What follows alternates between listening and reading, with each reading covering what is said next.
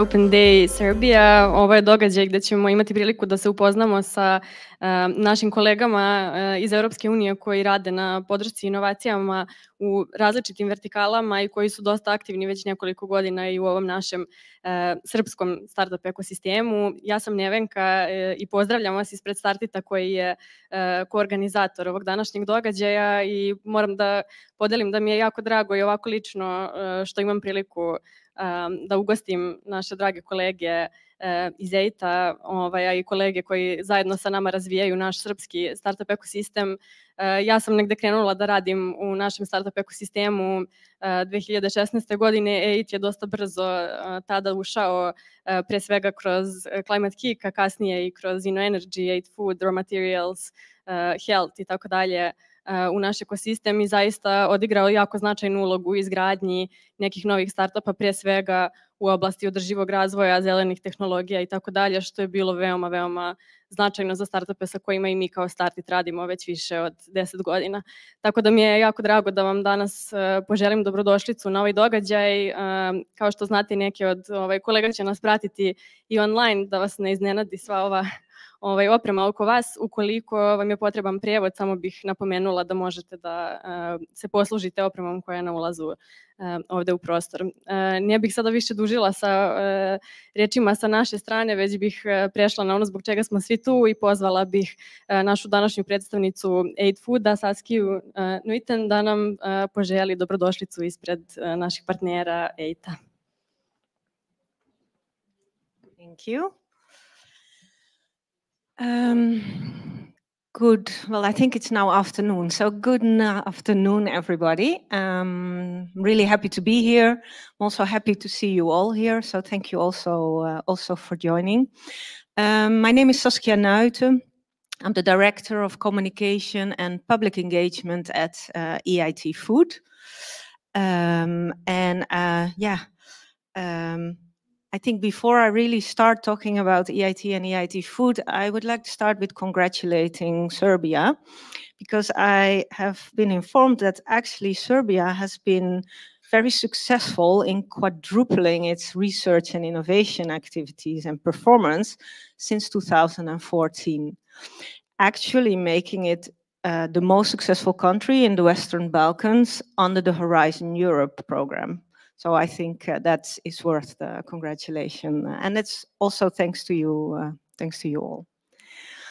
So, of course, EIT Food and the larger EIT community are very eager to contribute to this momentum of Serbia. And if you look at all economies at the moment in Europe, what you can see is that we are all currently under stress. The global challenges we face in each of our sectors are large, and they require systemic solutions. A systemic solution is something what EIT is all about. So if we look at it, innovation can be an answer to the challenges, but it's a part of the answer.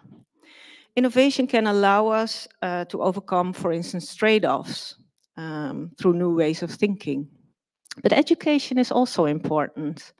Think of the future where we need a combination of the right technological but also entrepreneurial skills and experience. We support small innovative businesses to help them to scale up to their full potential, but also to scale up their products. And lastly, which is a bit unique in EIT Food and which falls in my remit, is we also develop programs for consumers to help consumers understand the changes that are happening in food, but also to involve them actually in the systemic change and to increase trust.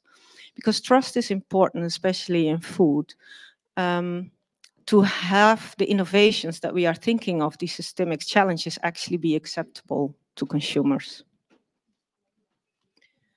These four things are not separate things. Actually, they're all four combined. They are come together, and they are one effort to innovate and make economies fit for the challenges we face today and tomorrow.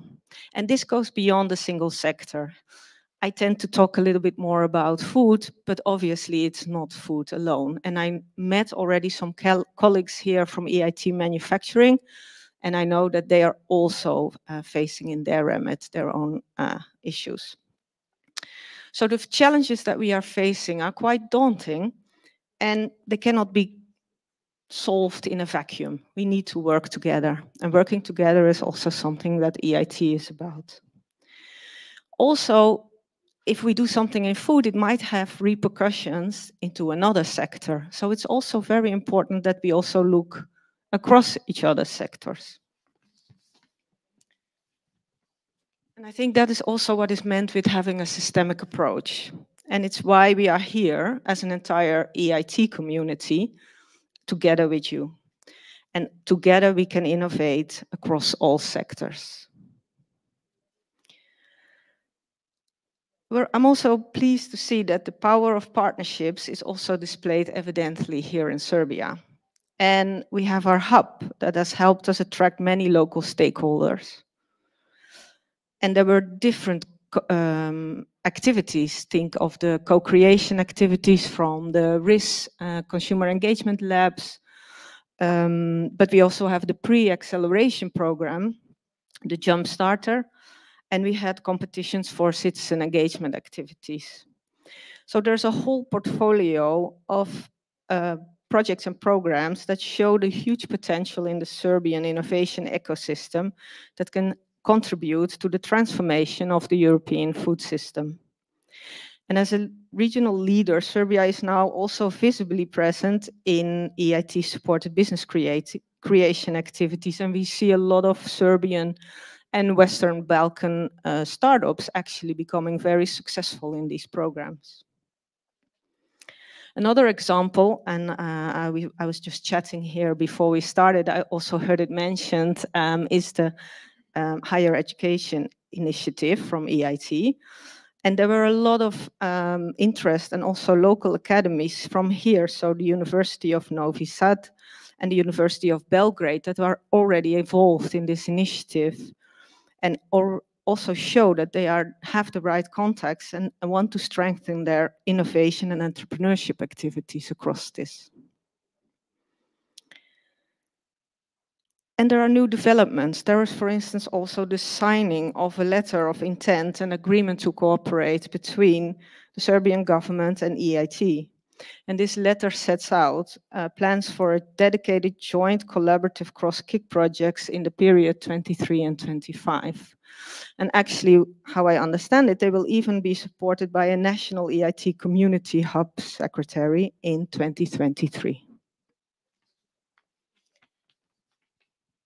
I also would like to thank some local partners here because the hub that is here and all the cooperation and the projects I just gave some examples of, it's not done by EIT alone. It's done with a lot of local partners, and I would like to mention a few, which is obviously started where we are today. They are our host for the event today.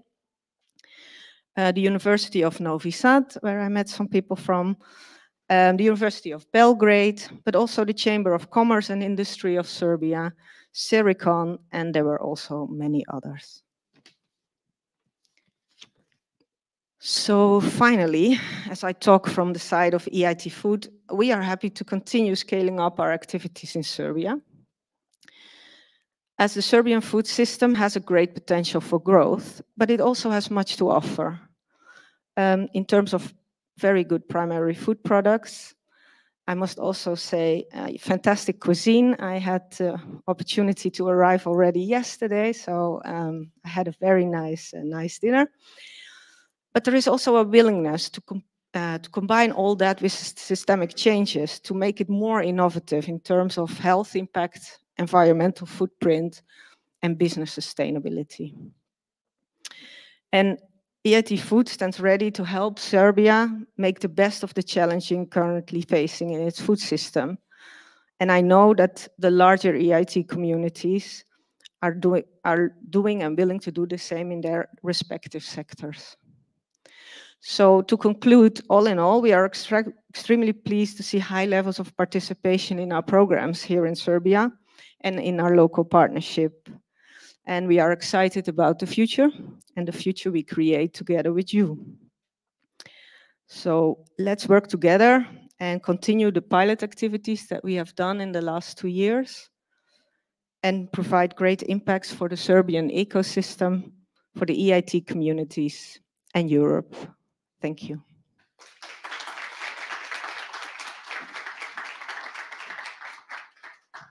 Hvala puno, Saskia. Thank you so much for these opening words. Sada bih pozvala gospodina Ivana Rakonjca koji će nam se obratiti ispred jedne od institucija koje mislim da su ubedljivo najviše doprinele razvoju domaćeg startup ekosistema u poslednjih sigurno 10 godina, a svojim programima koji su se dosta intenzivirali u prethodne 2-3 godine su zaista jedna od institucija koje ubedljivo najviše i finansijski i znanjem i mentorstvom podržavaju lokalne startupe, tako da mi je jako drago što je Ivan danas sa nama na ovom događaju. Ivane, izvoli. Hvala na lepoj najavi. Dobar dan svima. Dragi predstavnici Vlade Republike Srbije, evropske delegacije, dragi gosti iz EIT-a, dragi domaćini Startita, izuzetno mi je čast i zadovoljstvo što mogu danas da vas pozdravim i da govorim ovde.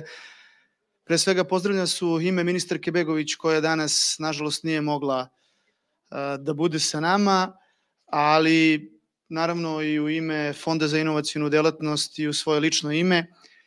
I sad, pošto ja na svu sreću nisam ministar, ja ću malo neformalnije da govorim nakon ovog formalnog obraćanja, ako mi ne zamerate, i daću jedan mali osvrt na to šta se dešavalo u proteklih nekoliko godina, šta je to što je zapravo kada inovacioni ekosistem u Republici Srbiji urađeno u poslednje vreme i malo o planovima za budućnost.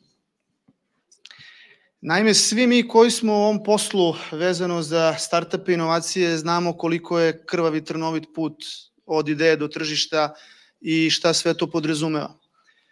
Na svu sreću i Srbija se pridružila zemljama koje podržavaju razvoj inovacija na onaj način kako se to inače čini i Fond za inovacionu delatnost od pre nekih 10 godina, pre svega zahvaljujući velikoj podršci Evropske unije, dakle zahvaljujući predpristupnim fondovima Evropske unije i tehničkoj pomoći Svetske banke, počinje 2011. da dodeljuje određena bespovratna sredstva, grantove startupima i inovativnim mikro, malim i srednjim preduzećima. I to je tada bilo prilično inovativno za Republiku Srbiju, tim pre što je Fond za inovacionu delatnost bio pod kapom tada Ministarstva prosvete, nauke i tehnološkog razvoja, a dodeljivao je sredstva i podržavao je privatne biznise.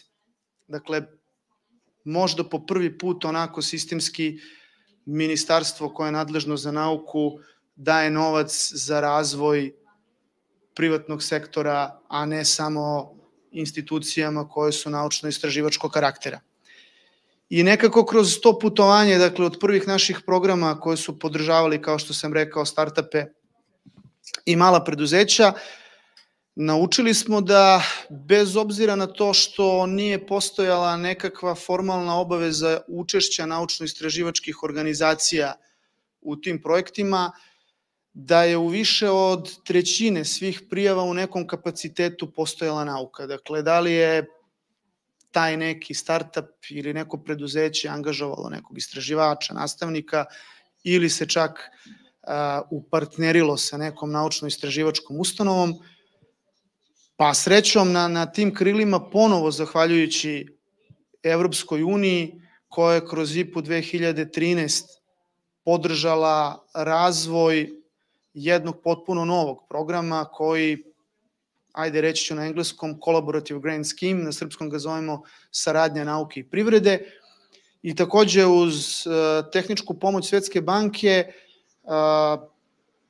pilotirali smo jedan takav program gde je sada postojala institucionalna obaveza saradnje, dakle konzorcijum je između privatnih preduzeća i naučno-istraživačkih ustanova, i to često naglasim da u to vreme onako bilo prilično rezervi po tom pitanju i smatralo se da eto, nauka i privreda, posebno mala privreda, ne mogu baš tako lako i jednostavno da sarađuju i čak se možda dovelo i pitanje samog programa i pre početka implementacije.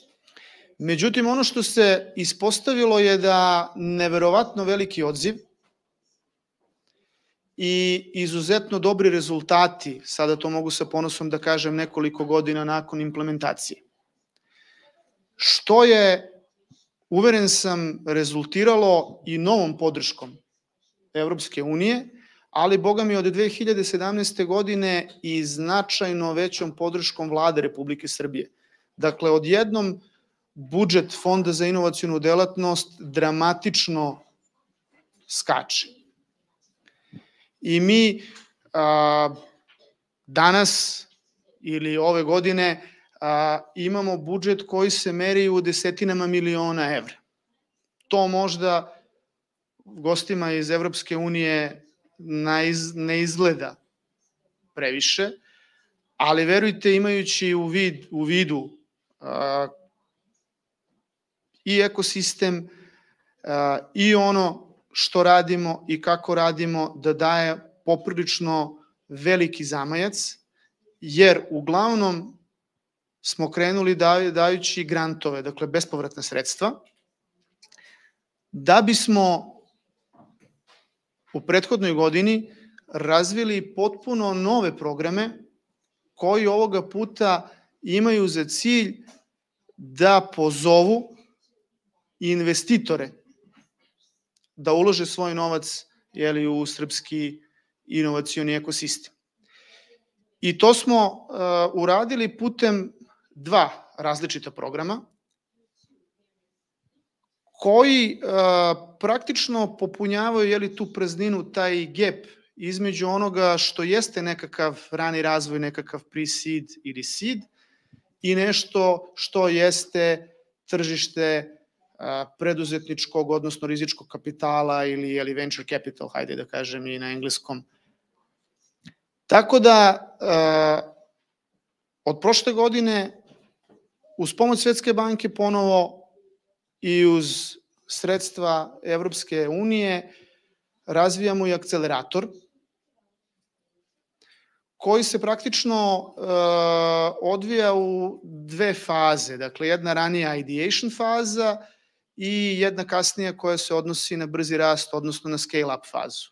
I sama ideja akceleratora, kao i svakog akceleratora, je da bude visoko konkurentan, dakle ne samo za prijave prilikom ulaska u akcelerator, nego već i unutar samog akceleratora ta neka zdrava konkurencija se razvija između startupa koji učestvuju u samom akceleratoru. Dakle, oni pored sredstava dobijaju i svu onu mentorsku pomoć koju inače akceleratori obezbeđuju. Međutim, ono što je posebno zanimljivo je kada pređu u drugu scale-up fazu, ukoliko pronađu investitora, Republika Srbija, dakle, kroz Fond za inovacionu delatnost će zajedno uložiti od njih. Dakle, mečovaće, kako popularno kažemo, sredstva, ali, dakle, kroz akcelerator u vidu granta koji ide startupu. Dakle, nađete investitora, investitor uloži u vas 300, 400, 500 hiljada. Mi do 300 hiljada evra, maksimalno 50% cele investicije poklopimo. Serbia Ventures program, sa druge strane, je prvi put ulaganje Republike Srbije kroz fondove, odnosno VC fondove. Dakle, prosto imamo zakon iz 2018. o alternativnim investicionim fondovima i jedan od osnovnih ciljeva je bilo kako podržati, odnosno kako pozvati, kako napraviti dodatnu atmosferu da se fond rizičnog kapitala, odnosno VC fond, da se registruje u Republici Srbiji. Mi smo do sada imali normalno VC fondove koji su ulagali u srpske startupe i u srpski ekosistem i obično su to fondovi, kao što znate, uglavnom Luksemburg ili Holandija, je li tako, tamo su registrovani. Hteli smo dakle da imamo VC fondove, srpske VC fondove, koji će naravno poslovati, je li tako, po dobroj praksi. Dakle, ulagaće i u srpske startupe, ali naravno bilo bi sasvim bespredmetno da ograničite VC fond da ulaže samo u jednoj zemlji, onda se gubi smisao. I pokrenuli smo program gde praktično ne dodeljujemo, nego gde praktično suinvestiramo kao limited partner u fond, VC fond, koji je registrovan u Srbiji, dakle, do 5 miliona. I na taj način očekujemo da ćemo do kraja godine i u narednoj godini imati nekoliko srpskih VC fondova koji će praktično ulagati, kao što rekoh, dakle, i u inovacioni ekosistem Srbije i naravno globalno. Pored toga, dosta toga se dešava, možda sam malo, krenuo od ovog nekog operativnog nivoa, ali dosta toga se dešava i dešavaće se tim pre što sada imamo i odvojeno ministarstvo koje se zove Ministarstvo nauke, tehnološkog razvoja i inovacija, što bi samo po sebi, trebalo da govori u korist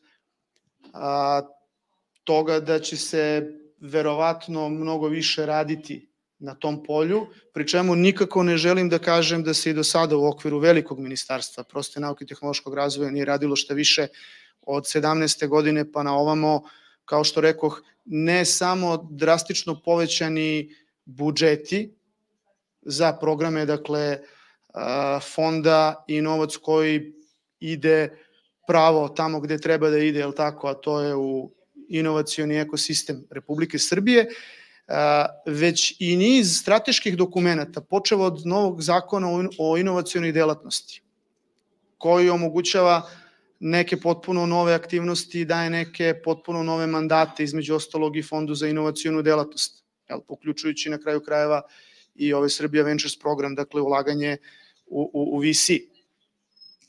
Zatim, formiranje registra inovacionih subjekata. Osnovna ideja je da imamo jedan vrlo lako dostupan, potpuno digitalizovan registar koji je na dobrovoljnoj bazi i koji će omogućavati inovacionim subjektima da mogu da lakše ostvare nekakve olakšice. Jer vrlo verovatno znate da postoji i prilično zanimljiv paket poreskih olakšica za ulaganje u istraživanje i razvoj, osnivanje startupa, kreiranje intelektualne svojine. Zatim, raznorazne neke podrške u vidu olakšica prilikom uvoza opreme ili zapošljavanja ljudi. I onda je ideja kada, recimo, tamo uprava carine ili granična policija uđe u samo jednim klikom u registar, ona vidi da li neko može da ostvari pravo da traži određenu olakšicu. I to je, recimo, jedna od ideja opet na nekom koja vrlo operacionalizuje, dakle, nekakvu podršku startupima u Srbiji. Zatim, strategije koje su usvojene u prethodnom periodu tokom velikog ministarstva i od strategije pametne specijalizacije. Vidim, dosta se, moja prethodnica je govorila o hrani. Dakle, mi imamo jedna od prioritetnih oblasti hrana za budućnost. I mogu da kažem da je u našim programima, naravno, uz informaciono-komunikacijone tehnologije, razvoj aplikacije i tako dalje, da je praktično hrana za budućnost jedna od najzastupljenijih oblasti kada je u pitanju konkurisanje na naše programe. Naravno, tu je i nova strategija za razvoj startup ekosistema, zatim za veštačku inteligenciju i to su sve neke strategije, dakle neka strateška dokumenta koja mi kao igrači u inovacionom ekosistemu pratimo i implementiramo, dakle, na terenu, što bi se reklo. Međutim, nije tu samo naravno fond za inovacionu delatnost kao jedna državna institucija koja obezbeđuje uglavnom finansijsku podršku i sami dobro znate da nema ekosistema, ne bi se ni zvalo ekosistemom da tu nema i drugih činilaca.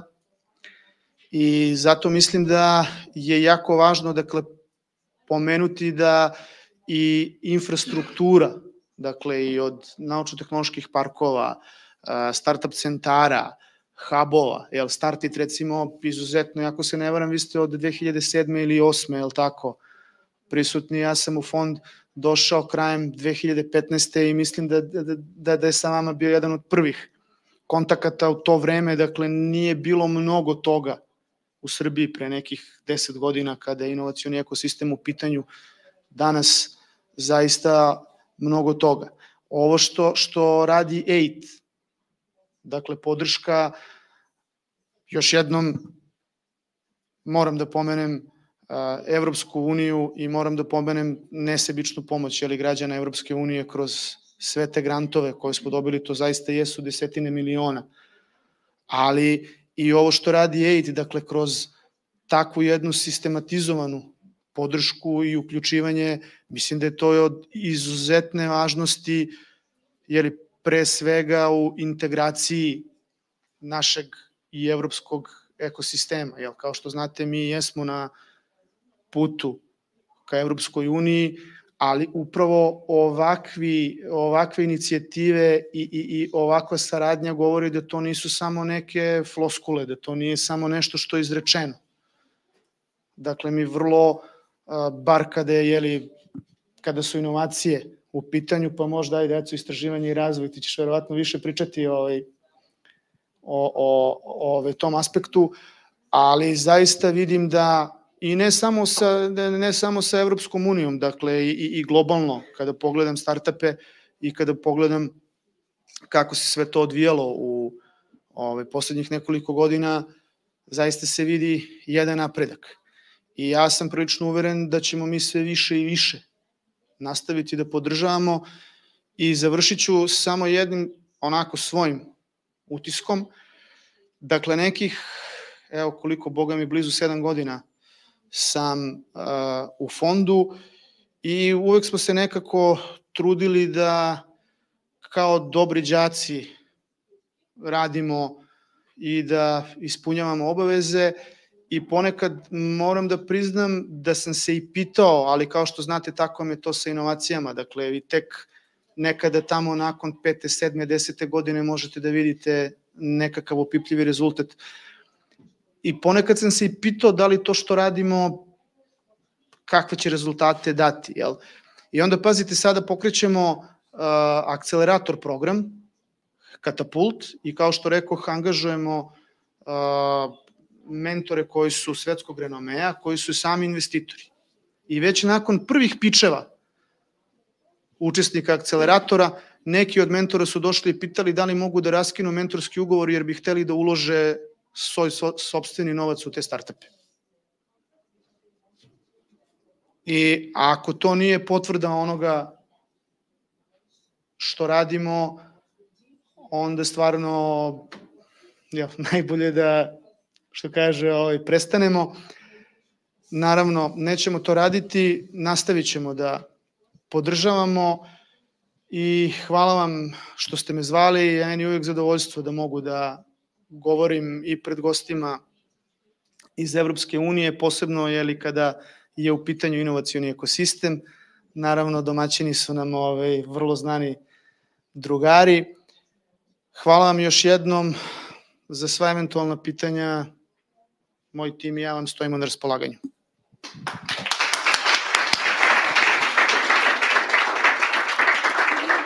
Hvala puno, Ivane, na odličnom preseku toga odakle smo krenuli kao ekosistem, koliko daleko smo došli i šta nas još čeka, posebno sa vaše strane gde se, kao što si spomenuo, planiraju i neke nove aktivnosti i programi, što je svakako sjajno.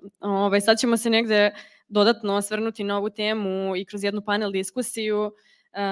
gdje ćemo pričati o stanju, perspektivi i prioritetima domaćeg inovacionog ekosistema, tako da bih pozvala sada naše paneliste i moderatorku Irenu Đorđević, koja nam se pridružuje ispred NALED-a kao moderator današnje diskusije. Irena, hvala ti što si se odazvala pozivu. Sa nama su tu i Aleksandar Jović ispred Ministarstva prosvete, ali i ispred mreže nacionalnih kontakata koji sarađuju sa EIT-om ispred Srbije. Takođe Vanja Mandić iz Fonda za inovacijnu delatnost i Nataša Vujnović-Sedlar iz poslovnog inkubatora Novi Sad. Hvala vam. Mi smo ozvučeni, ja se nadam da nas čujete, da kolege gore čuju. Nadam se dobar da smo potvrdan ovaj. Dobar dan svima i u moje ime.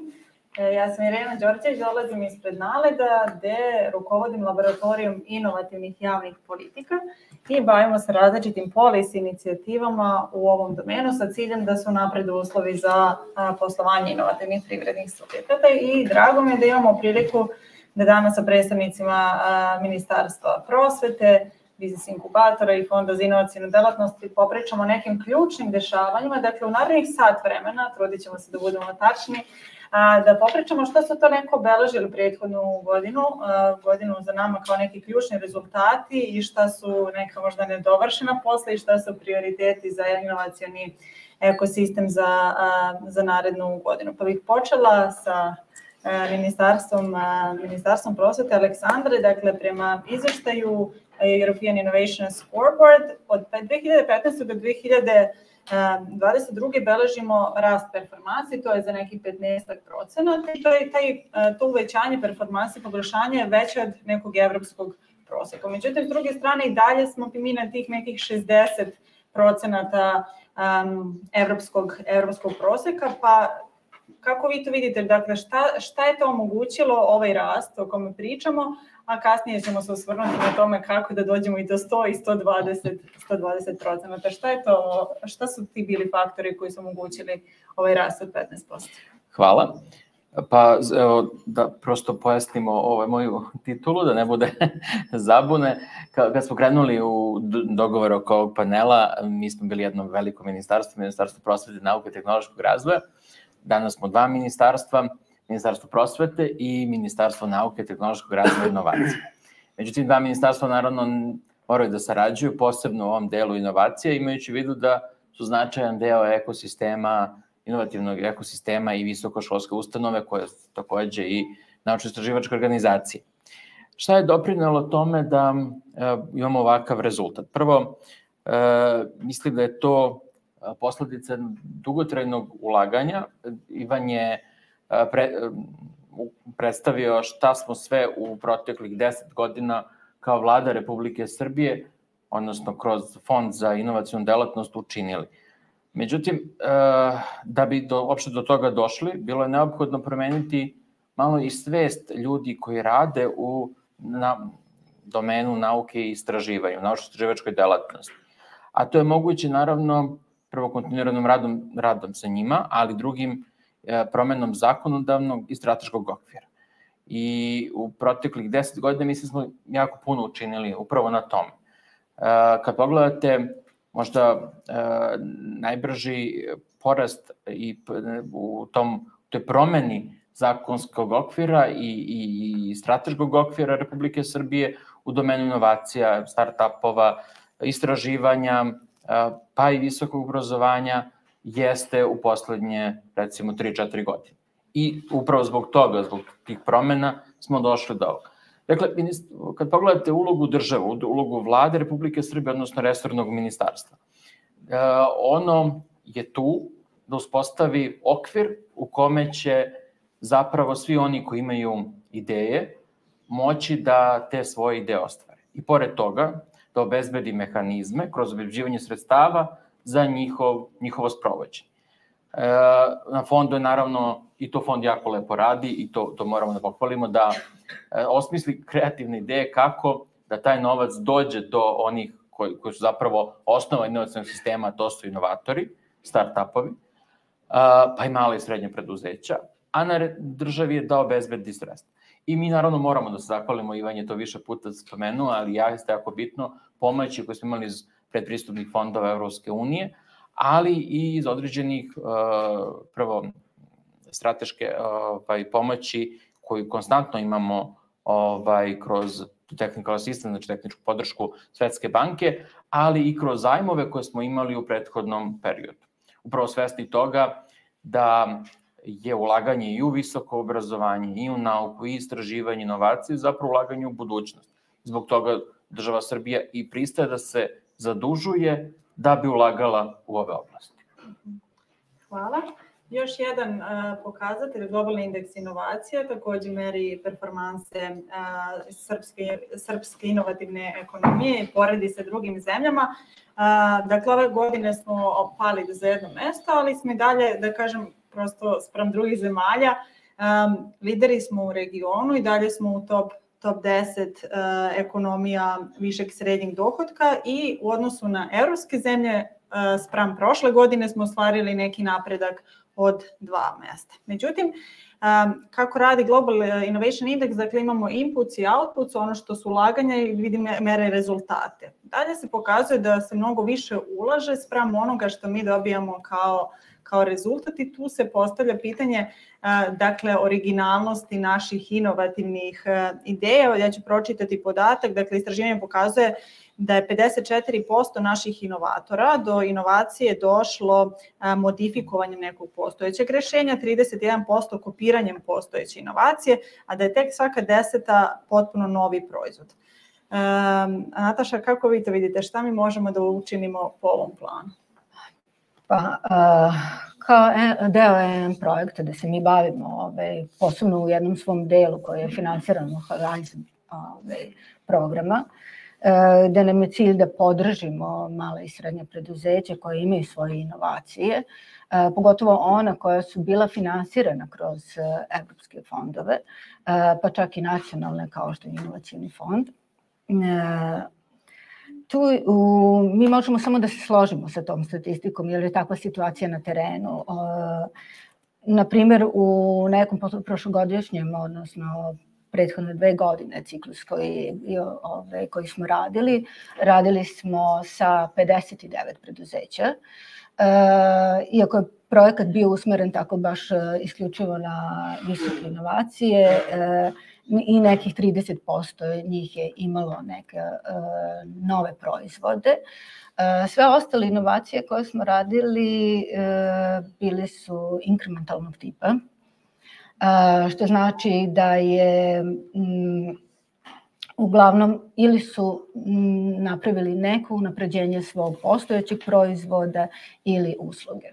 I to je onako što negde je statistički odgovara ovom preseku što ste vi pročitali i toj statistici.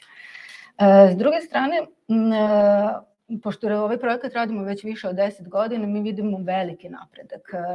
Negde sada vidimo da ima više, da su više ljudi osnaženi da apliciraju i da traže pomoć za svoje inovacije. Ono što sa druge strane što isto vidimo jeste da nedostaje neka edukacija, mada je stanje značajno popravljeno sa apliciranjem kroz inovacione fondove, kroz takmičenje za najbolju tehnološku inovaciju i ostale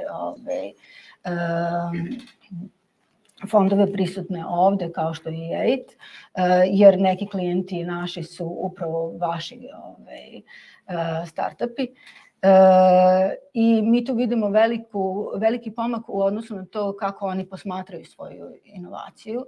Pre svega, počeli su svoju inovaciju da posmatruju tržišno, da razmišljaju o tržišnom aspektu svoje inovacije, što pre 10 godina je bilo poprilično onako, kad ih pitate ko vam je konkurencija ili a kome ćete vi da prodate svoju inovaciju, tu su bili onako, naši inovatori su zaljubljeni u svoje inovacije i što je super i treba da budu, ali s druge strane i često su oni sa kojima se mi sretnemo I tu imamo, na primjer, u Novom Sadu pogotovo, taj boom IT sektora koji je doneo jako puno preduzeća koje su sad i postale i velika preduzeća i u odnosu na pre 10 godina. Negde s njima, većina njih su tehnička lica koje nisu razmišljala o tim aspektima svojih inovacija. Ali stvarno vidimo napredak u tom smislu, zahvaljujući da kažemo protok vremena da malo sazre ekosistem i da ovi igrači koji su tu možda pređu neku narednu fazu i da na taj način, da kažem, dođemo i do veće originalnosti ideja kroz elemente. Pa negde i veći transfer onih tehnologija koje se razvijaju na fakultetima u privredu. To je možda neki put koji... Pričat ćemo o toj temi. Imali smo dosta opsežno izlaganja na početku o aktivnostima fonda, pa ćemo se osvrnuti sad na jedan aspekt onoga o čemu je gospodin Rakonjac pričao, to je registar. Dakle, novi zakon o inovacionoj delatnosti predviđa puštanje u rad do kraja godine registra subjekta nacionalnog inovacionog ekosistema. I sad me zanima, dakle, hoćemo li od 1. januara imati registar i šta da očekujemo od tog registra, šta će on olakšati zapravo startupovima i drugim. Zašto teško pitanje odmah? Da se malo ovako razmrdamo prepodne. Pa dobro, da, registar subjekata nacionalnog inovacionog sistema je prilično jedna aktuelna tema. Fond za inovacionu delatnost od svog osnivanja 2011. godine pomaže nacionalnom startup ekosistemu na razne načine, kao što smo i čuli u izlaganju direktora i tako dalje. Međutim, ovaj registar do sada nije bio uređen na način na koji možda bi trebalo ili na koji bi možda, kako bi rekao,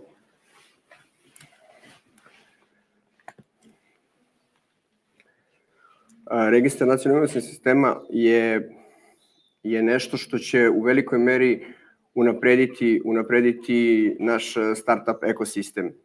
Mi možemo, da li će biti baš 1. januara, sada kako stvari stoje, najverovatnije da hoće, početkom sledeće godine, ali možemo neke koristi koje će on doneti, odnosno benefite, posmatrati praktično kroz dva glavna kanala. Jedan kanal jesu benefiti koji će on doneti našim budućim korisnicima, a drugi benefit jeste benefit koji će državne strukture možda ostvariti kroz jedan takav sistem. Ono što je važno da istaknemo jeste da će on biti potpuno elektronski, znači sva dokumentacija koja za razliku od do sada će se predavati elektronskim putem. Moramo da istaknemo da će dosta dokumentacije ćemo pribavljati sami, odnosno sam registar, znači biće mnogo olakšan pristup startupima u članstvu toga. Sad, zašto je to bitno za startupe? Pa to je bitno zato što, naravno, članstvo u registru će biti dobrovoljno, ali ono što je bitno za startupe jeste što oni bez članstva u registru neće moći da ostvare nijednu od brojnih prednosti, odnosno pogodnosti koje država praktično nudi startup ekosistemu. Carinske olakšice, razne poreske olakšice, dobijanje radnih dozvola i tako dalje. Recimo, primjera radi, do sada su postale recimo neke olakšice vezano za uvoz neke robe, znači koje su bitne za inovacioni ekosistem i procedura praktično za uvoz te robe bez određenih carinskih dažbina je bila poprilično komplikovana i istini za volju mnogi startupi su možda i odustajali od ostvarivanja nekog svog prava. Sada će to biti značajno olakšano tako što će carina automatski imati i nadležni organi automatski imati uvid u ono što je u naš registar i onda će moći, kako se zove, da bez problema odobri eventualno sve što je neophodno. Sad, što se tiče državnih organa, ono što je važno jeste da, recimo, do sada je postao neki uvid u startup ekosistem, međutim kad se napravi elektronski, odnosno jedan, da kažem, sveobuhvatni registar, država će moći, na primjer, da radi mnogo bolje analize. U svakom trenutku će se znati broj zaposlenih, znači se kojim se tačno aktivnostima bave startupi, koji preovladavaju, gde su možda neke manjkavosti. Znači, samim pristupom relativno velikog broja podataka, država će moći da izvrši jednu dublju i kvalitetniju analizu, a sa druge strane, sama ta analiza će možda za neku budućnost napraviti mesta da se urade kvalitetni možda programi podrške ili da se isprave neke manjkavosti koje su možda bile u prethodnom periodu. Hvala, znači nećemo morati duplo da dokažemo da smo startup, jednom se upišemo i jesmo. I sa druge strane pomoći ćemo državi da ona zna ko je startup s jedne strane, a sa druge da može strane da zasniva svoje programe podrške, javne politike na osnovu proverenih podataka. Strategija pametne specijalizacije. Dakle, što se tiče strategije pametne specijalizacije, uskoro ističe, odnosno do kraja godine važi akcioni plan za 2021. i 2022. Veliki broj aktivnosti je bio predviđen. Da li znamo sad već kakav je status, šta su neki ključni rezultati možda koji biste izdvojili iz prethodnog akcijnog plana i kakav je plan za novi prostor? Kako idemo dalje sa strategijom pametne specijalizacije? Planiramo plan. Da. Dakle, mislim da je strategija pametne specijalizacije nešto što je celom regionu Zapadnog Balkana zapravo treba da pomogne. Mi smo prva zemlja na ovom prostorima koja je prepoznala značaj donošenja takve strategije, iako su nas Crnogorci u fotofinišu pretekli pa prvi usvojili strategiju, smo prvi počeli se time bavimo. Mi smo, taj ceo postupak izrade strategije pametne specijalizacije bio takav da se uključi što više činilaca, da se što više regiona sagleda i bez obzira na možda neke komentare da možda nije uspela da sagleda sve, posebno u određenim regionima, mislim da je potpuno jasno trasirala put razvoja delova naše zemlje. Ono što je bitno, krenuli ste lepo da akcioni plan koji za 2021-2022 godinu ističe krajem ove godine. Mi u ovom trenutku radimo na pripremi novog akcionog plana, ali ono što je bitnije, radimo na analizi onoga šta je zapravo postignuto, imajući u vidu da prethodni akcioni plan, znači ovaj trenutno važeći, ima 43 mere koje treba da budu sprovedene, kroz naravno 4 osnovna cilja koje Ivan je spomenuo, jedan od njih jeste hrana za budućnost, ali to su naravno i informacijne tehnologije, mašine i proizvodni procesi i kreativne industrije. Mislim da se zapravo kroz plan ulaganja u delu istraživanja, inovacija, visokog obrazovanja upravo pokazalo da mi i ne samo kroz ove 43 mere, pokušavamo da unapredimo upravo ove oblasti. I treba imati na umu da zapravo i ono što možda nije bilo, da smo postigli, rekao bih, i više nego što smo zapravo planirali, jer na početku nismo, da kažem, mogli da sagledamo, kao što rekao, sve. Dakle, ono što je posebno bitno kad govorimo o, recimo, hrani za budućnost, jeste ono što radimo u Novom Sadu i to je Bioscience institut. To je ono što pokušamo da učinimo u Beogradu kroz formiranje Biofor kampusa, kojim povezujemo zapravo ne samo onaj segment bionauke koji se odnosi na hranu, ali i na medicinu, biologiju, molekularnu genetiku i tako dalje. I, dakle, kako uopšte pokušavamo da izradimo akcioni plan? To je nešto što smo, novi akcioni plan, što smo, da kažem, oprobali kada smo pravili prvi, a to je kroz gomilu radionica u svim delovima Srbije. Imali smo do sada 3, imat ćemo u narednom periodu još tih radionica koje zapravo za cilj imaju da mapiraju potrebne aktivnosti i u delu koji se odnosi na to koje aktivnosti treba produžiti, pomeriti za kasnije, ali i one nove koje treba osmisliti. Dakle, mi ćemo svakako do kraja godine izaći sa novim akcijnom planom, ali i sa analizom prethodno učinjeno, jer zapravo ne možete ni da osmislite novi akcijni plan bez toga da ste dobro sagledali šta ste učinili. To su zapravo dve aktivnosti kojima se mi intenzivno bavimo tokom oktobra i novembra meseca i to uskoro finalizujemo. Naravno, malo je otežano zbog promene koje smo imali, tranzicije s jednog na dva ministarstva, ali bez obzira na to, mislim da ćemo uspeti do kraja decembra da imamo novi akcijni plan. A imajući u vidu, da kažem, to je bio prvi akcijni plan u okviru nove strategije koja je prosto, kažemo, i bila je novina na našem tržištu. Koliko mislite da razumemo dobro važnost i pametne specijalizacije? To je zanimljivo pitanje koje moglo se postaviti mnogo šire od toga koliko mi razumemo i koliko zapravo ceo region razume, pa onda idemo i dalje.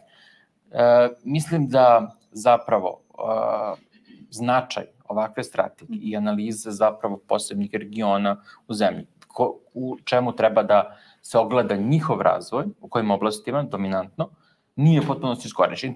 To zapravo mogu da pokažu primeri da bez obzira na to što smo recimo u nekom regionu u Vojvodini predvideli da je to hrana za budućnost, vi imate razvijanje studijskih programa koji, ajde ne govorimo o IT-u, IT je okej, svuda se razvije i možda se poveže čak sa hranom za budućnost. Međutim, imate razvijanje studijskih programa koji su, na primer, medicinske sestre.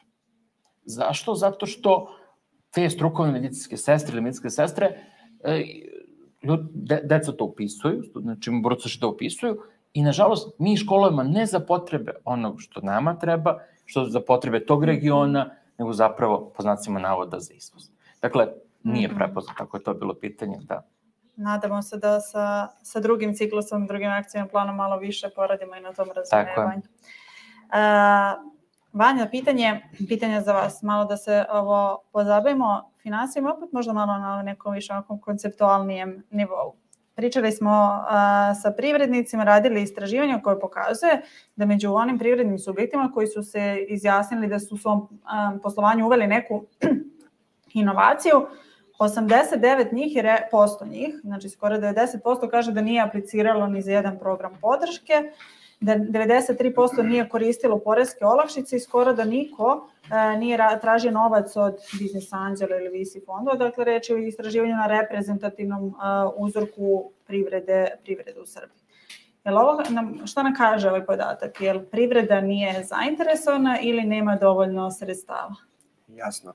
Pa dobro, kada iznesete tako podatke i istraživanje, mi ne sumnjamo da su oni tačni. Sigurno ste to uradili na adekvatan način, ali ono što i naše iskustvo govori jeste da stvarno postoji velika zainteresovanost. Pogotovo, recimo da ste tako nešto rekli pre 5 godina, s aspekta Fonda za inovacionu delatnost, moglo bi možda čak i veće utemeljenje da ima.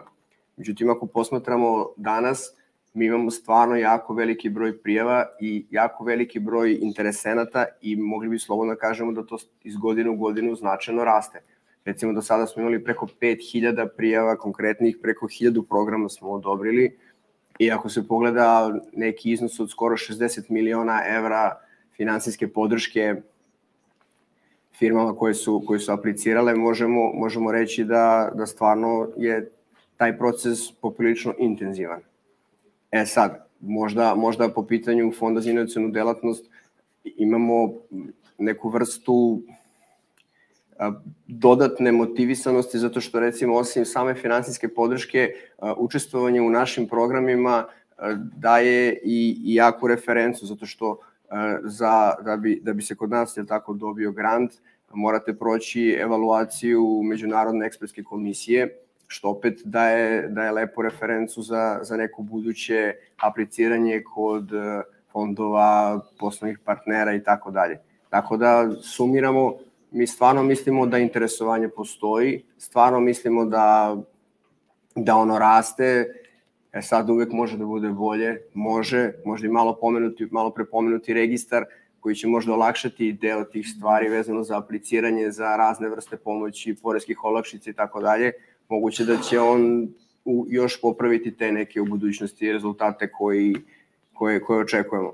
I da, samo mi je bitno da istaknem da ovih gotovo 60 miliona bespovratne pomoći je sa praktično današnjim presekom. Znači, ukoliko bi ovaj razgovor vodili u narednih nekoliko meseci, da bi pomoć bila značajno veća, tako da mislim da imamo razloga za optimizam. Onda možemo da kažemo da nam treba još programa, suštinski. Ako imamo toliko zainteresovanost i da na jedan grant imamo na desetine aplikanata, pitanje je sad kvaliteta tih aplikacija i ovo, a to možemo zasebno diskutovati i hoćemo. Dakle, možda nam treba još neki program i neke nove inicijative. Ne nužno od države, možda i privatni sektor to može da se uključi sa nekim svojim grant programom.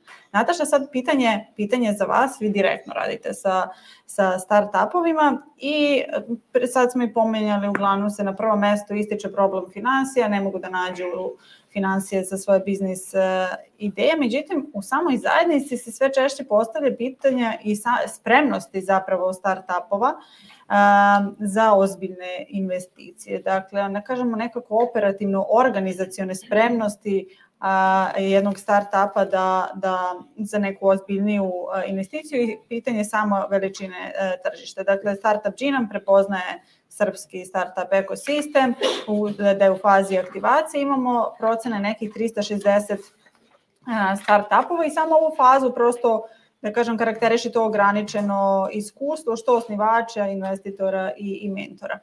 Šta kaže vaše iskustvo? Koliko su zapravo naši startupovi iz vašeg ličnog iskustva rada sa njima spremni za ove neke veće investicije? Šta to može da se prosto uradi?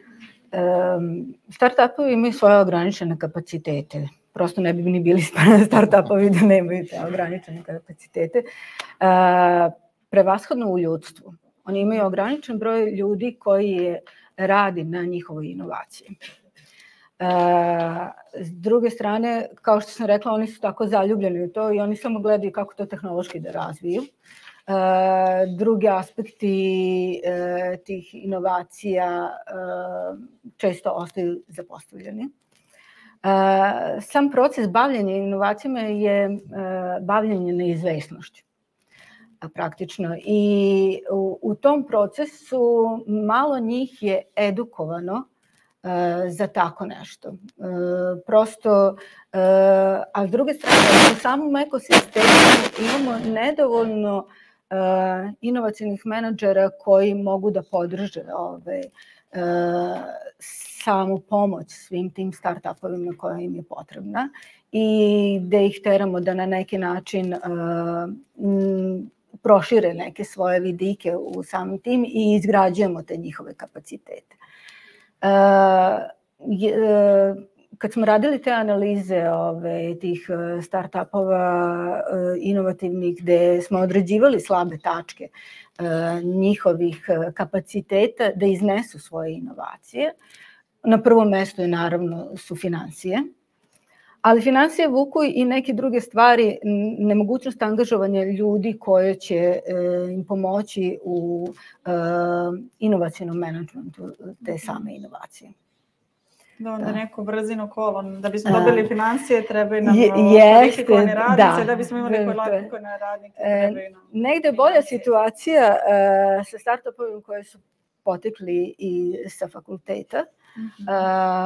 Tu je negde, jer ta zajednica je počela negde ranije da se budi i da se uključuje u razne fondove i naučena je da piše projekte. Osnovni problem startupova koji nisu potekli sa fakulteta kad trebaju da napišu jednu aplikaciju. Tu je onako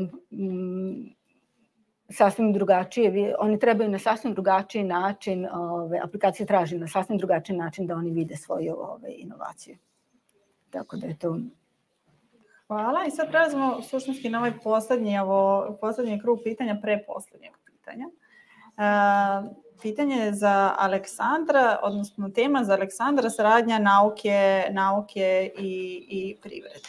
Dakle, čuli smo zapravo i u uvodnom obraćanju Ivana da je i za sam program saradnje nauke i privrede postojala velika zainteresovanost, opet imamo neke čudne podatke danas, a to je da je 5% zapravo, da su naši biznisi nisu u dovoljnoj meri otvoreni za saradnju generalno. Najveći broj je inovaciju, izjavljuje da je inovaciju razvio samostalno, svaki treći u saradnji sa nekim drugim preduzećem i 5% kaže da su razvili u saradnji sa nekim univerzitetom ili naučnim organizacijama. I sam Global Innovation Index ističe kao oblast saradnje, gde može taj oblast saradnje nauke i privrede kao nešto gde bi mogli da unapredimo prosto naš inovacioni ekosistem. Šta možemo da uredimo i šta predviđaju neke od ovih strateških dokumenta? Možda već postoji plan je da se radi na tome, a kako bi se ove performanse poboljšale? Da. Dakle, da bi se jače povezala industrija i privreda i akademija, kako univerziteti, tako i naučno-istraživačke organizacije i instituti, mislim da postoje određeni stereotipi koji moraju da se prevaziđu. Naime, to je kako privreda gleda na naučno-istraživačke organizacije, na opšte istraživanja i kako opet su navikli naučno-istraživačke institucije da rade i da posloje, da kažem, u Srbiji. Jedan od doprinosa tome da će svakako naš projekat SAGE, projekat koji se finansira iz sredstava Svetske banke za akceleraciju inovacija i unapređivanja rasta preduzetništva u Srbiji, koji u jednom delu ima naravno finansijsku podršku i jačanju kapaciteta oba fonda, i Fonda za nauku i Fonda za inovacionu delatnost, ali u trećem segmentu ima nešto što je transformacija instituta, koja ne podrazumeva da će sad ti instituti iz jedne pravne forme preći u drugu pravnu formu, već više promena svesti samih tih instituta i ljudi koji u njima rade, da moraju da malo promene način razmišljanja i tome šta je njihova uloga zapravo u društvu. Sve ove strategije mogu da budu samo mrtvo slovo na papiru, lepo napisan tekst sa lepim vizijama, misijama i gde bi mi voleli da budemo, ali zapravo bez ulaganja u samu transformaciju činioca ovih naših ekosistema, kad govorimo o inovacijnom ili preduzetništvu ili start-upovima, teško da će se bilo što od toga postići. Zato kroz ovu transformaciju pokušavamo da institute okrenemo više ka komercijalizaciji, odnosno upravo ka industriji, kako bi svoje neke istraživanja pokušali da komercijalizuju. Ne zbog toga što ne želimo da ih finansiramo iz budžeta, pa nam je to način da smanjimo troškove, iako je takvih verovatno razmišljenja bilo na temu zašto transformacija instituta i kuda to vodi, to ne vodi ka privatizaciji ili takvim stvarima, ali vodi ka tome da oni moraju da budu naučeni da pišu projekte. I promena koncepta finansiranja naučno-istraživačke delatnosti je takođe bitna, jer imamo nešto što je osnovna sredstva za rad koja su neophodna za funkcionisanje instituta, ali se dodatna sredstva postižu u konkurenciji sa ostalima kroz fondove, kroz programe jednog i drugog fonda. Dakle, to je jedna promena svesti, druga je ovo transformacija u onom smislu da se što više ide na transfer tehnologije. Znači, stvarni transfer tehnologija između naučno-istraživačkih organizacija i industrije, privrede. Dakle, to ne mora da bude samo na teška industrija na kojoj se najčešće misli. Takođe, potrebna je vidljivost. A vidljivost možemo da postignemo tako što ćemo na jednom mestu imati na jednom mestu skupljenu svu istraživačku infrastrukturu, koja nije samo zgrade i oprema, već je ono što je ekspertiza tih naučno-istraživačkih organizacija. Mi smo mappirali otprilike šta bi sve to trebalo da bude i šta bi sve moglo da čini jednu takvu platformu i mislim da ćemo u budućnosti to uspešno i u kratkom roku razviti. Takođe, neophodno je naravno osnaživanje kako instituta, tako i fakulteta kroz različite i treninge i obuke da bi im pojačali mogućnost da apliciraju u okviru programa i jednog i drugog fonda, ali i međunarodna saradnja. Mi smo veoma uspešni bili u Horizontu 2020, programu Horizont 2020, nadamo se da će tako, i za sad po prvim ovim analizama pokazujemo smo jako uspešni u Horizont Evropa i to je takođe jedna od prilika za saradnju privrede i industrije.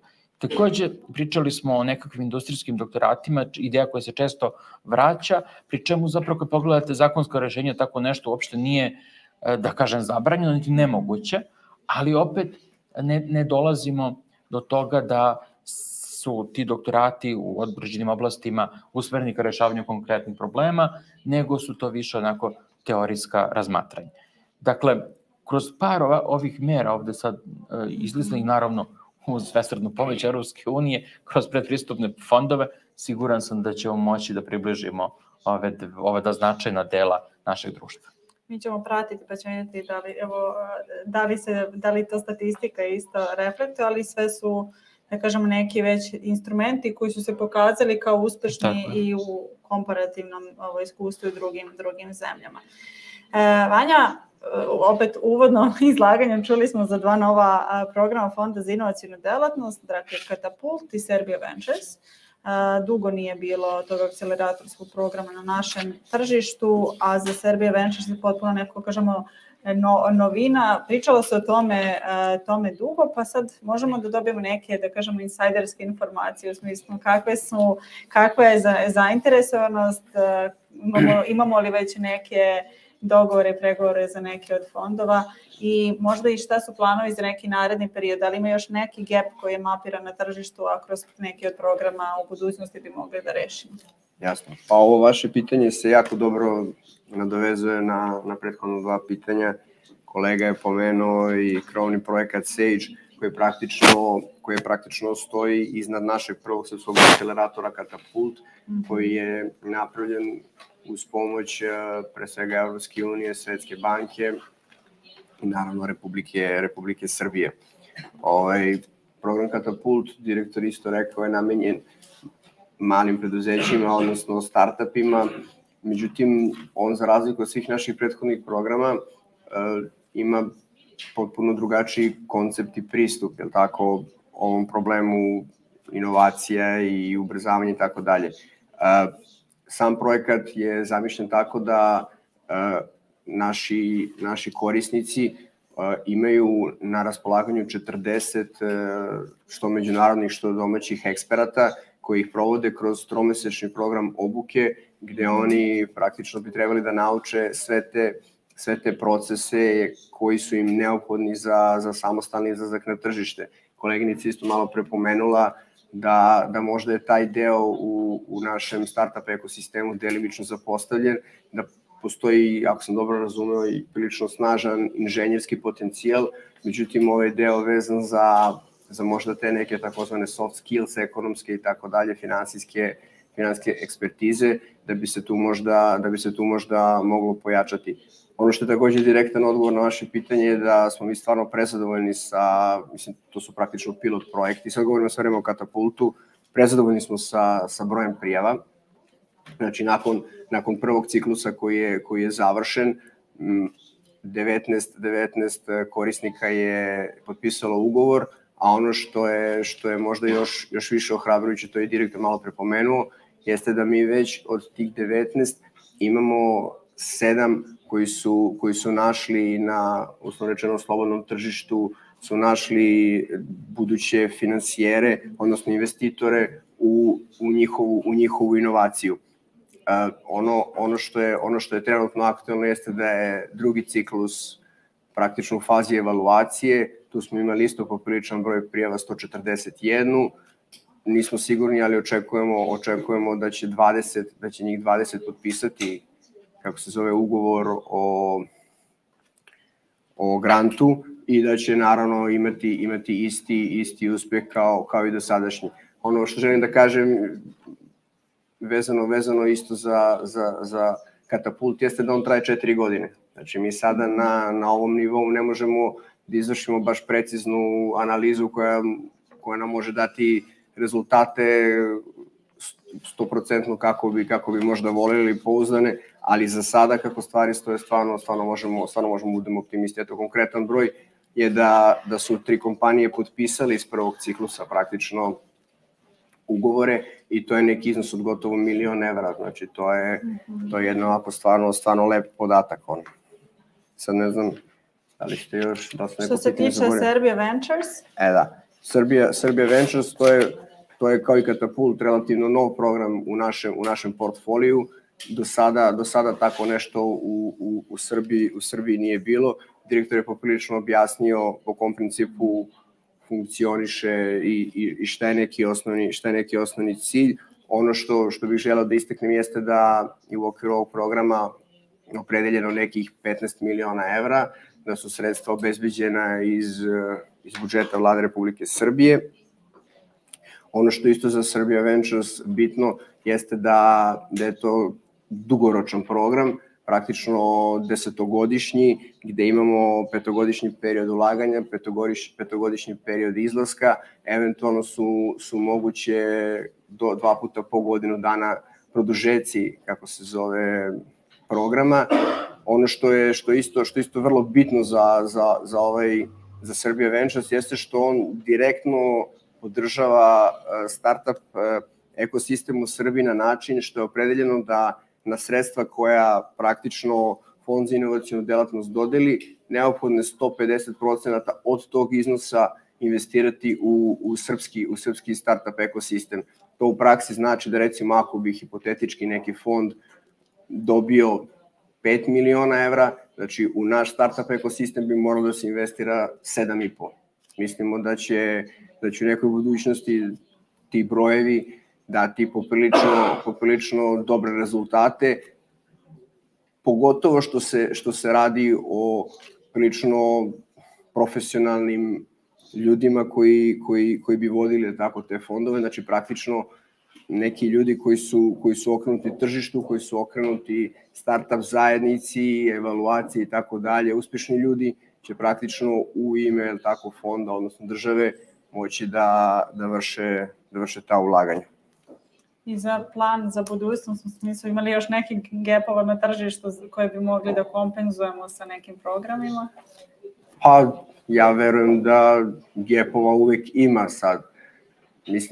Mislimo da je stvarno, da je paleta, ako možemo tako kažemo, proizvoda koje Fond za inovacionu delatnost nudi, baš onako široka, imamo dosta programa, mislim osim ovih programa, imamo i taj program saradnje nauke i privrede, imamo ranog razvoja, transfer tehnologije, sufinansiranje inovacija, tako da za sada mislimo da je onako poprilično popunjeno i pokriveno i mislim da, ako tako može se kaže, za svakoga može da se nađe po nešto i kogod je raspoložen ili ima nešto kvalitetno da ponudi, mislim da može da nađe i mesta za sebe. Hvala. I Nataša, dakle vi ste ovdje, da kažem, i u svojstvu biznis inkubatora iz Novog Sada i prosto inkubatori kao takvi jesu važan instrument podrške. Na kraju, da kažem, na osnovu opet vašeg iskustva i kada bismo to gledali malo da onako generalizujemo, kako je vaše iskustvo? Šta su izazovi sa kojima se vi kao jedna od organizacija podrške susrećete prosto u radu sa startupovima u kontekstu celog inovacionog ekosistema? Šta eventualno može da se uradi kako bi se unapredio položaj inkubatora kao organizacija podrške unutar inovacionog ekosistema? Da, kao što je Ivan rekao, u principu mi imamo značajan rast ekosistema u tom segmentu u odnosu na pre 10 godina i možemo reći da sad već imamo neku lepu mrežu inkubatora, hubova koji podržavaju ovaj ceo ekosistem. S druge strane, mislim da imamo iste probleme kao što ih ima i Evropa i negde neujednačenost usluge koja se nudi i koja Evropa sad trenutno pokušava da reši kroz razne programe i baze, pravljenja baze evropskih hubova i inkubatora koji su tu na tržištu. Danas ja mislim da će biti infodan za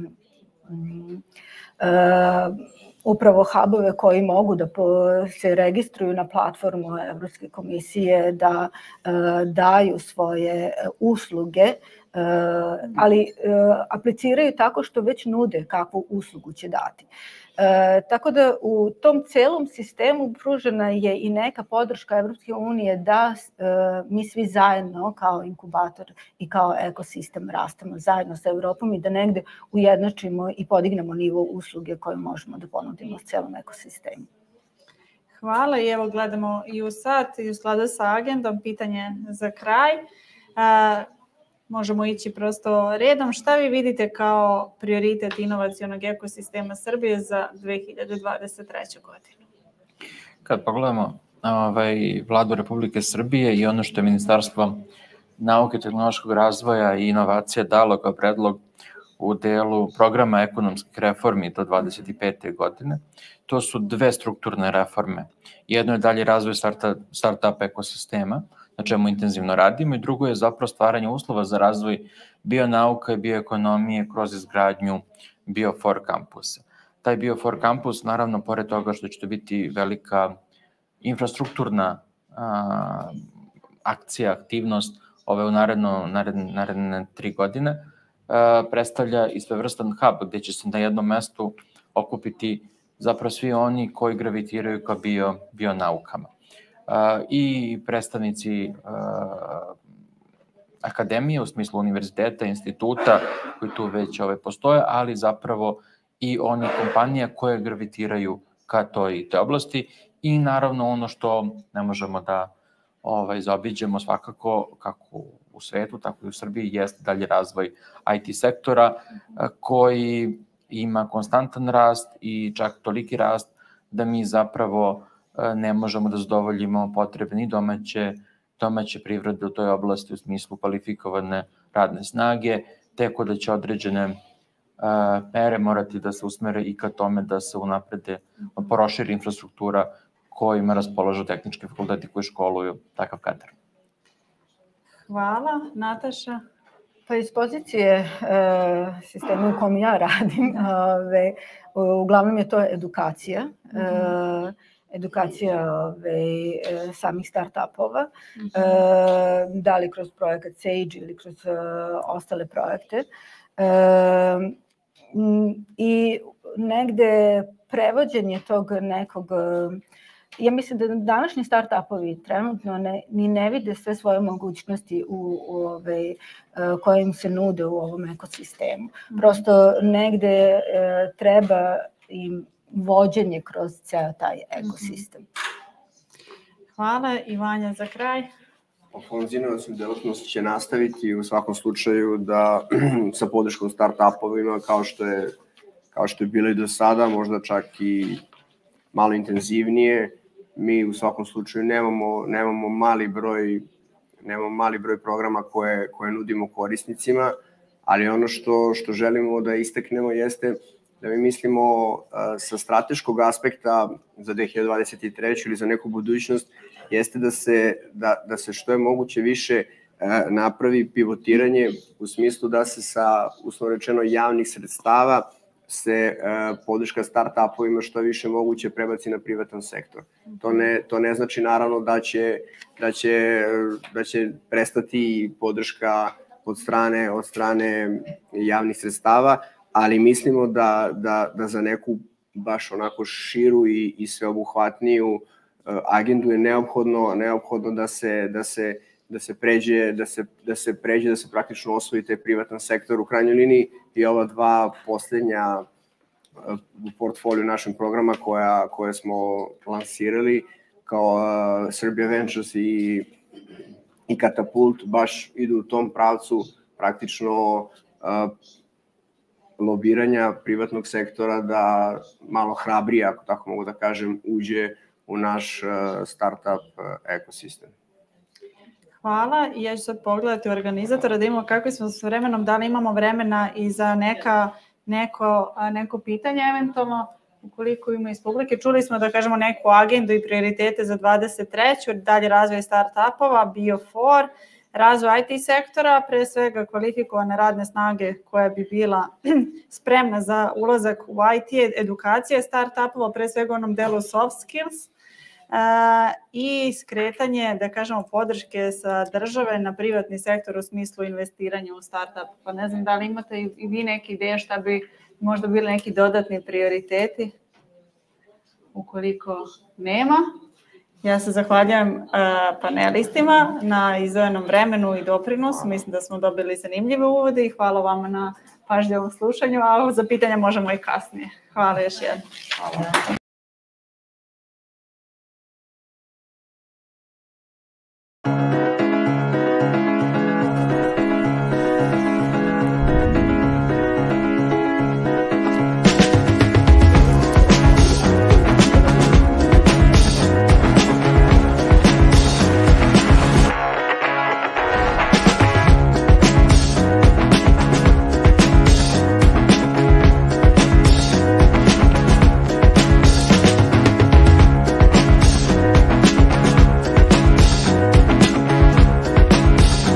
The current lifestyle system is unsustainable for the environment, and it's important to find a solution to this urgent problem. Nova Meat is a startup focusing on food tech that tries to change the current lifestyle system so that in the future we have alternative to animal meat. This technology is able to use bioprinting strategy and adapt them to generate a meat substitute. There's a growing demand for meat products around the world. We rarely ask ourselves the question of actually what do these animals eat in the first place. A lot of the protein input in particular relies on soy. Soybeans require more and more land so we can meet demand, and a lot of that land comes at the cost of forests. The goal here is to provide sustainable and renewable resources produced with insects. We can start building a food system fit for the future that's much more sustainable. Napiferin is a biotech company that knows how to extract proteins from rapeseed. The food ingredients that we will produce with our technology will be used by food producers as food ingredients. We sample stem cells from animals and grow them in the laboratory to become meat. It is a more sustainable way to produce animal-based protein. We cannot continue to overly rely on animal as our source of protein. We use the natural sugars that you find in grains such as wheat and maize to feed a large-scale natural fermentation process, which creates something called mycoprotein. A high-quality protein can make delicious burgers, sausages, chicken-style products. We are more than 10 times more efficient in land use, water use, and significantly less carbon emissions. The future of food can be a sustainable protein solution without the negative impact on the environment.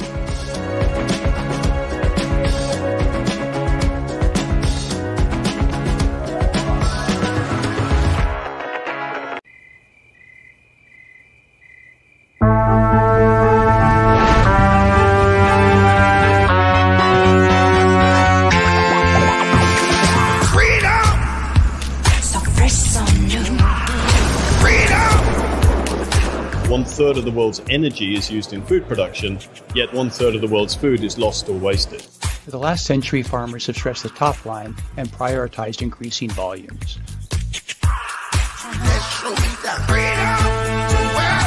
We're an organic farm, we don't use any fertiliser or pesticides. The way that we're grazing our animals is actually enhancing our soils and enhancing the environment. These grasses are eaten by the animals, they are moved on daily, which replicates what nature did thousands of years ago. We are mainly focused at the moment on increasing production to satisfy a growing demand while we still experience significant losses. The focus should be on reducing those losses, making the food supply chain more efficient. At Crover, we developed the world's first robotic device able to swim through grains and monitor their condition to help grain storekeepers maintain the quality of their stock. At Trellis, we predict supply and demand behavior to really resolve inefficiencies and deliver opportunities to optimize food production. This helps ag food enterprises to preserve resources, increase sustainability while also increasing profits. Sustainability isn't an end state, it's constantly changing and evolving. We've got to make farming financially sustainable, but we've got to do that in the context of maintaining and improving the landscape and the environment in which farming takes place.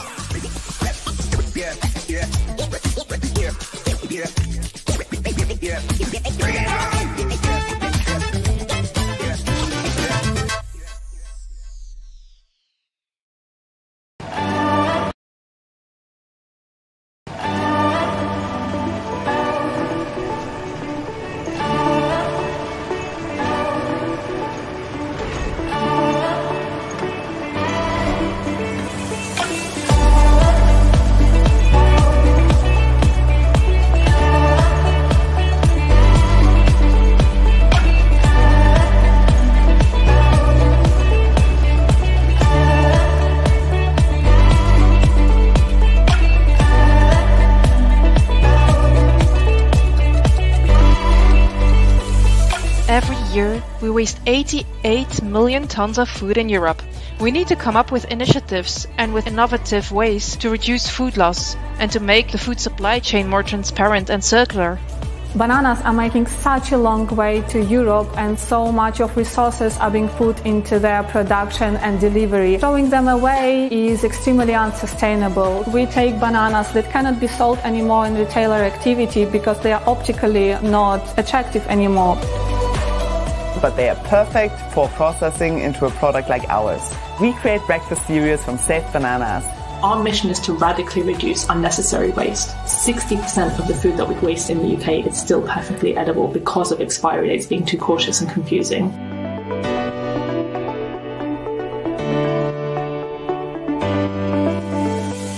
Limit Touch is a label or a cap that turns bumpy when food spoils based on actual temperature conditions, and it only costs around 1 penny each.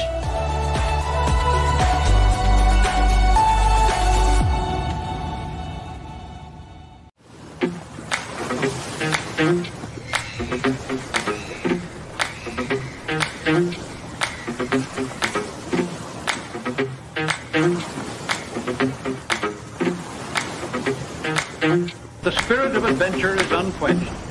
The crew of the fishing smack brings news of giant octopus nearby.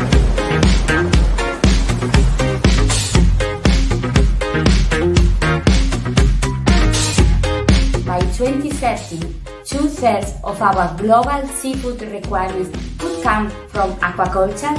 As seafood consumption increases, sustainable aquaculture must keep up with the demand. For safety net, sustainable aquaculture means only catching the right fish. If you're catching the wrong fish and you don't want them, they tend to get thrown back, and that can really damage fish stocks. It puts pressure on food security because it means that we don't have enough fish or biodiversity left in the oceans. We build devices that help fishermen fish in a really sustainable way to help preserve ocean species. By emitting light that can attract and repel different species of fish. We can work with the fishermen to tune their nets so that they can catch the fish they want, and the fish they don't want to catch can swim away. So we do a lot of aquaculture research at SAMS. I study microalgae and looking at how we can use different species of microalgae to improve feed stocks, nutrient bioremediation, and for the aquaculture industry as a whole.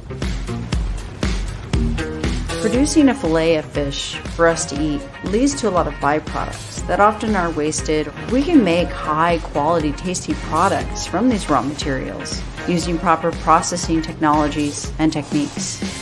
We really have a chance here to build a more sustainable food system in Europe. Aquaculture has, in our opinion, a clear role to play. It's able to produce healthy, safe, tasty and affordable food. I only want to prove that for-profit businesses can solve real global problems and actually show that they're creating value.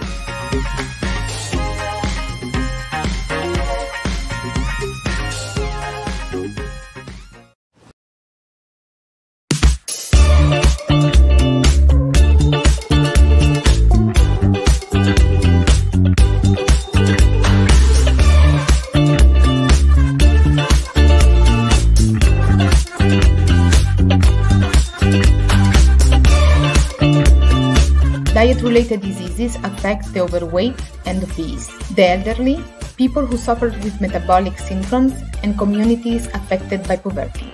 However, nutrition tailored to individual characteristics and behaviors are emerging. Our community is coming together to focus on these key target areas. What is personalized nutrition? It is the sciences, the technologies, the tools, and services that provide consumers with individualized dietary recommendations and products. We live in a world with alarming prevalence of diet-related diseases and conditions. Hypertension, obesity, and type 2 diabetes. Dumatok is an Israeli food technology company. We focused on enhancing the sweetness of sugar by manipulating the structure of the sugar crystals. It was mandatory for us to find technological solution that will not affect the perception of sweetness of the consumers. we are making personalized health and nutrition accessible to everyone. The heart of that concept is our proprietary personalization engine, which considers more than 9,000 interactions with diseases, medications, as well as allergies. That's why we are working with elite athletes who are winning Tour de France stages, women who are going through menopause, as well as diabetes or cancer patients. We know that the food system is out of balance. Food pairing is the artificial intelligence platform for personalized dietary recommendations. In digitized food, we analyze and break it down into the aroma and to the taste component. My hopes for the future is that the food industry will take a front role into this transformation toward a more sustainable and healthier diet.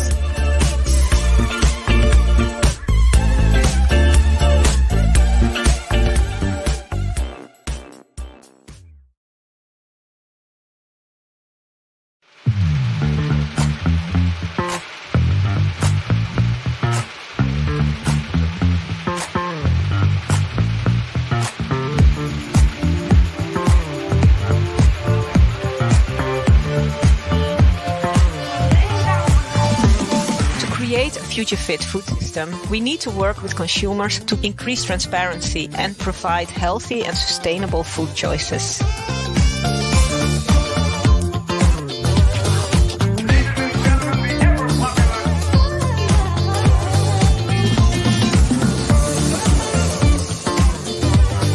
The problem is about trust.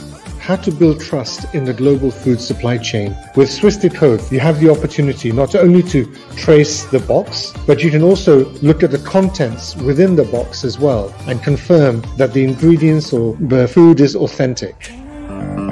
Many food producers are actually making concrete efforts to source locally and ethically, but what is missing is a tool to be able to gather all that information and to be able to showcase it to the consumer. When they're shopping for food, consumers can see a QR code on the pack, and using their smartphone they can scan that QR code and access information about the whole food chain. Food safety is a big challenge as it is highly complex. Every day when you produce, you use raw material from all over the world. You need to be absolutely sure of the quality and safety of this raw material.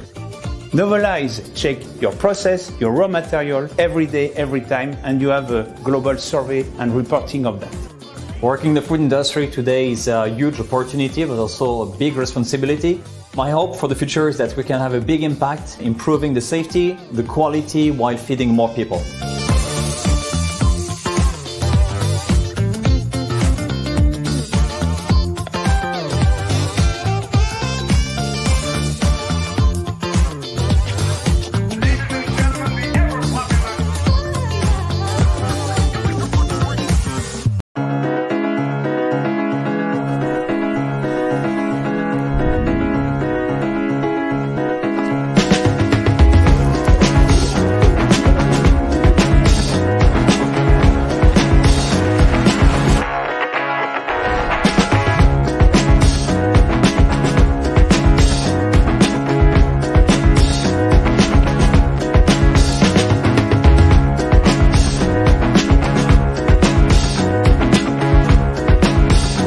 The current livestock system is unsustainable for the environment, and it's important to find a solution to this urgent problem. Novameat is a startup focusing on food tech that tries to change the current livestock system so that in the future we have alternative to animal meat.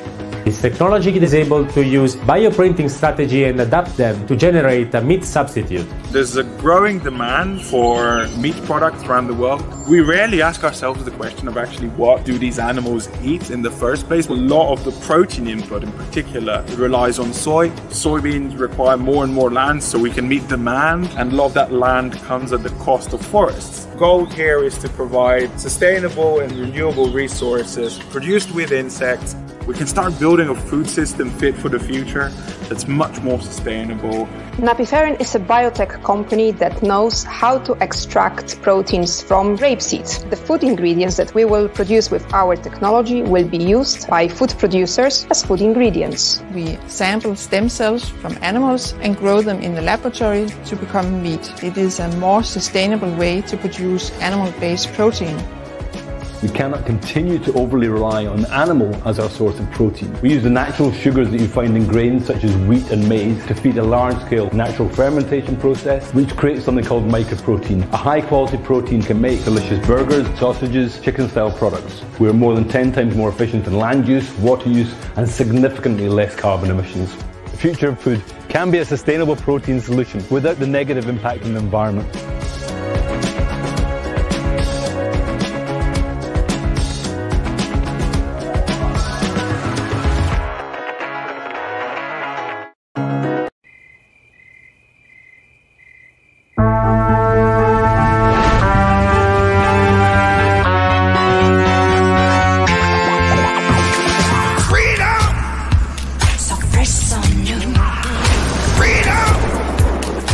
One-third of the world's energy is used in food production, yet one-third of the world's food is lost or wasted. For the last century, farmers have stressed the top line and prioritized increasing volumes. We're an organic farm, we don't use any fertiliser or pesticides. The way that we're grazing our animals is actually enhancing our soils and enhancing the environment. These grasses are eaten by the animals, they are moved on daily, which replicates what nature did thousands of years ago. We are mainly focused at the moment on increasing production to satisfy a growing demand while we still experience significant losses. The focus should be on reducing those losses, making the food supply chain more efficient. At Crover, we developed the world's first robotic device able to swim through grains and monitor their condition to help grain storekeepers maintain the quality of their stock. At Trellis, we predict supply and demand behavior to really resolve inefficiencies and deliver opportunities to optimize food production. This helps ag food enterprises to preserve resources, increase sustainability while also increasing profits. Sustainability isn't an end state, it's constantly changing and evolving. We've got to make farming financially sustainable, but we've got to do that in the context of maintaining and improving the landscape and the environment in which farming takes place.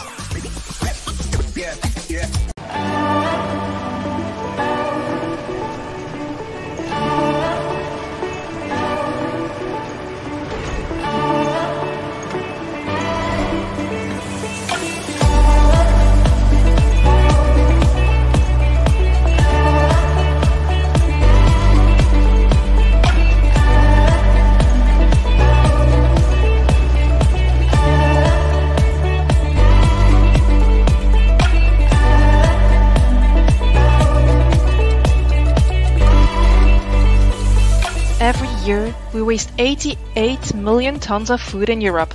We need to come up with initiatives and with innovative ways to reduce food loss and to make the food supply chain more transparent and circular. Bananas are making such a long way to Europe, and so much of resources are being put into their production and delivery. Throwing them away is extremely unsustainable. We take bananas that cannot be sold anymore in retailer activity because they are optically not attractive anymore. But they are perfect for processing into a product like ours. We create breakfast cereals from saved bananas. Our mission is to radically reduce unnecessary waste. 60% of the food that we waste in the UK is still perfectly edible because of expiry dates being too cautious and confusing.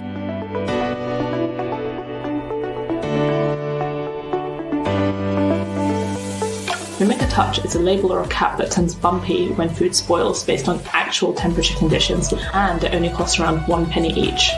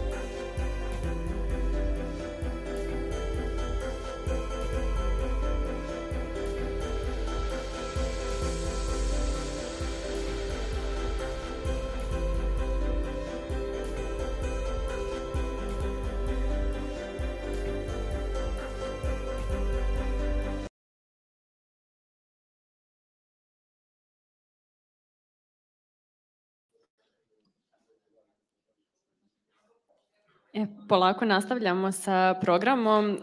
Ostatak današnjeg dana ćemo iskoristiti za upoznavanje sa različitim vertikalama koje postoje u sklopu EIT-a i tom prilikom će nam se predstaviti 6 različitih organizacija koje funkcionišu pod EIT-ovom kapom. Prva organizacija koja će nam se predstaviti je EIT Raw Materials, tako da bih pozvala Imrea da nam se pridruži sa svojom prezentacijom. Yeah, thank you very much. Not here. Oh, okay. Sorry. I'm okay like this. Okay, and please help me with the presentation. Good afternoon, everyone. I would like to welcome everyone in here and also online, representing the Serbian ecosystems on behalf of EIT Raw Materials. I'm Imre Gomkötő, and I will try to give you a very short introduction of what EIT Raw Materials are, who we are, and then how you can benefit to the supports that we can provide if you are in line with our strategic objectives and fields that we would like to support. EIT Raw Materials is basically representing the raw material sector, and then our vision is to make the raw material sector great again. That would be kind of a slogan, but then we are fighting for accessing the raw materials and then to make available in the European ecosystems, and then the industry that that actually requires those raw materials to make the Green Deal, the green energy transition, and all these very important energy-related activities like electric mobility. That's all my colleagues will also talk about possible. This is a big consortium of industry, education institutions, universities, and also research organizations. This is basically the setup of like all the other knowledge and innovation communities. But the main difference is that our big consortium, the KIC itself, is dealing with the raw materials value chain. Meaning looking for new sources of raw materials, meaning minerals and metals, and then mining, how to mine, and innovative solutions on mining, processing, metallurgy, but also in manufacturing, substitution, designing the circular economy, and also the recycling, so that makes this loop happening, this circular loop. These are the main topics and areas that we are looking for innovative solutions in terms of education, in terms of startups, in terms of industry development, ecosystem development. What I can tell you about what we did already with Serbian partners, that more than 20 different universities, mostly mining universities, some incubators also that we are contacted start it, we're working with. And then Serbian partners and organizations, entities are participating approximately more than 15 different projects and activities within EIT Raw Materials. So that's quite a big number comparing to other countries that even in the European Union. So that, for example, if I compare this activity to Romania, that's a much more visible activity that Serbian partners are engaged within the EIT Raw Materials portfolio. There was a lot of word about the startups and then development of startups and supporting startups and investing startups, that we have this innovation funnel that you can see here. And then if you have a very early stage of idea, or you have a more developed startup, or even you have already a well-established company, that we can offer different stage of support for you. There is one cross-kick activity that my colleagues probably will tell you about, the Jumpstarter, that if you have a very just a business idea, and then if you have the startup already, there are business accelerator programs, booster fundings as well. Then a Kava application in an upscaling project is possible. And then we have the European Raw Materials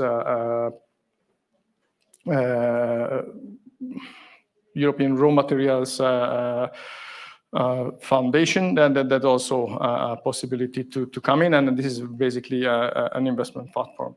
I don't have too much time to go into details, but I guess all the presentations will be available later on. So then following the links that you can see the examples, and then also the opportunities to find out that if it's for you. And as I said, whenever you're in the stage of the innovation funnel, that is a program for you.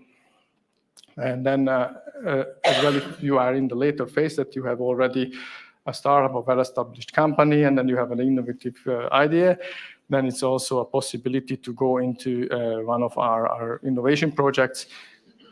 That is already some examples that we can have. There's a specific activity that our KIC provides to those countries and then entities that coming from those countries that are scoring low on an innovation scoreboard. That's a European innovation scoreboard that measures the innovation capacity of each country within Europe, and also Serbia has partnership in it, so that's also measured. It's included in this program that's called RIS.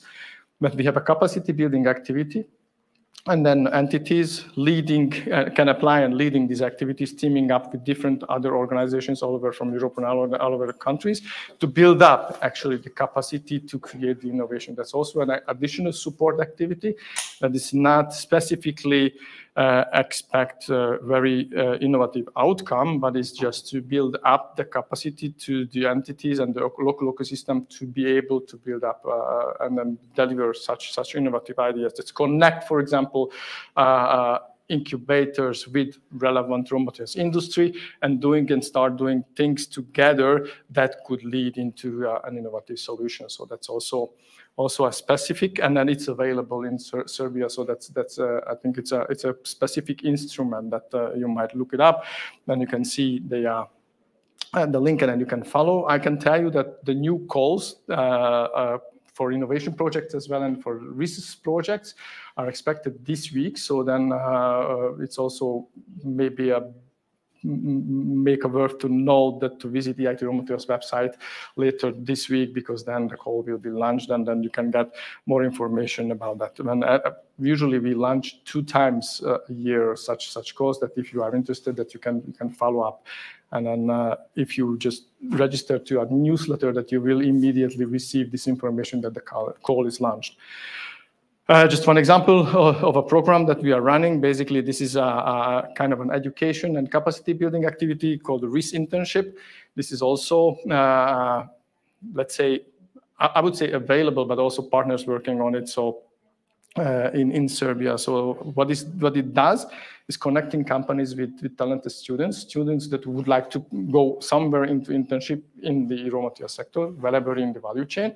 But also it collects the companies and provide a training to companies that how to create a meaningful internship program, because that's especially for small companies that we notice that is sometimes don't have the capacity to handle correctly students and what to do with the students if they are there in a meaningful way. So when it's done, then they matched, and then they hopefully both benefit from the activity. Just one example that how, for example, a capacity building program could look like, right? Because then it's not the one that will deliver mind-blowing innovation, but in the future, maybe somewhere within the company or some companies, right? So then that's also an important. The Raw Material Alliance, I mentioned, this is our investment platform. I don't know if you ever heard about the European Battery Alliance. This is very similar to that, and but for raw materials, and then it's a global alliance. So it's companies, universities, organizations, incubators, whoever want to be partnered with. And what's more important, this is basically an investment platform, so that you have the case that it's worth investing it. You just come to us, we will check it, and then we connect you with the right investments based on interest and based on what you are in, right? So then that's a specific activity. This is a bit of a parallel with EIT Raw Materials activities, but we are leading this activity, so that's I think it's important to mention. These are usually those activities are coming in this area, which are more developed already, and then really it's a high level and high risk investments are necessary to invest to grow further and to grow further. And then this is my last slide. And then this is basically a link to a call, and then this is a specific call. We are looking for a RIS hub, a partner organization for ourselves in Serbia, and then the call is just open. So if you are interested and have the capability to support us and represent us in Serbia, and support us finding the right startups, finding the right partners, attracting to our activities, attracting to our community, connecting with us, with local entities, then maybe this is for you. I put the link in the QR code because that's easy to follow maybe. And then the call is open until mid-January. So you have plenty of time to see if this is for you, what are the criteria, if you would like to apply or not. But if you think it's for you, and then you are eligible, and then, well, more than eligible, you would like to do it, and someone motivated to do it, then please do. So yeah, thank you very much. That was me. Yeah, you know what you're saying. Thank you.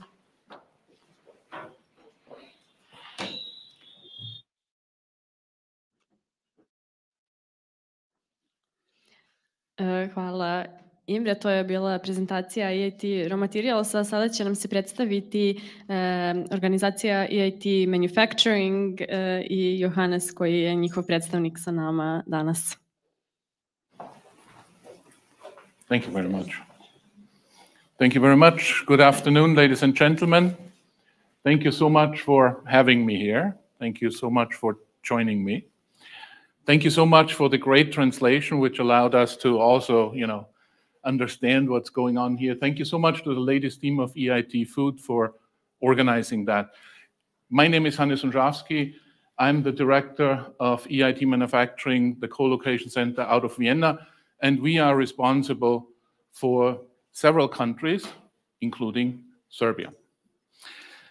Manufacturing is a rather new kick. So we are kind of a startup. We were awarded in 2019, started our activities in 2020. And we thought manufacturing is really important. If you go back into the past, it's a good portion of the prosperity that we have in Europe. And one of our goals clearly is to make sure that this prosperity through manufacturing will also be here in the future. When people think about manufacturing, they see those smokestacks and dirt and everything. It's not true anymore. More than a third of the manufacturing jobs today are high-tech manufacturing jobs. And that's going to be increasing. AI, automation, 3D printing, you name it, all those technologies are high-tech technologies. Because we believe strongly in the future of manufacturing as part of the prosperity that we want to keep in Europe and not have, China or the United States being leading manufacturing in the future, our organization led by Klaus Bates, our CEO, are really preparing a vision of the European manufacturing system. And I can only encourage each and everybody of you who is interested to join us in the discussion of what that's going to be looking like in 2030, 2035. This is how we are organized. We are an association headquartered in Paris, and from a horizontal portion of the matrix organization that we have 6 so-called co-location centers. They are sitting in Spain, Sweden, Germany, Italy, Austria, and recently Greece. And as you can see, with this nice red color there, that's the area that I'm responsible for, and that includes Serbia. We have more than 80 partners now, but just to be a partner with us does not, or if you're not a partner with us, does not mean you cannot work with us. As long as you're part of the manufacturing ecosystem, being in manufacturing or a manufacturing supporting kind of industry, we can work together in all kinds of innovation, business creation, and education projects. We are very proud that about half of our partners are industries. The other half are universities and research and technology organizations. When it comes to the vertical part of our organization, we are organized in 4 pillars. You could call it business division or anything like that. And it's innovation, business creation, and education, which we call the knowledge triangle. And I think this is important to understand because we are supporting innovation. We are not research. We are not development. For us, it's important that cool new solutions are actually getting applied in the industry. We want to make projects where we actually can get it into the industry, on the shop floor, create businesses out of that, and use that new knowledge to also create education packages to faster disseminate the knowledge that we have created.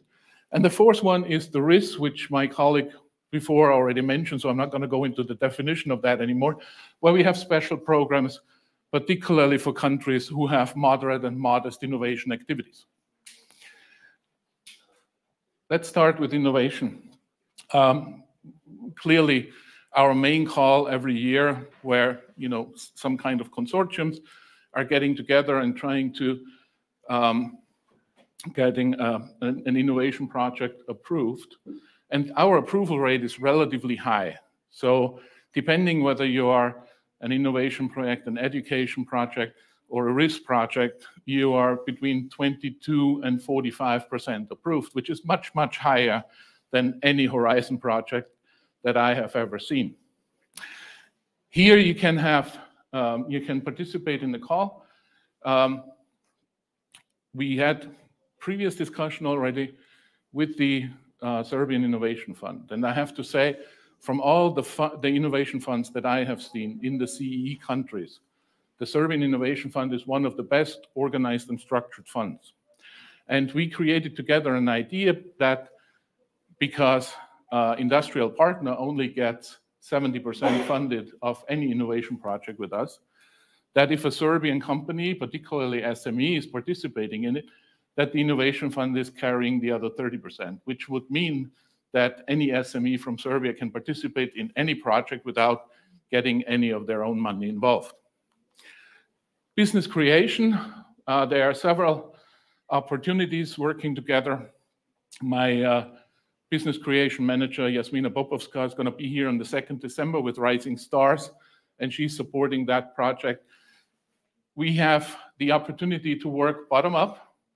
So as a startup, you can come, you can participate in any kind of project with us and competition. And you can present yourself in front of a big audience and see if there is any interest working with you. The other way around is top-down, which means we are working with large industries, Volkswagen, voestalpine, Magna. And they tell us if they have an innovation gap, something that they need to be filled. And then our scouts go out and look, Europe-wide for startups, scale-ups, SMEs that can fill that innovation gap. And we present them to them. And then it's also a kind of a competition. You can present your solution. And at the end, the corporate will choose you or will not choose you. And through this program, we have already brought a lot of startups together with large corporates and be able to support them with their new innovative solutions. Last but not least, we have a comprehensive education program from master and PhD programs all the way down to the shop floor.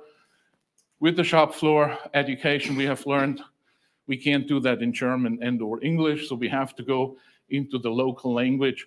And for that, we have trained the trainer programs and a full translation of all the projects of education that we provide.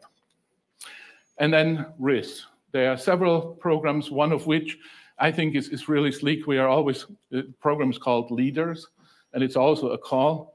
And it's a call for female leaders. So any startup, any company that's run by a female, they can apply, and we're going to have them selected as the leader of the year. By the way, this is going to happen in the next 2 days. In the next 2 days, we're going to have the summit, which is 1 time a year, EIT Manufacturing Summit. It's also provided online. You don't have to travel to Brussels if you don't want to. And go to our website. You will find the link, click on it, and you get a lot of additional information, including some of the project's results that are going to be disseminated during this event. We have started this year trying to come up, with the first connections, with the first ideas. We were very much supported by Minister Popovic, and had several meetings, including in Vienna with the Technical University of Vienna, working together. Am I talking too fast for you? No, it's okay, good. Actually, I've just tried to stay in the 15-minute bracket here. And so some of the meetings we had were with the Belgrade Science Park. We met with the Innovation Fund. We met with the Chamber. We met with the Business Development Agency. And out of that, we step by step develop new activities where we can support, one of which is a best practice class on innovation policy for authorities. So we're going to make a nice class. We have done that last year with participation from other countries. We make this exclusively for Serbia. It's going to happen within the next 6 weeks, and we're going to invite everybody from all kinds of agencies who are interested to join us there. This is mostly a class of best practices, what is done somewhere else, what is working well, what didn't work well. So it's a lot of useful and operational information that you can use. We're probably going to be more than 70 participants there so far with the registration. But please feel free if you want to participate to join us there. You also find the information here on our website. We have done something similar already for 2 years now with Slovakia. And I bring that as an example because it's a couple of things that we have learned. One, it takes some time to create the trust that is necessary to work together. We understand that, and we are open for that. I always make this joke that, there are some people who don't know you come and say, hey, we're going to have some money for you. And it's like, oh my God, what does he want from us, right? So, but it's true. I mean, there's an opportunity to get money back from the European Union back into Serbia. And this is something that we would like to help you with. The other thing that we learned is we need to make sure that the programs that we provide meet the immediate interest and the strategic objective of the national, direction that you're going. It's not helpful if we come and say, like in a missionary style, this is the program we have, and you say, I don't care because we go here, right? So we are able to modify that to make sure that we are completely aligned with the strategic objectives and the operational objectives that you have.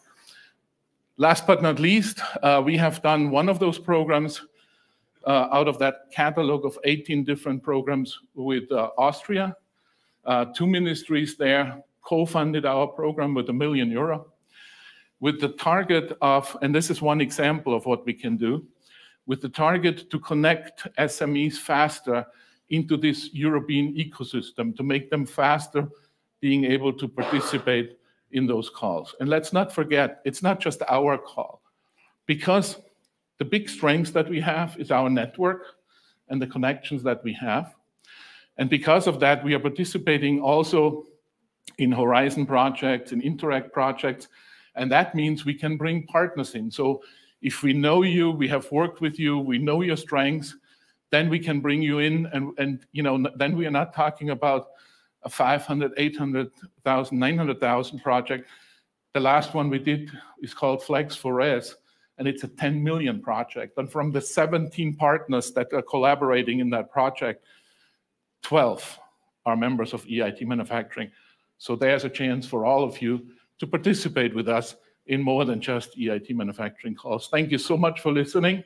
And if you have any questions, I'm here. See me in the break, and we're going to can discuss it any further. Okay, thank you very much.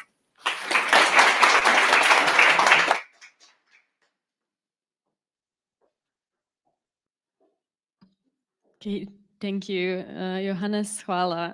Johannes, na prezentaciji sjajno je vidjeti da se EIT Manufacturing uključuje još aktivnije u Srbiji, tako da pratit ćemo njihove aktivnosti svi zajedno.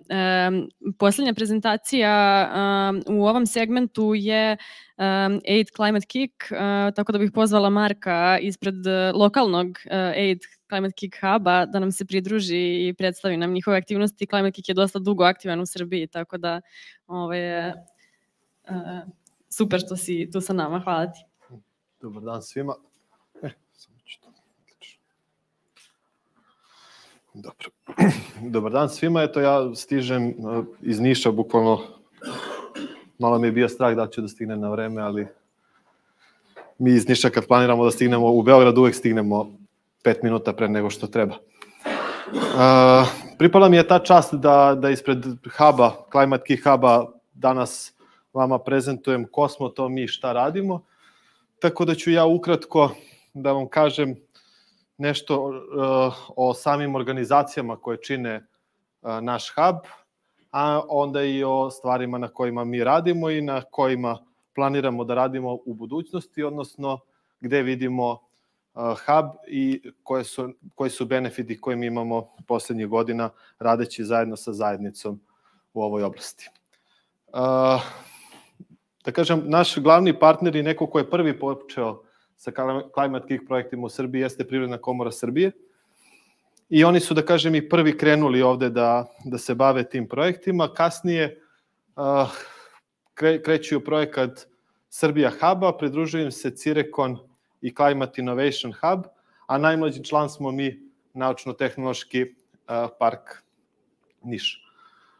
Prvi član Privredna komora Srbije, odnosno Centar za cirkularnu ekonomiju, konkretno bave se procesima tranzicije iz linearne u cirkularnu proizvodnju, adaptacije privrede na klimatske promene i borbe protiv klimatskih promena. To su neki domeni i kao, da kažem, krovna organizacija koja okuplja sve privredna društva u Srbiji. Gotovo da ne postoji inicijative koje se tiču tema cirkularnosti ili klimatskih promena, da oni nisu uključeni, bilo da je reč o nacionalnom ili lokalnom nivou. Organizacija Cirekon konkretno se bavi cirkularnom ekonomijom, organizuje veliki broj treninga, obuka i edukacija. Oni su imali više od 300 polaznika svojih treninga. Trenutno vode program Circular Beacons, a takođe imaju sertifikovane treninge koje rade na prostoru Balkana i Evropske unije. Kada govorimo o Climate Innovation Hubu, ovo je jedno udruženje entuzijasta koji se bave, znači jednostavno klimatske promene su im u fokusu, takođe bave se mentorstvom, preduzetništvom, takođe mentori su u različitim start-up programima i sprovode različite programe u okviru Climate Kicka od 2020. godine, konkretno su u Climate Kicku. Naučno-tehnološki park Niš, organizacija iz koje i ja danas dolazim. Pa najpre bih rekao neki kontekst. Naučno-tehnološki park Niš dolazi iz Niša. Niš je 80. godina bio centar elektronske industrije. Gotovo četvrtina populacije radila je u elektronskoj industriji. Mi volimo da kažemo da mi imamo taj inženjerski gen. Danas je upravo ta baza, fakulteti, veliki broj inženjera, veliki broj profesora, univerzitet koji se nalazi u Nišu, baza na osnovu koje mi kreiramo i podstičemo inovacije u našem regionu, odnosno u regionu južne i istočne Srbije.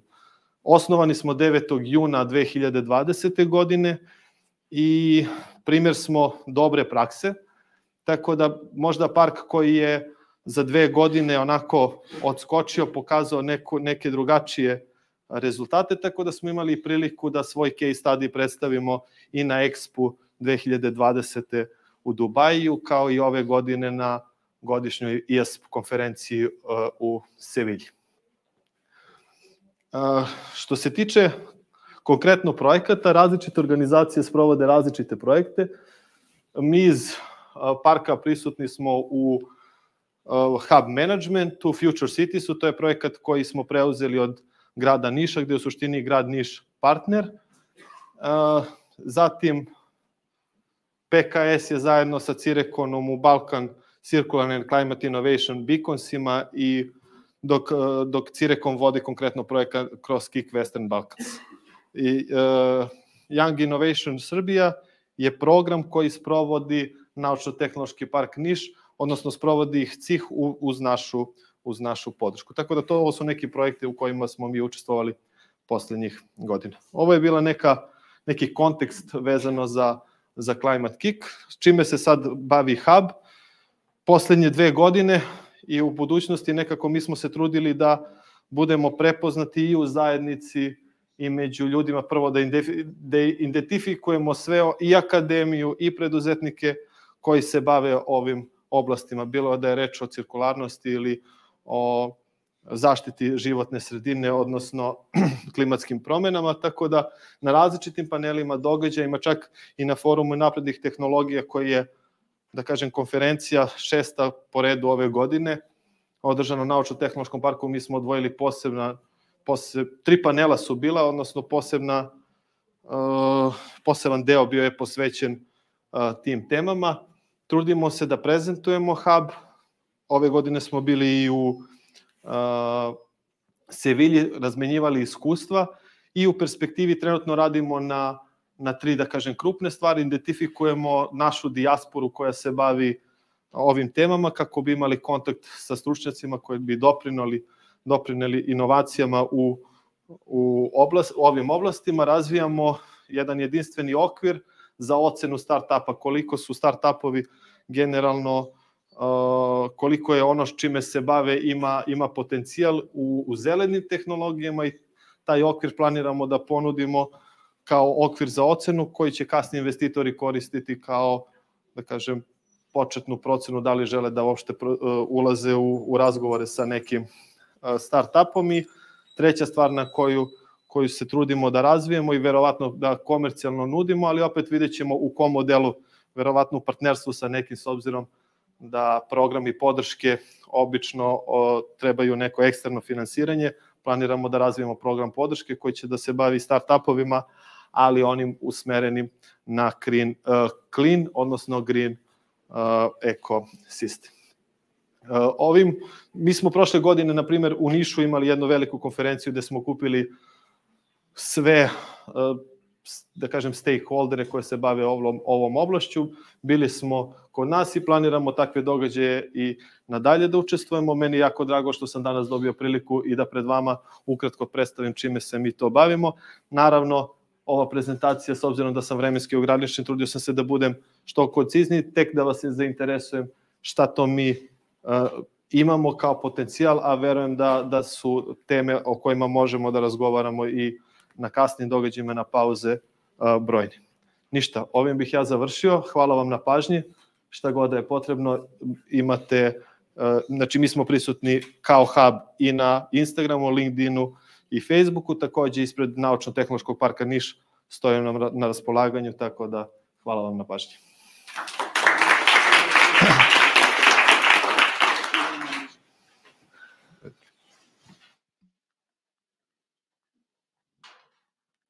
Hvala puno, Marko. To su nam bila prva 3 kika koje će nam se predstaviti danas. Sada ćemo napraviti još jednu kratku pauzu do 2:30, a onda ćemo imati prezentacije još 3 kika koji su tu sa nama danas, odnosno tih organizacija koje funkcionišu u sklopu EIT-a, i u sklopu toga će nam se predstaviti i neke kompanije koje su dobile EIT-ovu podršku, pa će nam prezentovati kakav je bio značaj toga za njih i njihov razvoj, tako da ništa, ostanite sa nama, slobodno se poslužite i još se družite, pošto sam videla da je bilo dosta interakcije, ovi događaji tome i služe, tako da bih vas pozvala da se upoznate i povežete sa što više ljudi koji su danas sa nama ovde u Beogradu. Hvala.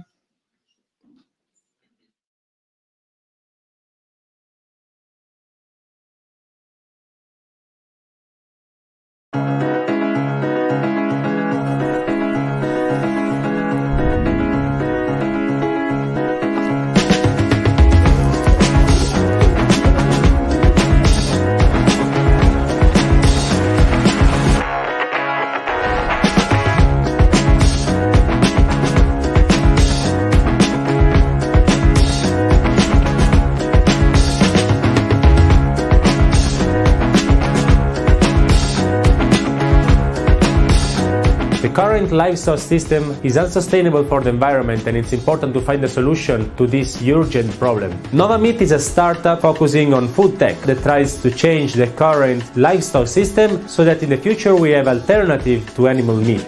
This technology is able to use bioprinting strategy and adapt them to generate a meat substitute. There's a growing demand for meat products around the world. We rarely ask ourselves the question of actually what do these animals eat in the first place. A lot of the protein input in particular relies on soy. Soybeans require more and more land so we can meet demand, and a lot of that land comes at the cost of forests. The goal here is to provide sustainable and renewable resources produced with insects.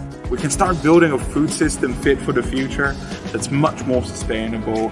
Napiferin is a biotech company that knows how to extract proteins from rapeseed. The food ingredients that we will produce with our technology will be used by food producers as food ingredients. We sample stem cells from animals and grow them in the laboratory to become meat. It is a more sustainable way to produce animal-based protein. We cannot continue to overly rely on animal as our source of protein. We use the natural sugars that you find in grains such as wheat and maize to feed a large-scale natural fermentation process, which creates something called mycoprotein. A high-quality protein can make delicious burgers, sausages, chicken-style products. We are more than 10 times more efficient in land use, water use, and significantly less carbon emissions. The future of food can be a sustainable protein solution without the negative impact on the environment.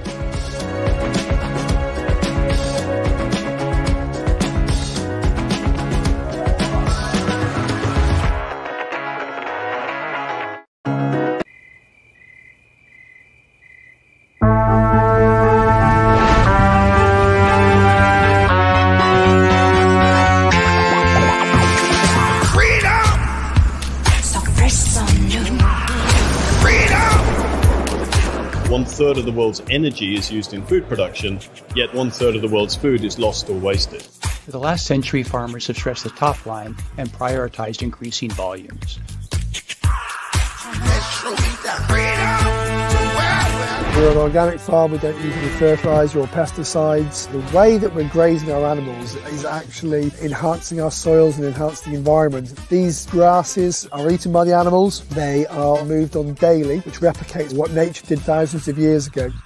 We are mainly focused at the moment on increasing production to satisfy a growing demand while we still experience significant losses. The focus should be on reducing those losses, making the food supply chain more efficient. At Crover, we developed the world's first robotic device able to swim through grains and monitor their condition to help grain storekeepers maintain the quality of their stock. At Trellis, we predict supply and demand behavior to really resolve inefficiencies and deliver opportunities to optimize food production. This helps ag food enterprises to preserve resources, increase sustainability while also increasing profits.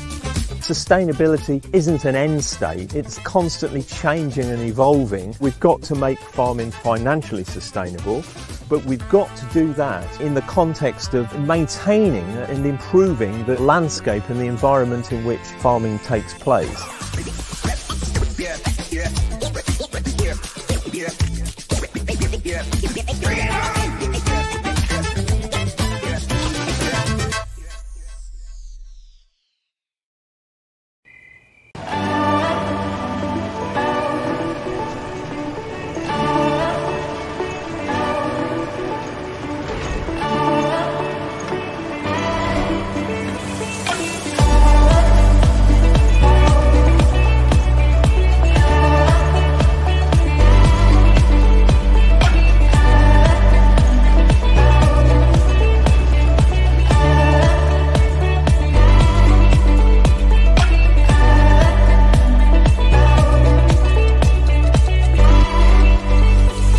Every year, we waste 88 million tons of food in Europe. We need to come up with initiatives and with innovative ways to reduce food loss and to make the food supply chain more transparent and circular.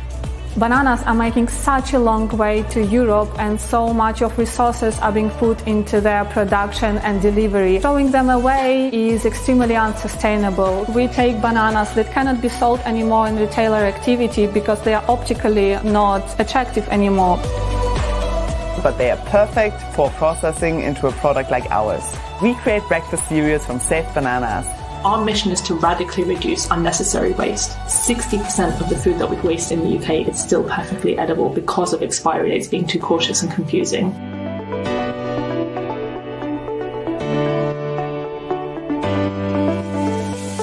Mimic a touch is a label or a cap that turns bumpy when food spoils based on actual temperature conditions, and it only costs around 1 penny each.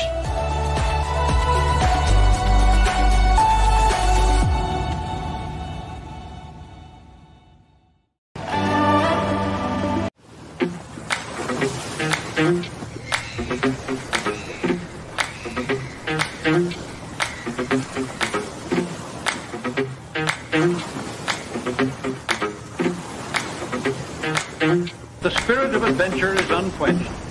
The crew of the fishing smack brings news of giant octopus nearby.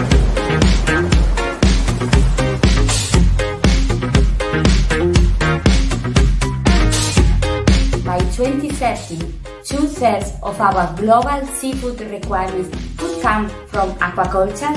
As seafood consumption increases, sustainable aquaculture must keep up with the demand. For safety net, sustainable aquaculture means only catching the right fish. If you're catching the wrong fish and you don't want them, they tend to get thrown back, and that can really damage fish stocks. It puts pressure on food security because it means that we don't have enough fish or biodiversity left in the oceans. We build devices that help fishermen fish in a really sustainable way to help preserve ocean species. By emitting light that can attract and repel different species of fish. We can work with the fishermen to tune their nets so that they can catch the fish they want, and the fish they don't want to catch can swim away. So we do a lot of aquaculture research at SAMS. I study microalgae and looking at how we can use different species of microalgae to improve feed stocks, nutrient bioremediation, and for the aquaculture industry as a whole.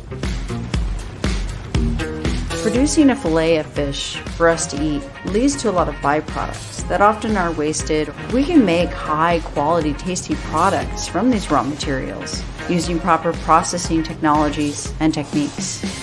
We really have a chance here to build a more sustainable food system in Europe. Aquaculture has, in our opinion, a clear role to play. It's able to produce healthy, safe, tasty and affordable food.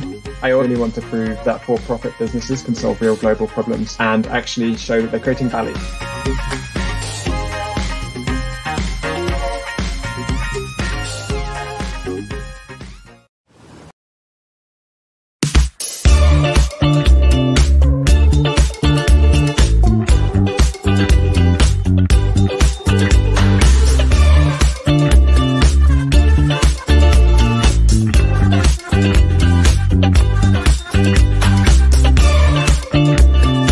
Diet-related diseases affect the overweight and obese, the elderly, people who suffer with metabolic syndromes, and communities affected by poverty. However, nutrition tailored to individual characteristics and behaviors are emerging. Our community is coming together to focus on these key target areas. What is personalized nutrition? It is the sciences, the technologies, the tools, and services that provide consumers with individualized dietary recommendations and products. We live in a world with alarming prevalence of diet-related diseases and conditions, hypertension, obesity, and type 2 diabetes. Dumatok is an Israeli food technology company. We focused on enhancing the sweetness of sugar by manipulating the structure of the sugar crystals. It was mandatory for us to find technological solution that will not affect the perception of sweetness of the consumers. We are making personalized health and nutrition accessible to everyone. The heart of that concept is our proprietary personalization engine, which considers more than 9,000 interactions with diseases, medications, as well as allergies. That's why we are working with elite athletes who are winning Tour de France stages, women who are going through menopause, as well as diabetes or cancer patients.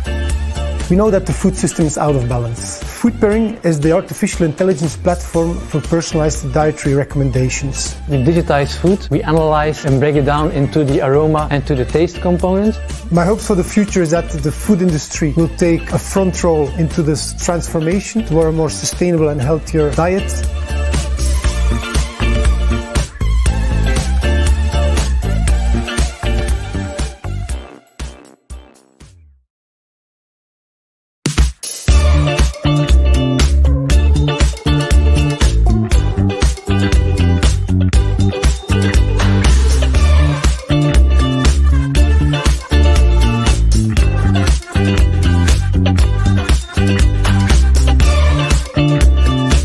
Diet-related diseases affect the overweight and obese, the elderly, people who suffer with metabolic syndromes, and communities affected by poverty.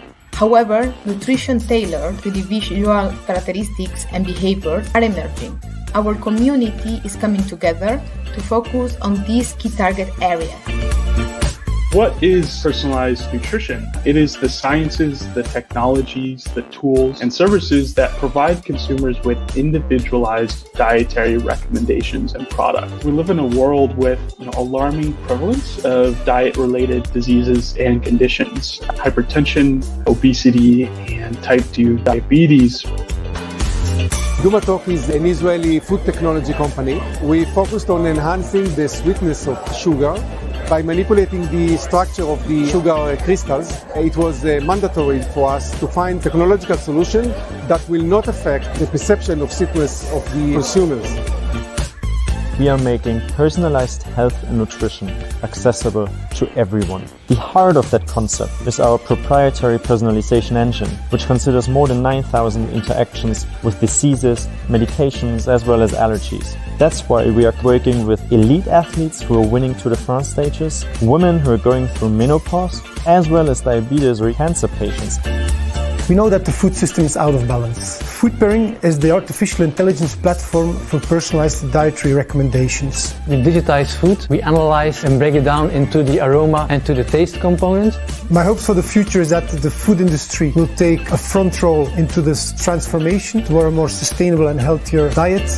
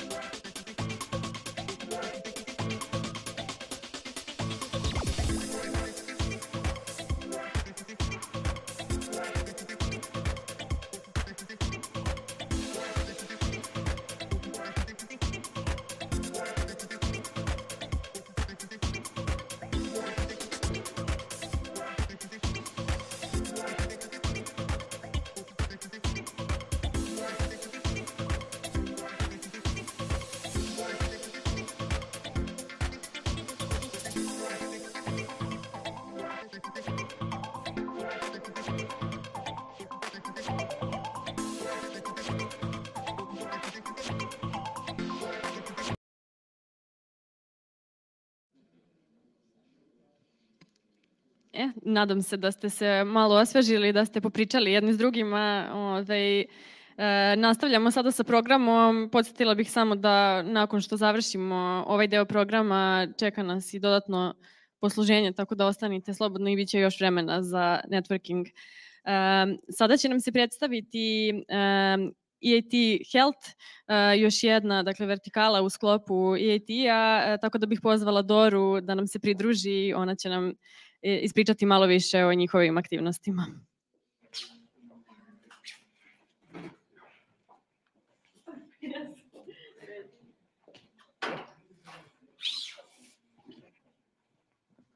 Dobar dan. I'm Dora Marashvili, representing EIT Health. And I have to say that this is the second time that I'm here in this beautiful room. So thank you for the invitation and happy to be here. So by the way, I'm working with all the KICs, all the EIT communities on developing innovations in this part of Europe, in emerging Europe, including the Western Balkans. But today my focus will be only the EIT Health. So EIT Health is another community supported by the EIT towards the challenges that we have in the healthcare field. After the COVID, that's quite obvious that there is still a challenge on the society on how to tackle pandemics. Also, we work on systemic changes, how to support the healthcare system in modernization, breaking down the barriers, the different regulations, which really cause the fragmentation around Europe. Also to support innovative solutions, reach the market and also the patients fast.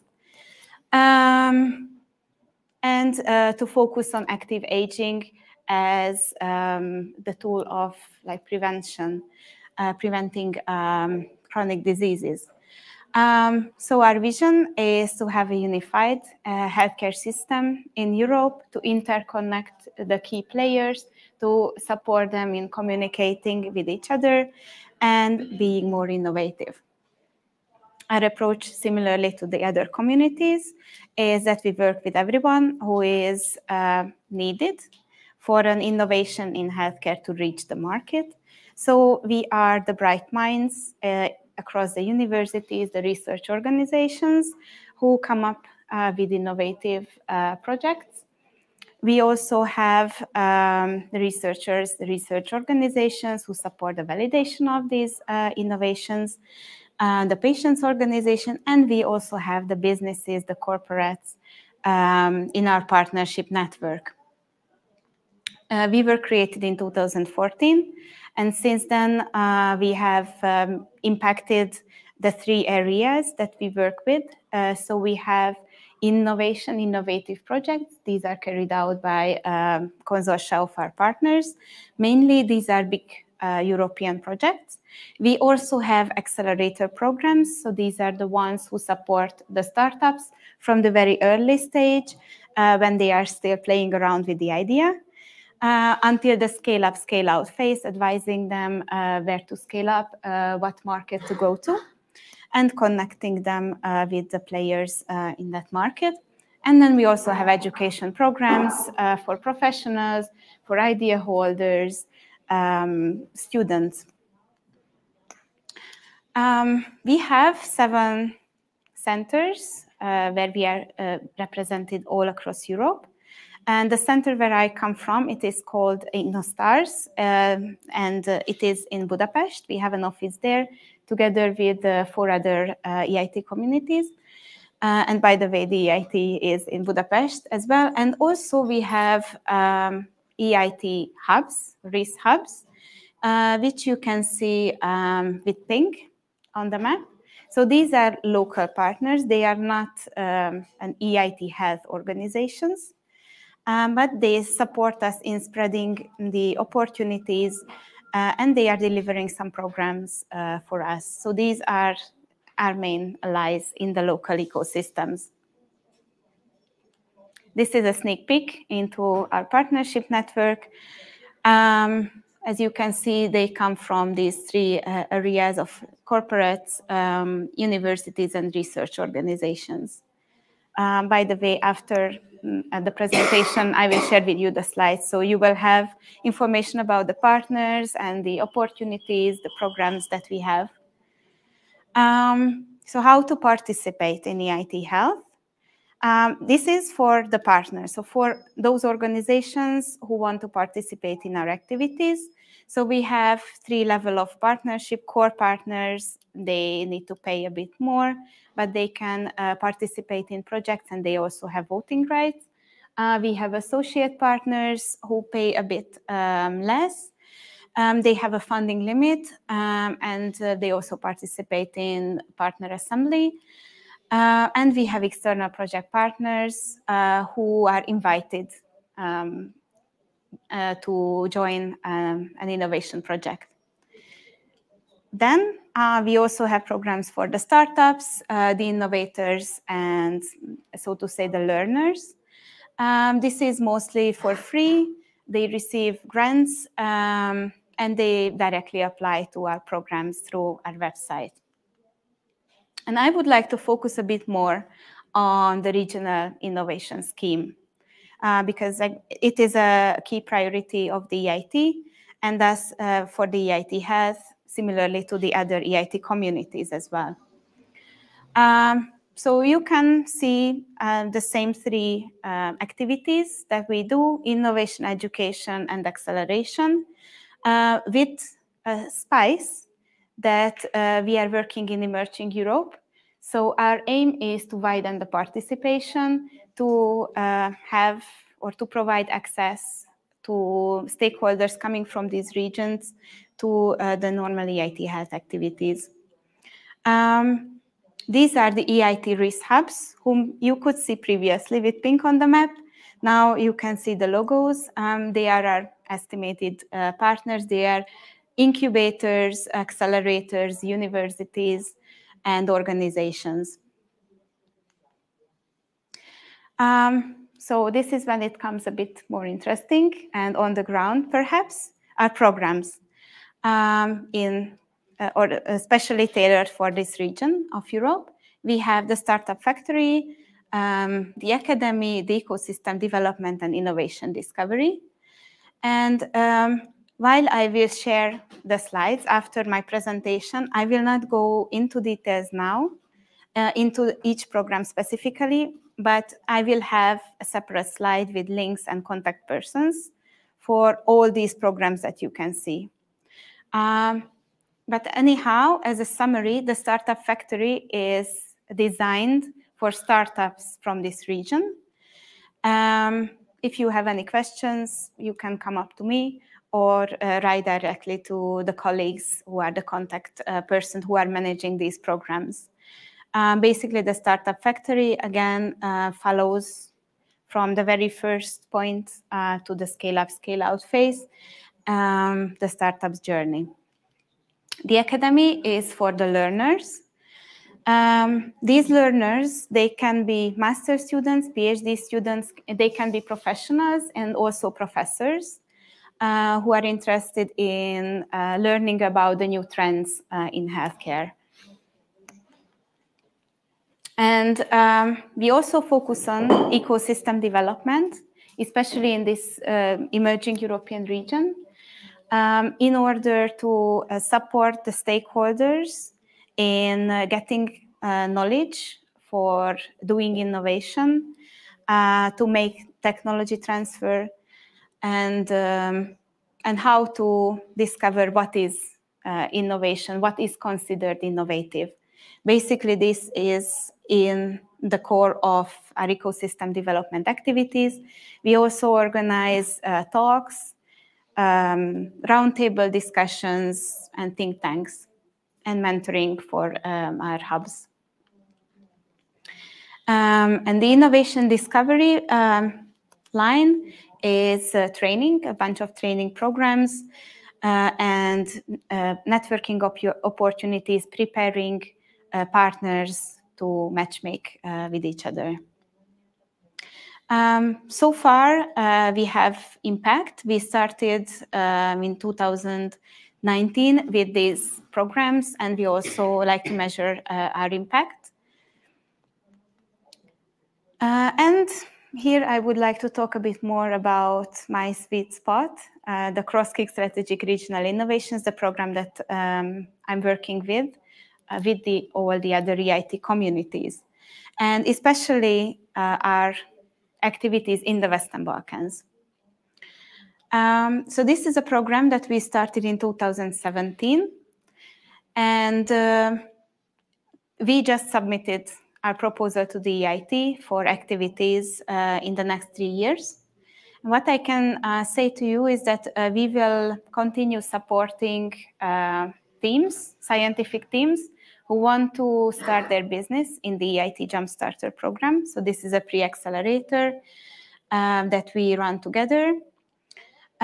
We also proposed a program called Infra Booster to support research infrastructures in the Western Balkans to get their services monetized. So we will support them in their service offerings. And we will also support the Ukrainian tech ecosystem in the rebuilding of the ecosystem and establish EIT risk community hubs, one in each of the countries in the Western Balkans as well by the end of 25. So a bit more about the Jumpstarter as a case study is that it only focuses on this emerging European or the RIS region. It is also open for scientists in the Western Balkans. And so far we trained more than 500 teams.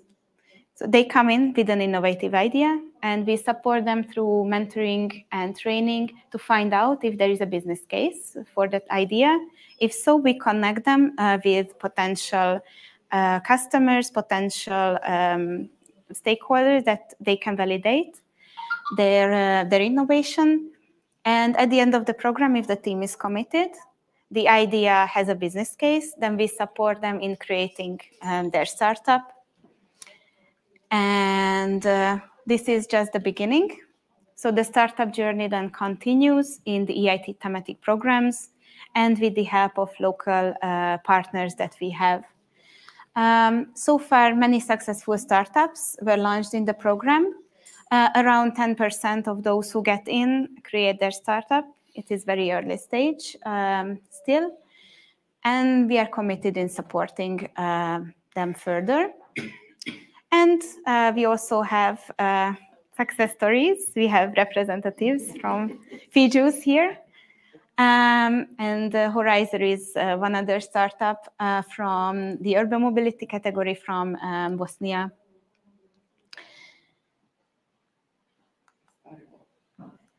So thank you so much. If you have any questions, I will be around and be happy to answer. Thank you. Hvala.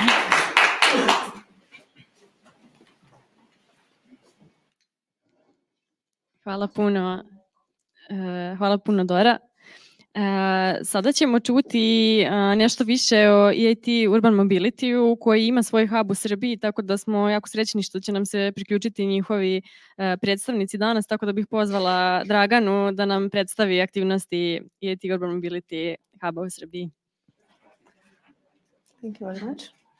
Dobar dan. I will introduce you to EIT Urban Mobility Risk Hub Serbia. I'm Dragana Prokin. National Association of Autonomous and Electric Vehicles, short NAEV, established in June 2015, and now is actually is Risk Hub from 2020 until 2027. This organization did a lot of projects because she is research and development oriented in natural and technical sciences, and also oriented with urban mobility with special expertise in e-mobility. We have 6 RIS team leaders they're listed here, and I'm one of them. We have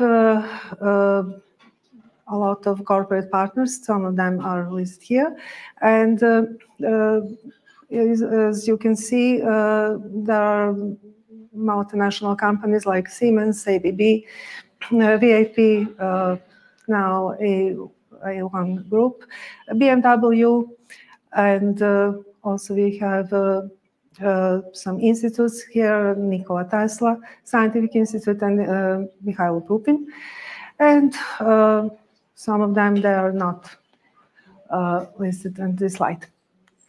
We also have academic partners.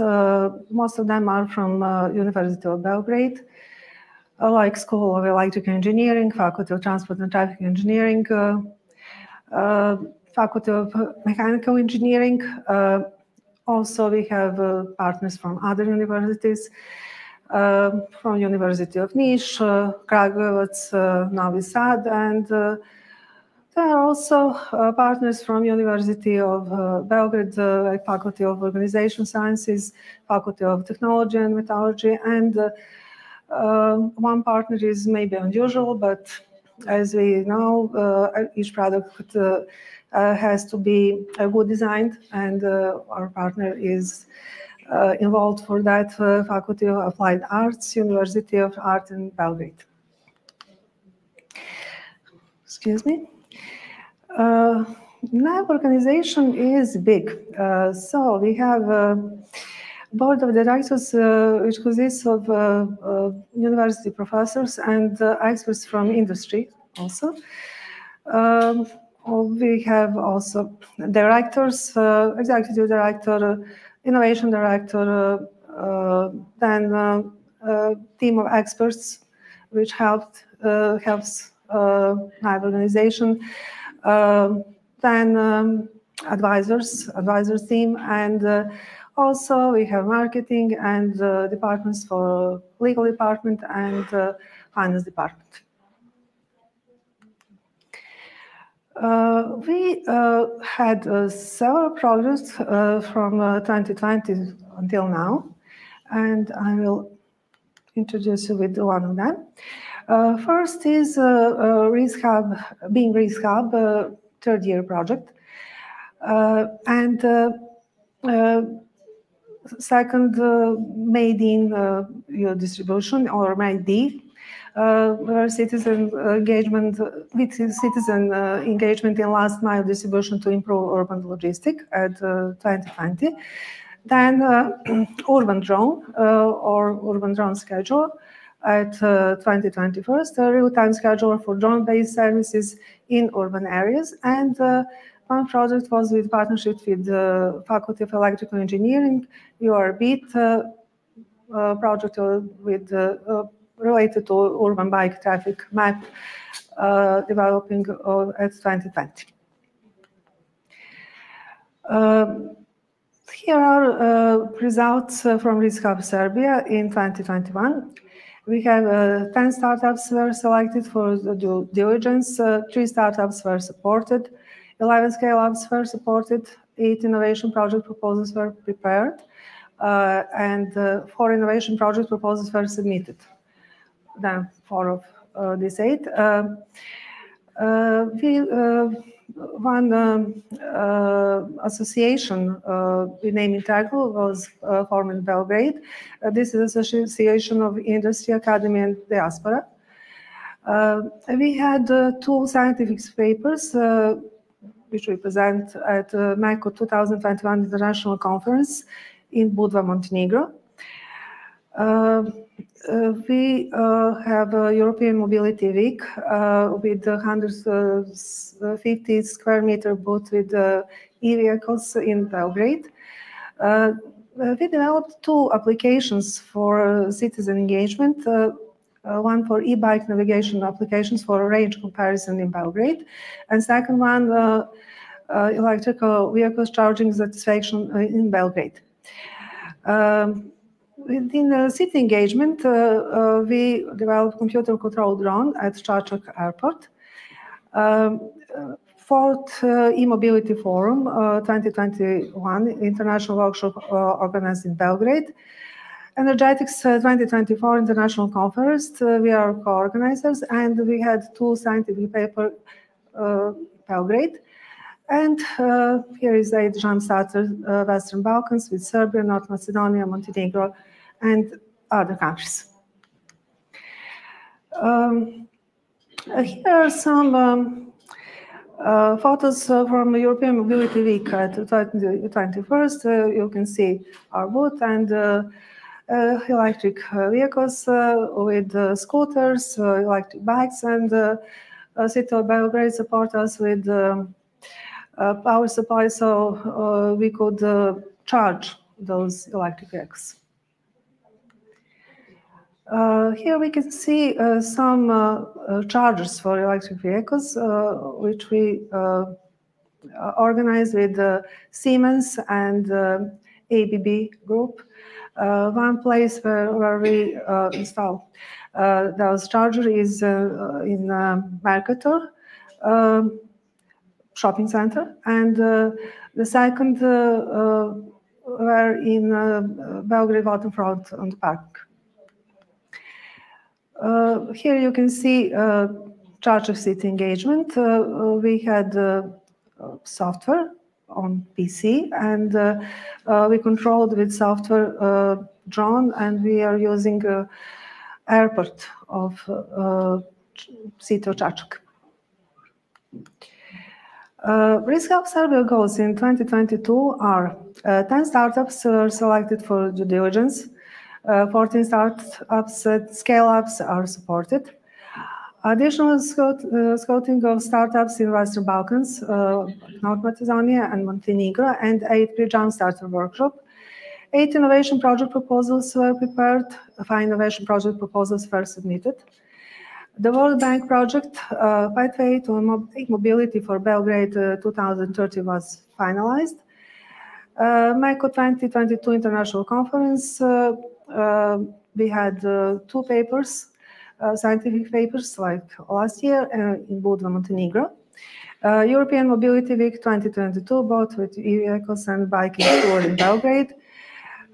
Citizen engagement with a bicycle green wave, route selection in Belgrade. Citizen engagement, electric vehicles, charger improvements, adjusters in Belgrade. City engagement, traffic management optimized for bicycles in Belgrade. 5 e-mobility forum 2022 international workshop organized in Belgrade, and Energetics 2022 international conference co-organized with 2 papers here in Belgrade. So this is it. If you have any questions, you can ask us. Here are the contacts, and thank you for your attention.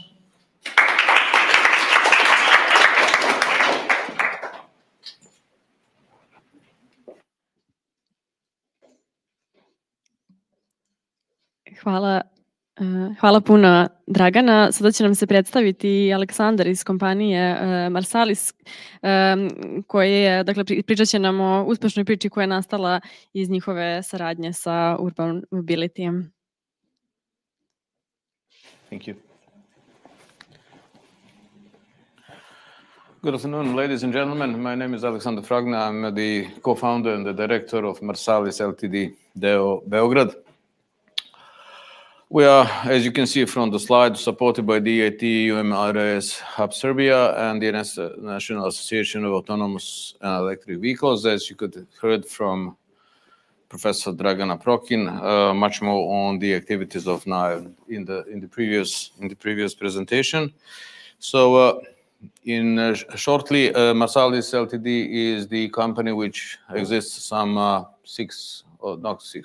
or 5 years on the market. And we have had the successful, we are not exactly the startup in the narrow sense of specifying that. We have had the successful business experiencing, and some of it will demonstrate here now. One of the products and solutions, not only products, but entire solution was for tracking and tracing which included both hardware and software.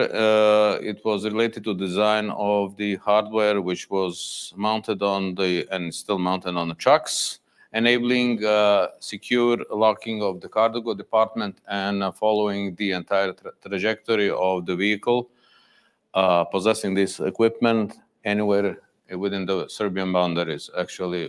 And it was used for all the international transport and domestic outgoing and incoming truck transport.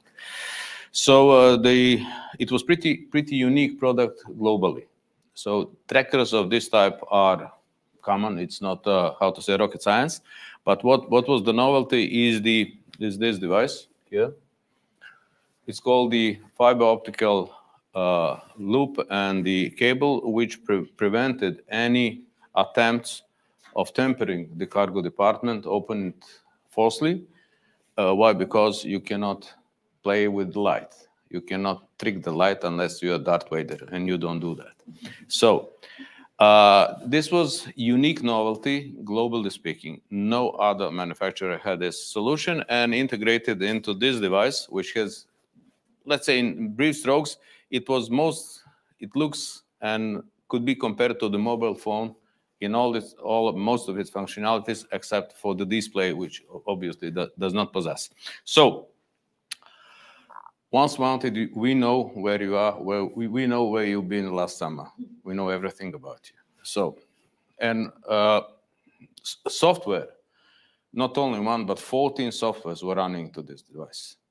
So it's very interesting piece of software and equipment, and we are looking still forward for dissemination of this product globally.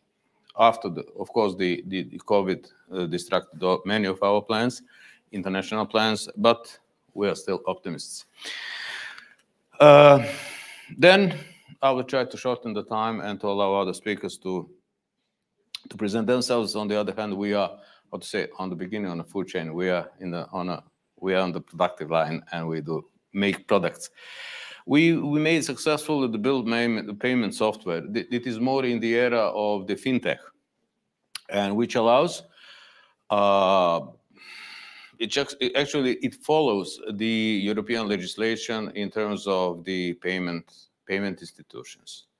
And since this is a European law, this software can be applied Europe-wide and in all countries which have adopted this law, existing in Serbia, also now in Macedonia, in the neighboring countries, Croatia, of course, and the country I'm not certain that they have it is in Montenegro and Bosnia and Herzegovina.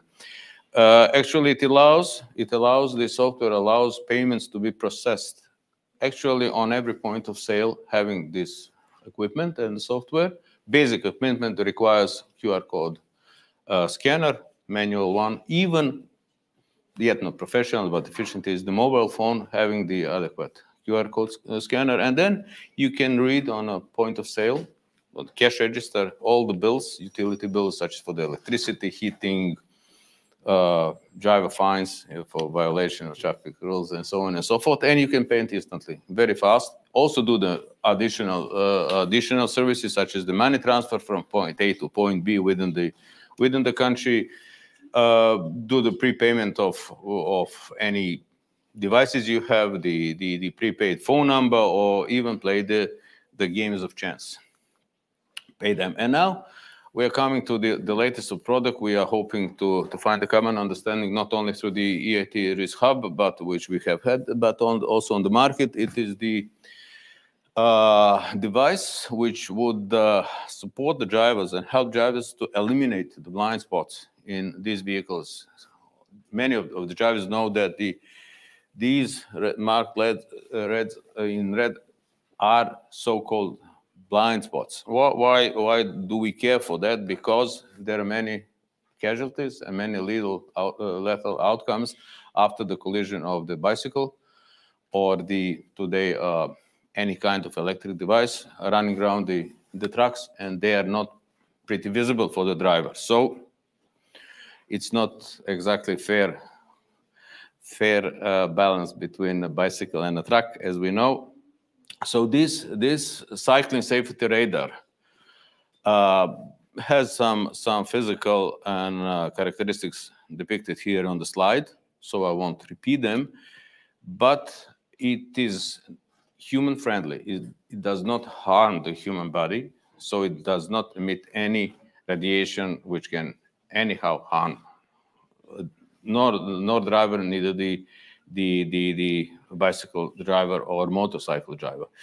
So these are some elements of this hardware.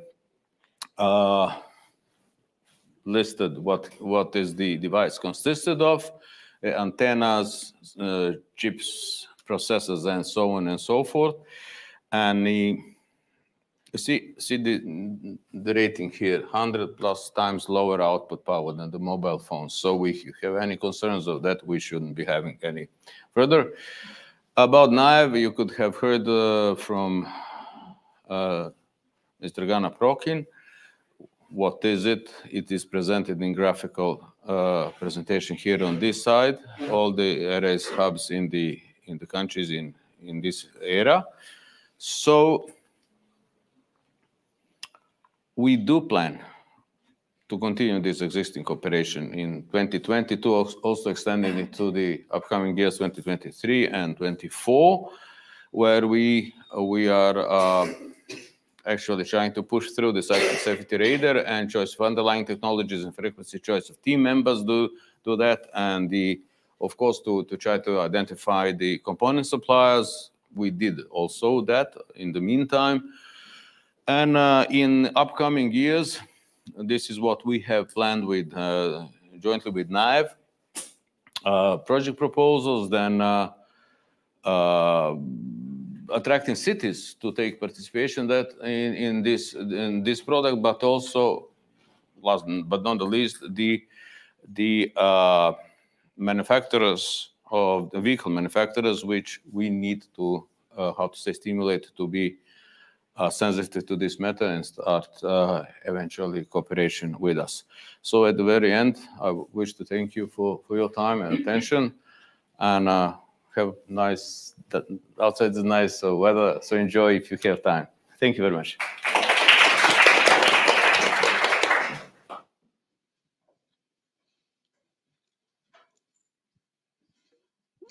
Hvala puno Aleksandre I Dragana. Poslednja prezentacija za danas pokriva jedan kap sa kojim, to jest jedan kik sa kojim I mi kao startica rađujemo, a to je EIT Food, tako da mi je jako drago da će nam se danas predstaviti I Aleksandra iz EIT Fooda, a I jedna domaća kompanija koja je dobila podršku ove organizacije, tako da bih sad pozvala Aleksandru da nam ispriča malo više o njihovim aktivnostima. Thank you, Nevenka. Hello, good afternoon. I know it's hard to stand between this wonderful weather that we will be able to enjoy in a second through networking and some food and being the last presentation, but I hope it will be rather quick, as you all know by now what is RIS, what is EIT, and what is the knowledge triangle, I hope. So I won't be digging into those details. But I would like to tell you a bit about what we are doing in EIT Food in the whole Europe, but especially in Serbia and in Western Balkans. As you can see here on the map, we have different regions where we are present as a KIK, as EIT Food. The region that I am representing here with my colleagues, Małgorzata, Sebastian, and Adam, is in the dark blue color. So you see that we are responsible for a rather large part of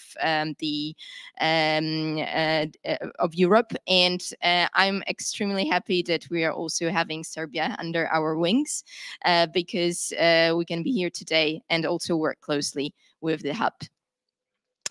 And as for some reasons why actually EIT Food is functioning and what are the challenges that we want to solve through cooperation with the academia, with business, startups, and researchers. I won't go into details. The one that for me personally is most important are obviously environmental challenges that I called 1/3 challenges in our case, because we are globally wasting 1/3 of the food. The food production accounts for 1/3 of all greenhouse gas emissions, and also only 1/3 of the freshwater withdrawals comes from other sources than food production and food industry.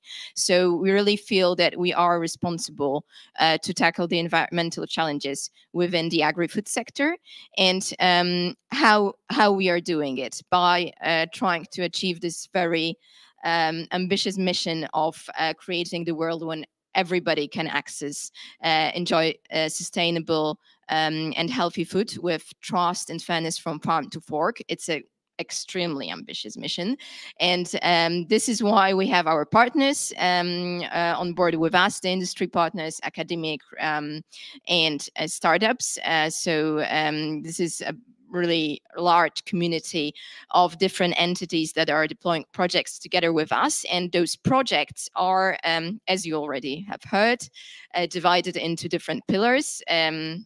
Education, innovation, and entrepreneurship that you have heard.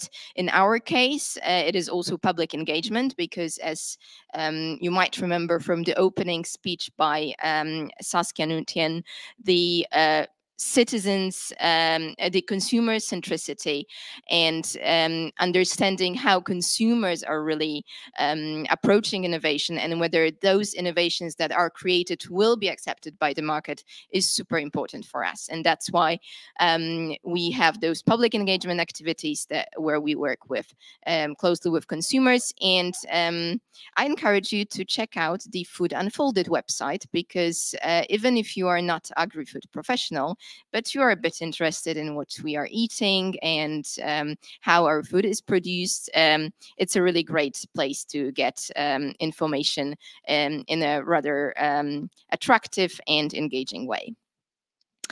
And here another map and the hubs, our EIT food representation in 17 countries. We are represented in 17 countries with 21 entities. In Serbia, we are super happy to be working with Started. It's our second year. If you have any questions on EIT food activities here in Serbia, please do turn to Renato and Nevenka. They will obviously give you all information that you need. And what I would like to highlight in today's presentation is, because at the very beginning of the event, we had really interesting discussions on how to build the innovation ecosystem, also with the participation of different policymakers and ministries. And we also in EIT Food try to reach out to them and work with them closely. We do it through the Government Executive Academy, where we have training programs for the regional policymakers from all over risk countries. We also have our Risk Policy Council, and here I'm super proud to have with us Dubravka Skunca, who's our Risk Policy Council member, and this is board of advisors that help us to really shape the programs that we are creating and we are deploying here also in Serbia and the Western Balkans. And how we also work with the not only policymakers but also industry. We try to provide some expertise through dedicated reports, and this is our recent one on how different solutions to tackle climate change are implemented in the SMEs all across Europe. And we have also a case study from Serbia, so I encourage you to download this report. And now I'd like to go into something that I hope, if I had just one line to leave you with after my presentation, is that I hope that you will feel after this event that we are a big EIT community. with different, pathways, different areas, different challenges that we're tackling, but we are doing it together. And it was already brilliantly highlighted by Dora through different cross-cut programs that we are running. We are showing this strength of being together and working together. And this is a very interesting program that hopefully we will deploy. The EIT Infra Booster, Dora already mentioned it, but I would like to give you a bit more information on it, because it might be interesting for you, especially if you come from research centers or universities with established infrastructure that can be commercialized, that you can use and create specific services for potential industrial clients that could use this infrastructure to build together innovations, because we have this sense of having those sleeping beauties all across our part of Europe, with brilliant researchers, brilliant facilities, and we just need to have this boost to use them in a way to provide innovations to the market. And also I would like to give you some highlights on the innovation call that might be launched already next year in the first quarter, which will be specifically for Central Eastern Europe. And again, if you're interested, please reach out to my colleagues here, Sebastian, Adam, Małgorzata. They might guide you with more information on that and some information on the workshops that we plan. And also, again, what already Dora said, we really want to think about EIT as a whole big community, and we will be building this up also through those EIT community risk hubs, and the call will probably be launched very soon also for Montenegro and Serbia. Yes, and with this sense of having a cross-kick activities, I always think about Jumpstarter, because it's a beautiful program that we are running together. And that's where I would like to give the floor to Fijus, a startup that is our great success story from the Jumpstarter program. So please, ladies, come and tell more about your activities. Okay, I have a microphone. Yes. Okay. The presentation, please.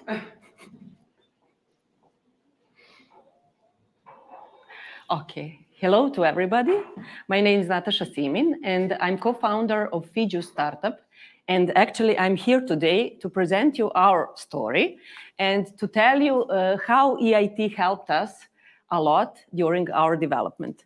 So who we are actually small startup from Novi Sad, Serbia, and we develop functional food products which can be successfully used against anemia, so to prevent and to treat anemia. Why anemia? Because anemia is a really global health problem today. It is caused by lack of iron in our blood, and more than 30% of world's population is affected with anemia. The most prone to anemia is actually pregnant women, and if we look only in Europe, it is more than 1.5 million pregnant women suffering from anemia, which has serious consequences for their own health and for the health of their babies. Because of that, anemia has to be treated, and it is usually treated by artificial iron supplements. But artificial iron supplements have numerous side effects, and that's why World Health Organization support everybody to find new solutions against anemia. So what we did, we actually, two scientists, and the third co-founder of our startup is Bojana. She's a serial entrepreneur, so she helped us a lot from business side. And the two of us, Maria and me, we are scientists, and we are doing research for last 10 years maybe in that field, finding new solutions against anemia, natural solutions. So we found 100% natural nutritional formula which can be used to produce different food products which have high concentration of iron and a low concentration of iron absorption inhibitors, what is actually the innovation in our formula. To find fruits and vegetables which have low content of iron absorption inhibitors. So that is our solution, and according to that solution, we made several prototypes. At first, it was juices, specific mix of fruits and vegetables in a form of juices. But during the development, we realized that bars will be much more modern and much more convenient for production and for distribution. That's why we made another prototype, Fijus bar, and Fijus powder drink. So it is actually lyophilized fruits and vegetables, specific mix of fruits and vegetables, which can be dissolved in water and then drink every day to combat anemia. So we have great market opportunity, a lot of people in the world suffering from anemia. We have several value propositions for them. We can enable them healthier life and healthier pregnancy, for babies also healthier development, and also for some shops and vegans also can benefit from our products because they are also very prone to anemia. We developed several business models. For the start, it is B2C business model in Serbia, where we can sell our products directly to end users, and B2B business model in which we can find partners and sell them license to produce and distribute our products. We have several competitive advantages in comparison to other products on the market. At first, this is iron supplements. They are efficient, but they have numerous side effects. On the other hand, there are a lot of natural products on the market that traditionally used against anemia, but they have that problem that they contain high amount of iron absorption inhibitors, so they are actually not effective.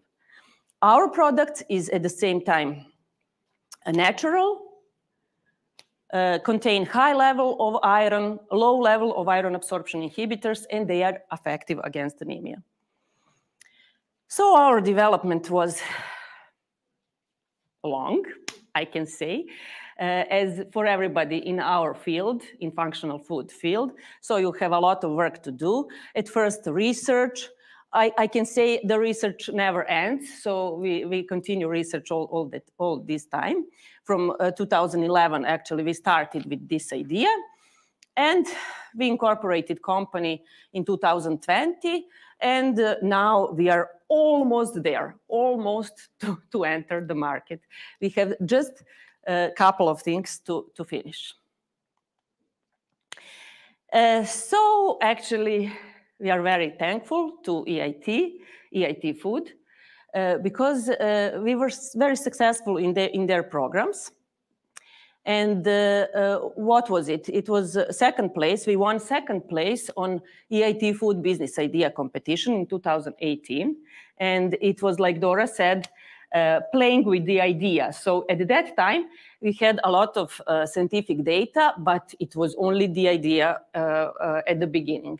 After that, we won first place on EIT Food Seedbed Incubator in 2019, and that helped us a lot to discover our customers, to discover who is target group for us in both B2C and B2B model.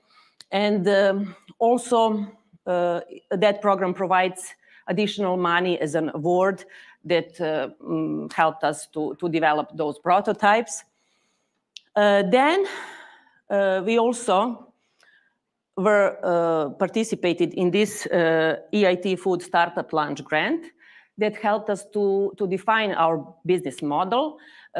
We got great mentors in that program, and we learned really a lot.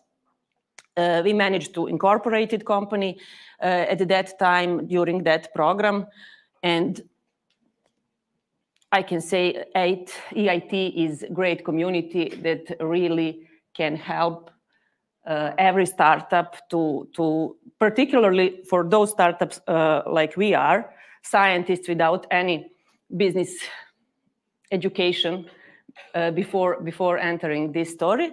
So I can suggest all startups to participate in EIT programs, and they will benefit a lot. So thank you for your attention.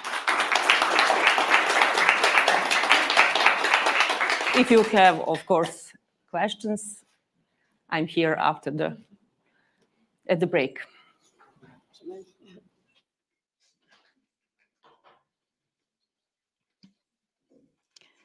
Hvala puno i ekipi iz EIT Fooda i iz Fiđusa što su tu sa nama danas i što su nam predstavili super priču iza njihovog proizvoda i za EIT Foodovih programa koji su zaista vrlo korisni za naše startup osnivače.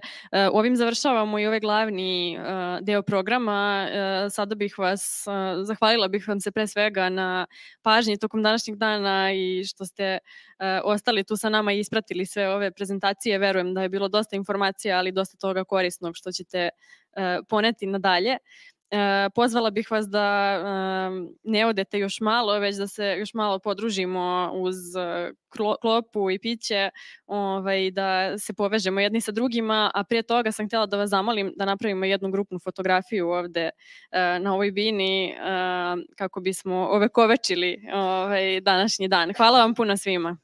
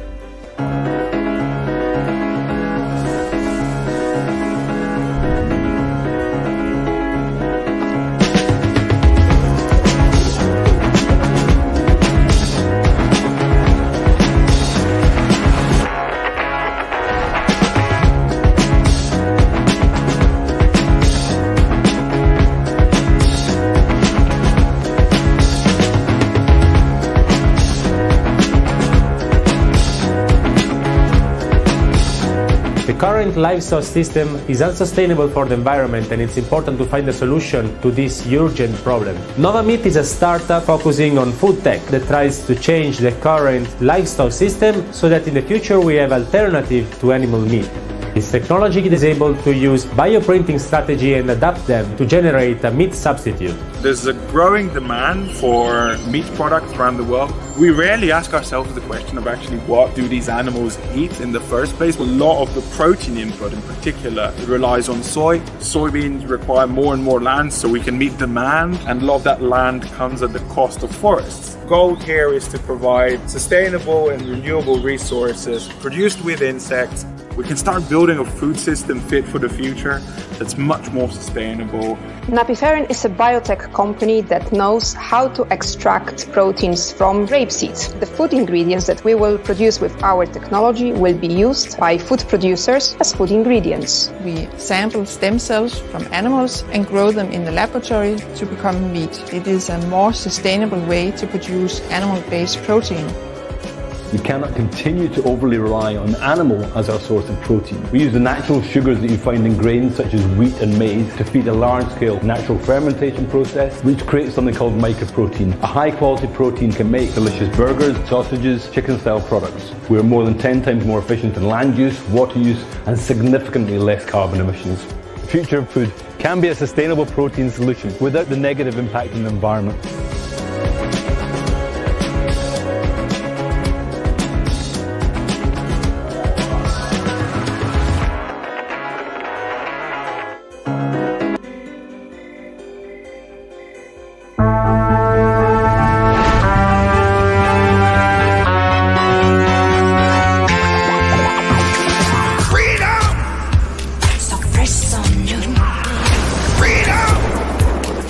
One-third of the world's energy is used in food production, yet one-third of the world's food is lost or wasted. For the last century, farmers have stressed the top line and prioritized increasing volumes.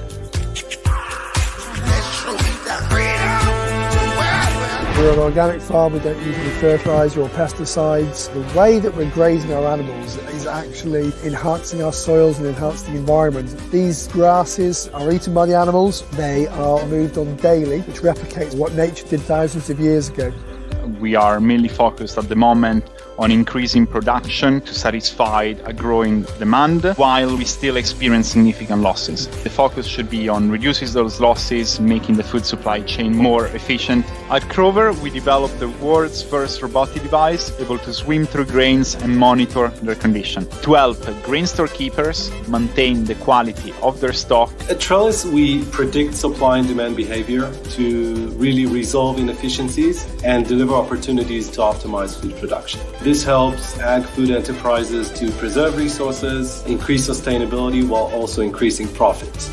Sustainability isn't an end state, it's constantly changing and evolving. We've got to make farming financially sustainable, but we've got to do that in the context of maintaining and improving the landscape and the environment in which farming takes place.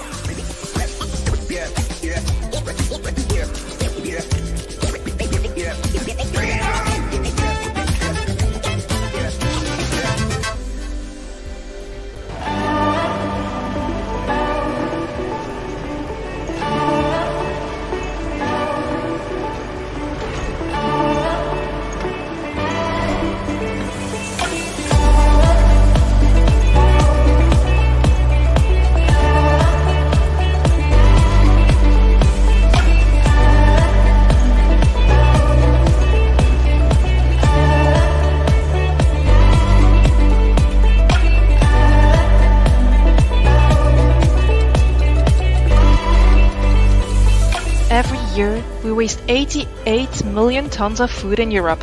We need to come up with initiatives and with innovative ways to reduce food loss and to make the food supply chain more transparent and circular. Bananas are making such a long way to Europe, and so much of resources are being put into their production and delivery. Throwing them away is extremely unsustainable. We take bananas that cannot be sold anymore in retailer activity because they are optically not attractive anymore. But they are perfect for processing into a product like ours. We create breakfast cereals from saved bananas. Our mission is to radically reduce unnecessary waste. 60% of the food that we waste in the UK is still perfectly edible because of expiry dates being too cautious and confusing.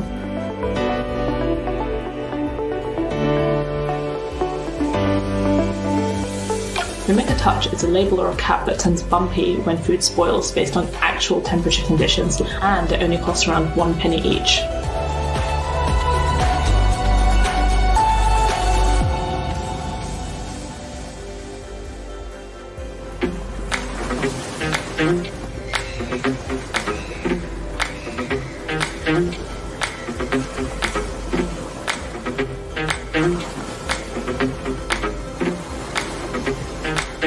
The spirit of adventure is unquenched. The crew of the fishing smack brings news of giant octopus nearby.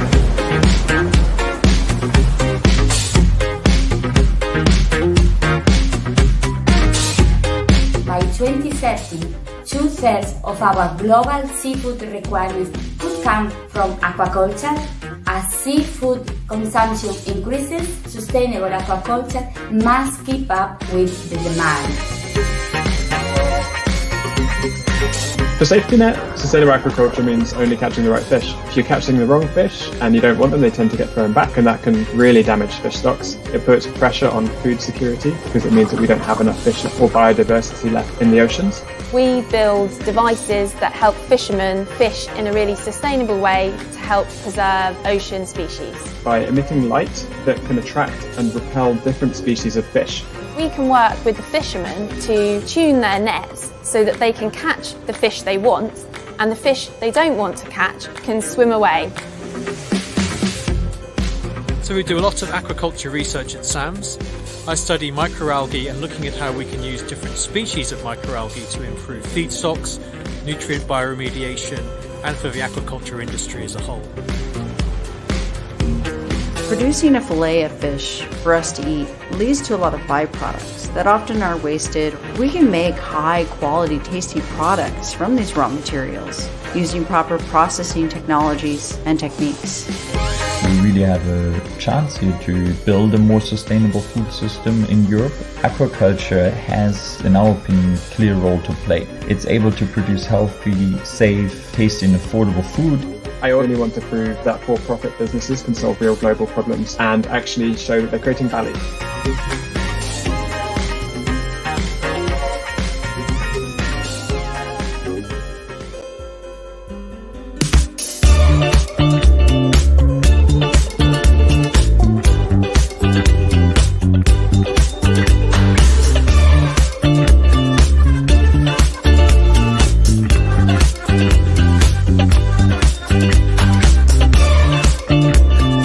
Diet-related diseases affect the overweight and obese, the elderly, people who suffer with metabolic syndromes, and communities affected by poverty. However, nutrition tailored to individual characteristics and behavior are emerging. Our community is coming together to focus on these key target areas. What is personalized nutrition? It is the sciences, the technologies, the tools, and services that provide consumers with individualized dietary recommendations and products. We live in a world with alarming prevalence of diet-related diseases and conditions, hypertension, obesity, and type 2 diabetes. Dumatok is an Israeli food technology company. We focused on enhancing the sweetness of sugar by manipulating the structure of the sugar crystals. It was mandatory for us to find technological solution that will not affect the perception of sweetness of the consumers. We are making personalized health and nutrition accessible to everyone. The heart of that concept is our proprietary personalization engine, which considers more than 9,000 interactions with diseases, medications, as well as allergies. That's why we are working with elite athletes who are winning Tour de France stages, women who are going through menopause, as well as diabetes or cancer patients. We know that the food system is out of balance. Food pairing is the artificial intelligence platform for personalized dietary recommendations. We digitize food, we analyze and break it down into the aroma and to the taste component. My hopes for the future is that the food industry will take a front role into this transformation toward a more sustainable and healthier diet.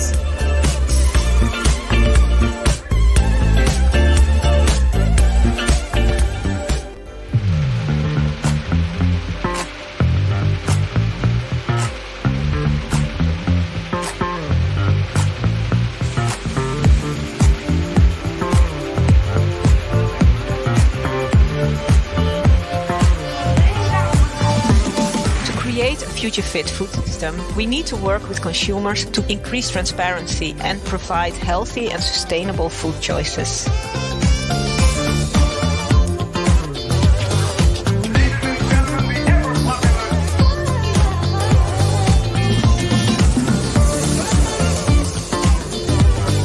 The problem is about trust.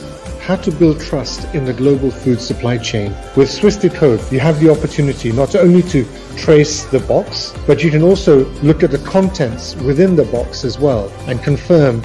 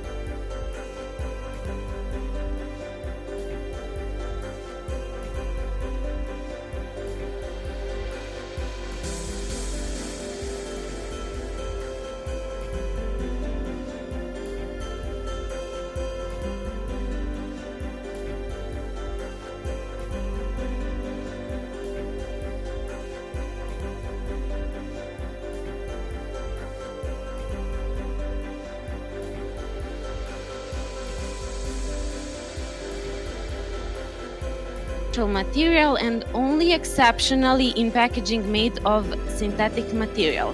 However, they are often forced to use plastic packages since they don't have the right one. So that's why we are here today to present to you this specially designed package that is made from sugarcane bagasse, and the lid is made from polylactic acid. It's transparent, which we believe is very attractive for buyers so they can see what they're buying. It's made only from natural fiber, it's safe for the environment. Sugarcane bagasse, it's byproduct of making sugar, and it's not only biodegradable, it's compostable, so which makes it amazing. And also here are some advantages of using bagasse. Polylactic acid, or PLA, is thermoplastic elephantic polyester, which we get from renewable resources. It's biodegradable, it can be broken down by the time by bacteria and fungi if left undisturbed. Production of PLA and sugarcane is increasing each year worldwide, so that means it will be easier to get those resources. By the recent studies, organic production in Serbia is increasing as well, so that means a bigger market cap. At first, we start by outsourcing most of the process because it requires much less investment to start. We outsource production in China, India. We get shipping done with freight forwarder companies. We get logo with printing company, and we will sell the product online on our website. The profit of this product highly depends on purchased quantity and marketing expenses, but over time will increase the profit market. So basically, we hope to reduce use of plastic and to spread awareness about pollution, and we hope that customers will find this product interesting and that is sustainable solution. And this is our team. Great.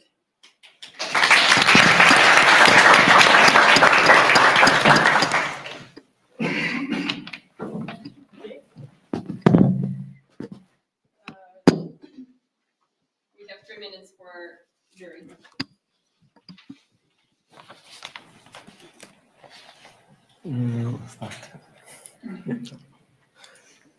Is your package somehow customized for certain type of food products or? Yes, it's for fruits and vegetables. Okay, and have you already identified the potential clients in this, and what would be the scale of?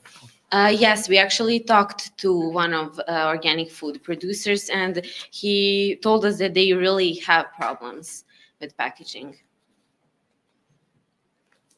To that end, can I ask, what is your, let's say, user acquisition strategy? How do you plan to, let's say, draw your customers?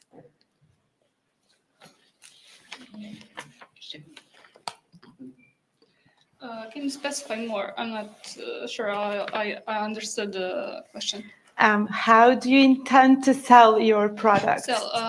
We'll contact the organic producers in our country. Then we'll try like some kind of marketing on social medias, some different TVs and billboards, so people can see that there's something to help solve their problem in packaging. Also, we can send some free samples and spreading information over some boot camps or summer schools or. Okay, thank you. I have a question because I saw it. It's a mixed, yeah. It's a plastic cap and down the. What's it's the cap? polylactic acid. It's a different type. It's not purely plastic. It's biodegradable. It's made from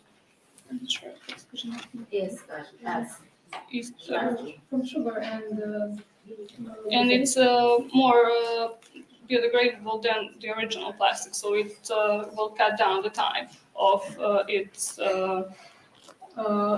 recycling. Okay. It's also compostable. Yes. Yeah, it was very fast, so I didn't get it everything. And if I understand quite well, we already checked that. Yeah? Did you put the fresh fruits and vegetables in your cap, or Yes, yes. It's water resistant. It won't spill, and it's. How you get it to be the water resistible? Because you know when you're putting on some, I know, carton, because the carton is usable, you need to put some layer of the, how to say, it's not a glue, it's just a substance to not get the moisture inside there, because when it can be very difficult to how to say, to travel more days. So that's the reason why I'm asking, is it checking everything? We're out of time. Okay. Thank you. Thank you.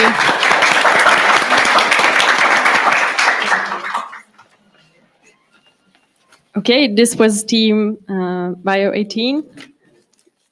And the next team we'll hear tonight is Domino Group. Just one note for the teams, whenever you're speaking, please make sure to hold the microphones since we're broadcasting this live on YouTube, and you need to speak into the mic for people online to hear you as well. Okay, where's my next team? Oh, okay, you snuck up on me. You can turn on timer. Yeah. Okay. On which button, please? This one. Okay. Thank you. Okay. Hi. We are Domino. We are a team of enthusiast engineers, and our main sentence is grow, refine, drive. This sentence can actually be applied to each business because it means a lot. Our main problem, and I suppose everybody of you has this problem, is that the price of gas is pretty expensive. So basically, it's constantly going up. No cheaper alternatives, we don't have it, and no economic justifications for small production, okay? Meet our persona. This is the Floyd.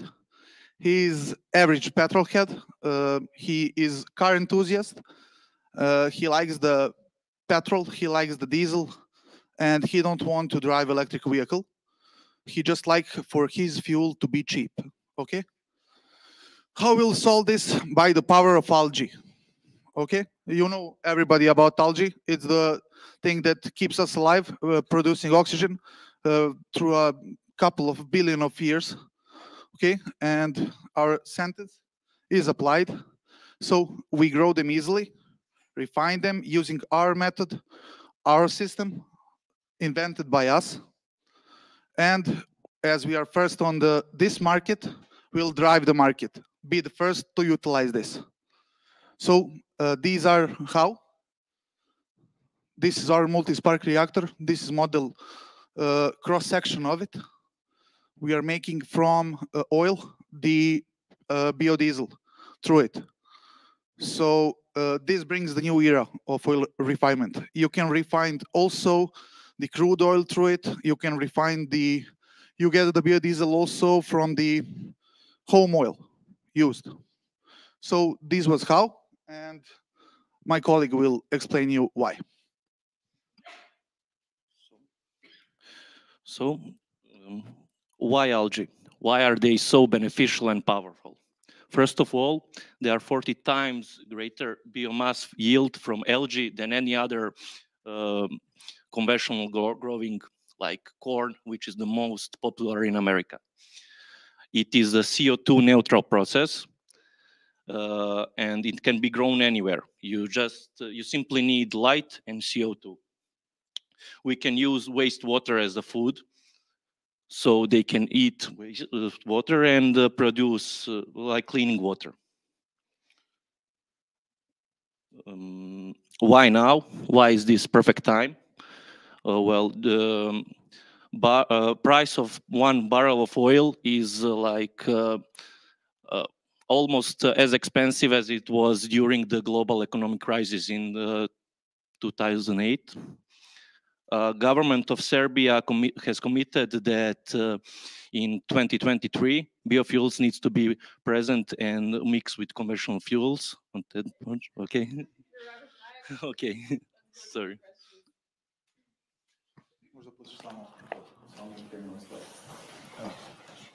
Okay, perhaps we'll help you with questions. Who is going to be your client, actually? Yeah, so actually anybody who wants to produce their own fuel for a cheap price. So any agricultural, from small to the big one, is totally scalable. So your solution is installation for producing it on your own? Yes. Okay. Mm-hmm. So basically we can also sell it to the gas stations if we have all the licenses and if we have the measurement device that can actually go through all ISO standards for the fuel selling. Okay, I'm sorry. Mm-hmm. I didn't hear about this, but I am the petrol head, but I didn't hear about the Algas. Yeah, it's the third generation. Yeah, so my question is anybody whole world you have mixed it with the real engine, put it in a real engine, like a biofuel? Did the biofuel from Alga put it in the engine of a car? Yes, you can, of course. Anywhere. Anywhere. Did somebody do that? Or? Yes, of course. Of course it is. There were projects from 2000 until 2010, which all failed because of the prices of the oil barrel, government subsidies without government subsidies, and of course the tax axis. Those are the main problems why we don't produce fuel from the algae and we get it from the, I don't know, Saudi Arabia. Thank you for the presentation. Could you please introduce yourself? Yeah, who's so the team? I'm Nemanja, this is Alexander, and we are engineers. We are working in IT industry, in automotive sector, but we are agri enthusiasts. We also have another projects regarding the agriculture, fintech, and the fuel industry. Hi. Thank you for your presentation. Thank you. So I have maybe two questions. First would be, how do you intend to reach your customers? Yes, if we win this reward, the first thing we'll do with it to make our first prototype and put something through it to see what is quality of that product, what we get from it. Okay, and to go back to the later question is, you have actually tried it. Someone actually drove the car with it. Yes, in the whole world. Whole world is driving on biodiesel. Mean your product. Our product is based on biodiesel. Biofuel can be made from any kind of oil. Okay. So basically, you get your oil for stir fryer and put it through something which is called biodiesel processors. You can buy them online, and you get biodiesel. You put it in your diesel engine, and it's working. Okay. Thank you so much. Okay. Okay, this was Domino Group. Thanks. And the next team for tonight is Spray OK. Come here. Okay, and just one more note for the teams. Please stand in this area so both cameras can have you in the frame. Thank you.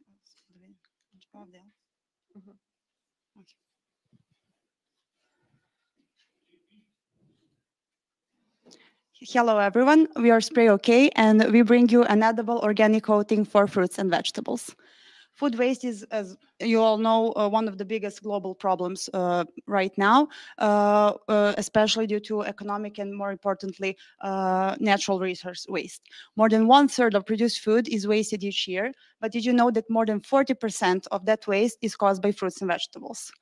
Our interviewed shareholders are especially influenced and affected by this problem, and those are organic producers of fruits and vegetables. Due to absence of artificial chemicals, organic fruits and vegetables tend to have shorter shelf life than non-organic produce, resulting in faster browning and microbial spoilage, causing food waste. And that is the problem we decided to take on. Spray OK is our solution to this problem. It is an edible coating suitable for organic products. It is completely organic. It is made with organic Kivano extract and organic approved additives. It is also biodegradable and is meant to be applied on products via spraying. Thanks to antifungal and antibacterial properties of Kivano, Spray OK is meant to prolong shelf life of fresh produce, as well as to prolong its quality. And also, thanks to the fact that it's biodegradable, it's a possible alternative for plastic packaging. The plan is to directly sell Spray OK to producers of fresh organic fruits and vegetables in bulk at an estimated price of 400 dinars per liter, and inside refillable packaging that is meant to reduce the amount of plastic waste. Fresh fruits and vegetables make up almost 50% of organic produce market in Serbia, so that gives Spray OK a solid potential customer base. In terms of competition, here are some of the competitors that are currently on the market, but we think the Spray OK could stand out on the market thanks to its antifungal properties and, more importantly, refillable packaging. Spray OK is brought to you by Spray OK team, Anya, Teodora, Milena, and myself, and we would like to use this opportunity to thank organic producers Organella and Šokšić Biopharma for their special interest in this product, as well as potential service growers of organic Kivano, and we would like to take Poljoprivredne Novosti for potential media coverage. And we are interested in collaborating with investors. Are you interested in our product Spray OK? Thank you.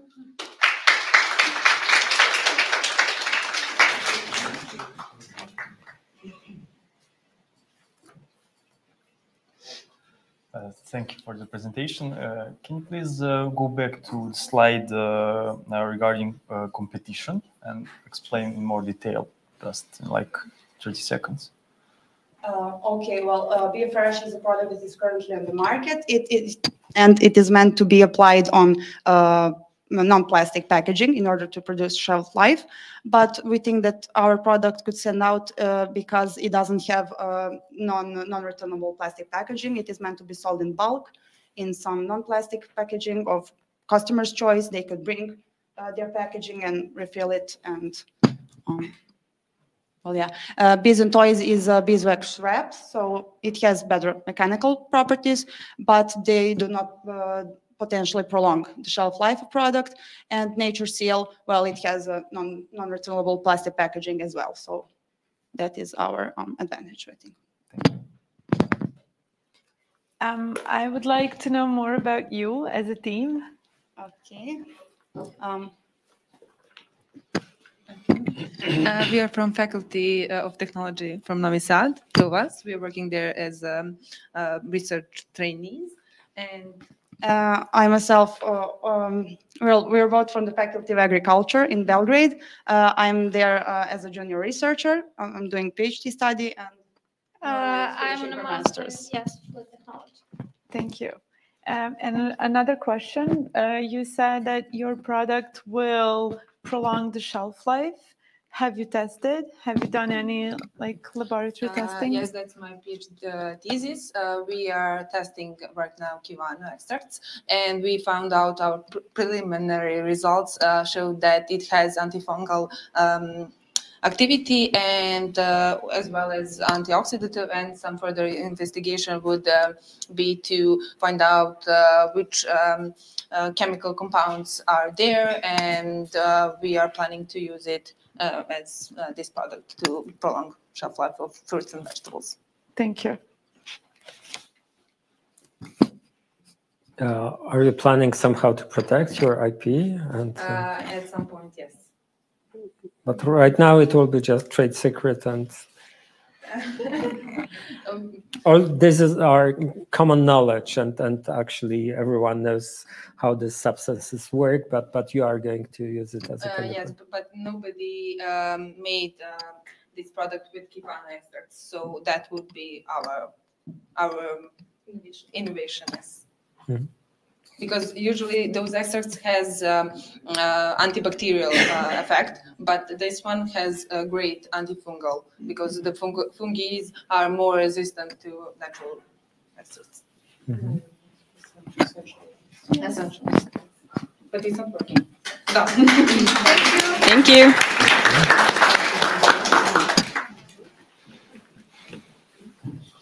Okay, this was team Spray OK, and our next team is Eco Bag.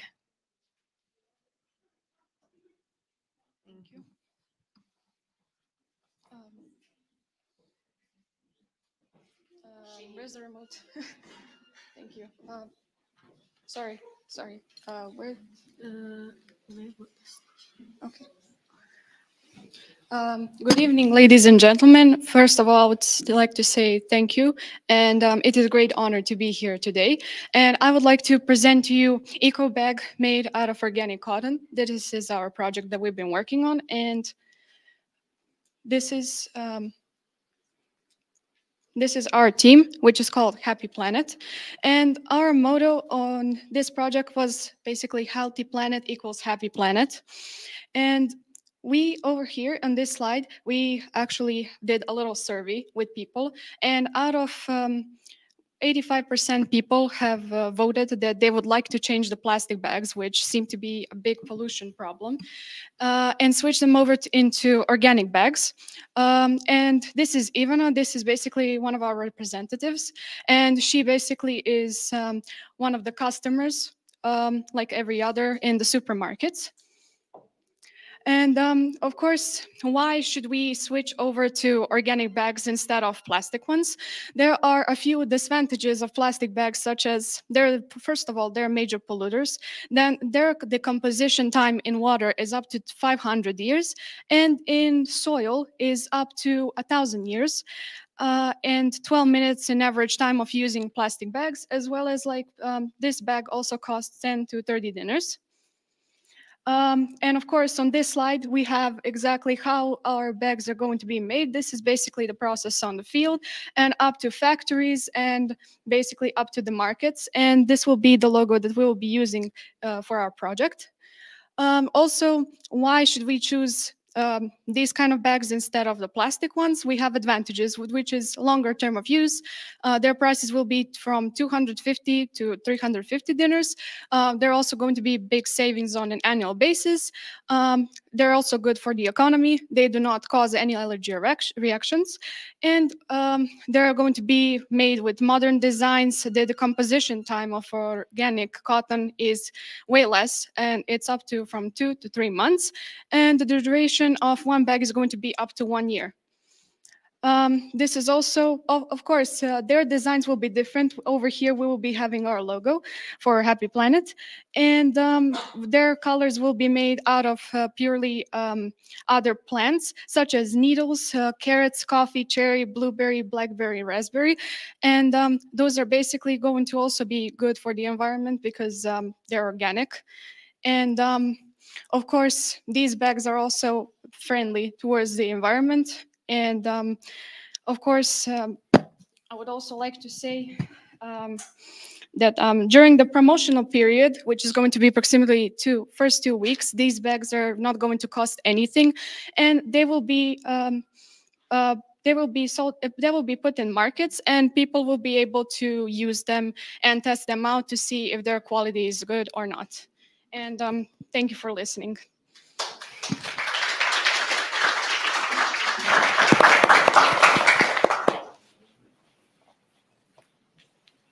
Thank you so much for your presentation. Can you tell me something a little bit more about your competition? What sets you apart? Well, when it comes to this kind of project, we basically wanted to help out as much as possible for the environment because in our school we have this class that is basically just about the environment itself. And we have worked we did a lot of research. And plastic bags, why we choose to basically get rid of them in a way, of course, is because, as I already said, the cotton ones or the organic cotton is going to be way better for the environment. And also, I feel like it's a good idea. And also, it's going to be 100% organic. And I feel like the people who in the markets are also going to see, as well as like the people of like the big companies, they're going to catch, they're going to take a look at these bags and also going to use them. So I feel like that's pretty much what I wanted to say just about that. Okay, thank you. Thank you for your question. There are already many competitors in this market. So what are you going to do to convince me to buy your bag and not something else? Are you asking as a customer or? Yeah. Okay, as a customer, we actually have a plan if this actually does work out. We're going to be asking local news, for example, to just like advertise this project or like this product when it's made. And as a customer, we're going to also talk to the retail chains, like their CEOs, like their bosses and all of that. And we're going to tell them about this product and convince them that they should get rid of the plastic bags because it's pretty obvious that for the environment they're going to be better, and they're going to cost a little bit less because they also have like 1 year of how they last for a year, but also their thickness is going to be better and they're going to last longer, way more than plastic ones in that way.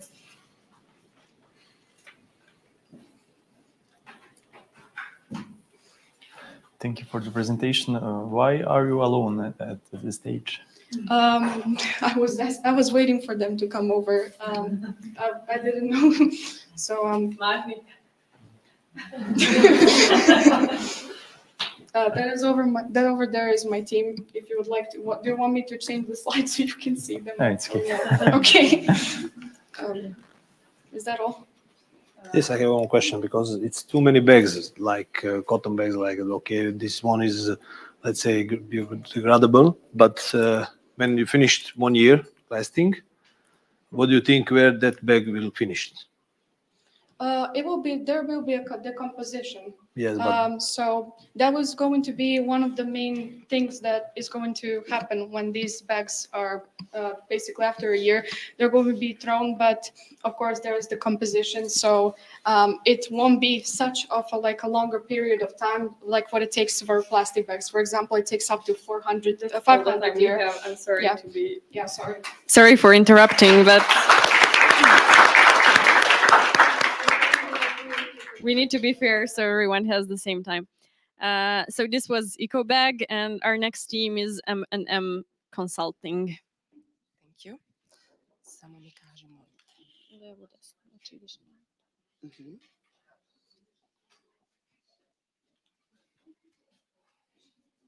Thank you. Good evening for everyone. We are M&M Consulting. Our main problem is problem of our farmers and high level of consumption of fossil fuels, which has a very high price.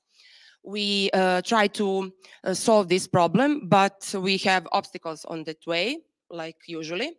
All habits are agricultural production is main problem. But advantage of biofuel is very important, and we try to make them to remote the fossil biofuels with biofuel on this way. Biofuels is very better because reduce emission of carbon, because that require any change of the engine. It's made from renewable resources. And Serbia has a great potential because there are a large amount of biomass from agricultural productions. We have experts in many fields which can improve the production of biodiesel, and we have equipment for production of alternative fuels. We have all, but there is a problem, and this is where we come in picture, because our plan is to take any of these important points and merge them in one. Our plan is the focus on the little one producers, agricultural producers. There are no information about a way to use biomass, which is remain after agricultural production. And we came to them, give him the information and the supply and our engineers, and we focus on a small one because they is main source from biomass in Serbia. Why now?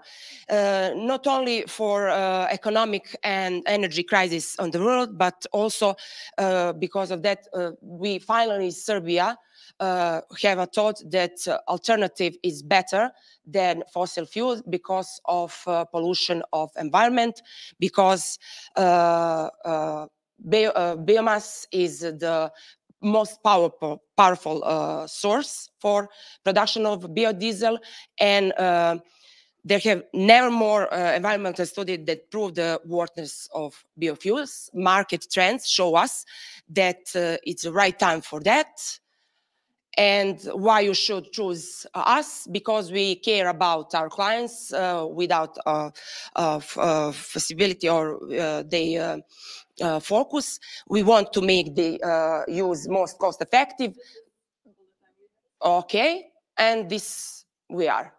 Biotechnical, biotechnology, we have experts in this area. Thank you.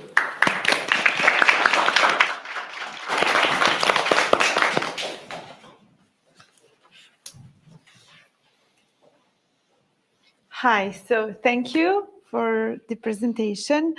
You mentioned that you will focus on the small producers. So how are you going to reach them? The small producers in small villages or areas, love to you go to them, to take a lecture, to make them important. They love to listen, experts, and I'm work on support or already in support to the little farmers, and they want to hear something new, but they love to you go to them, and we will not only marketing to the radio or TV, we have lectures or educational stuff in their places. Yes, but I mean, as someone who had like previous experience on projects working with small farmers in Serbia, I know that they're like maybe very reluctant for new solutions. So I'm very curious, and yes, indeed, how will you engage with them? They are a bit taken aback when you present something new, but when we went for interviews for this project, we asked them what their main problem is, and it is that they're not sure what to use as an alternative. And since we both are in university, we know people who are experts in the field, and if we introduce them one with another, then they will listen, because even though they will say, oh, but not this, maybe that, they still want to make things better for them. I think that's the most important. Okay, thank you. And what about your competition? I didn't see anything about, I mean, there are like many similar solutions already. So what sets you apart? There are many solutions, but there are not enough firms that connect people with those who know what to do. That link is missing, and we haven't found any consulting firm that can do that. So we haven't found the real competition. There are many developing projects and stuff, but there is no real people who will go to a small producer and help them directly. Okay, thank you.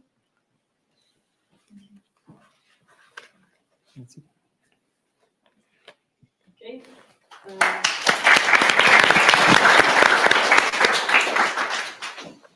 Thank you, girls. This was M&M Consulting, and our next team is N Soil Lab.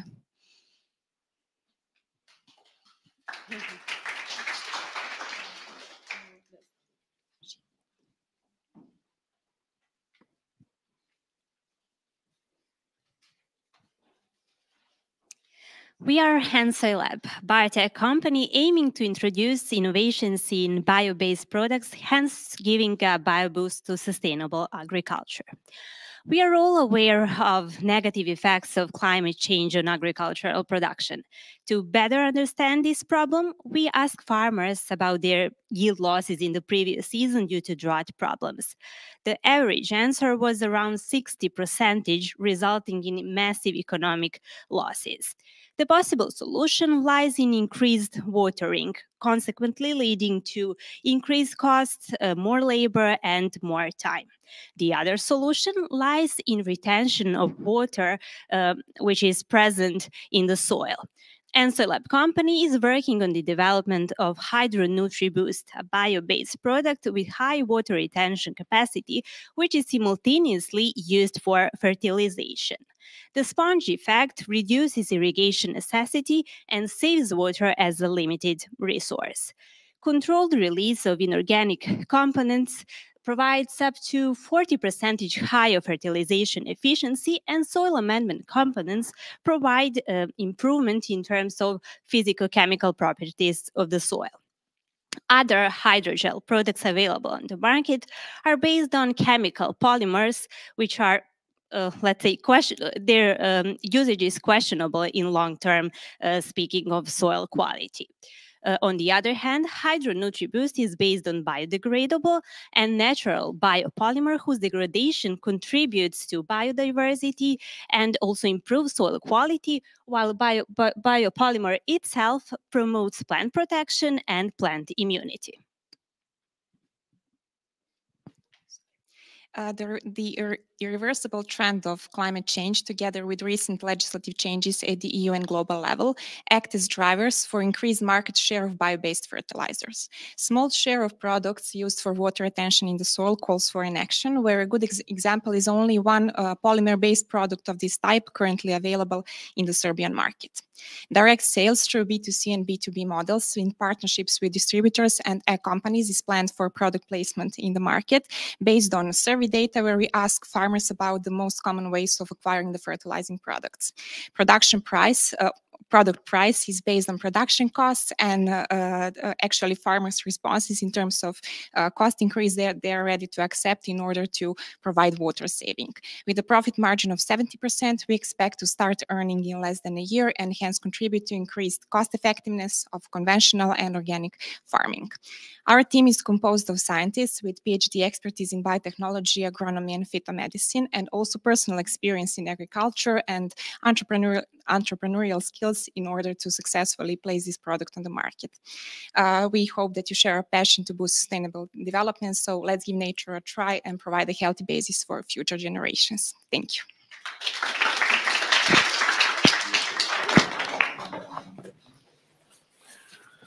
So I have one question.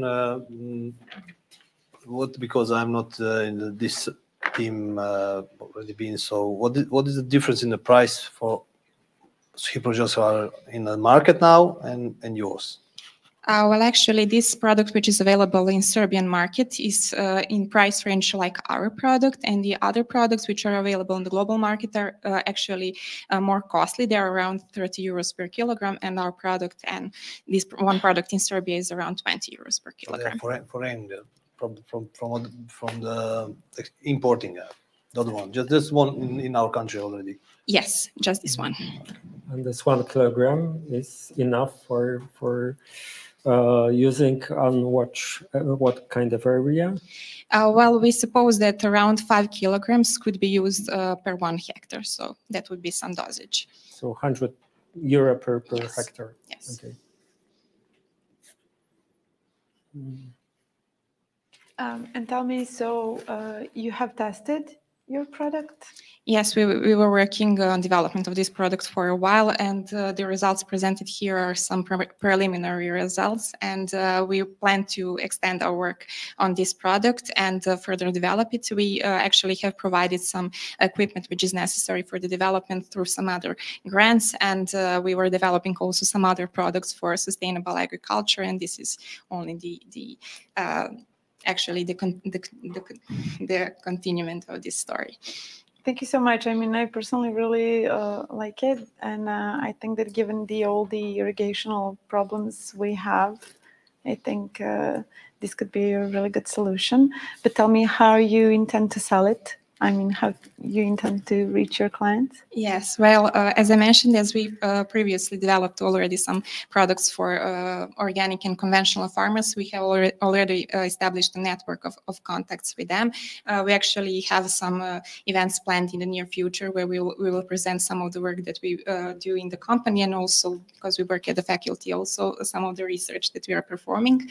And when it comes to the ways to sell this product, we actually ask agricultural producers how do they usually acquire products like this, how do they find out about products like this, how do they find information when they have some problems. So we decided to go on social media marketing, because many of these younger agricultural producers use social media to find information. Also, they are consulting many YouTube channels, so we will plan to promote the product through this channel too, and many of them are visiting different agricultural manifestations, fairs, and some smaller local events. So this is also a good way to spread the word about this product. Thank you so much. If I can just jump in, we also have some results from the survey. On the last slide, additional slide, we asked actually farmers about the, let's say, okay, thank you.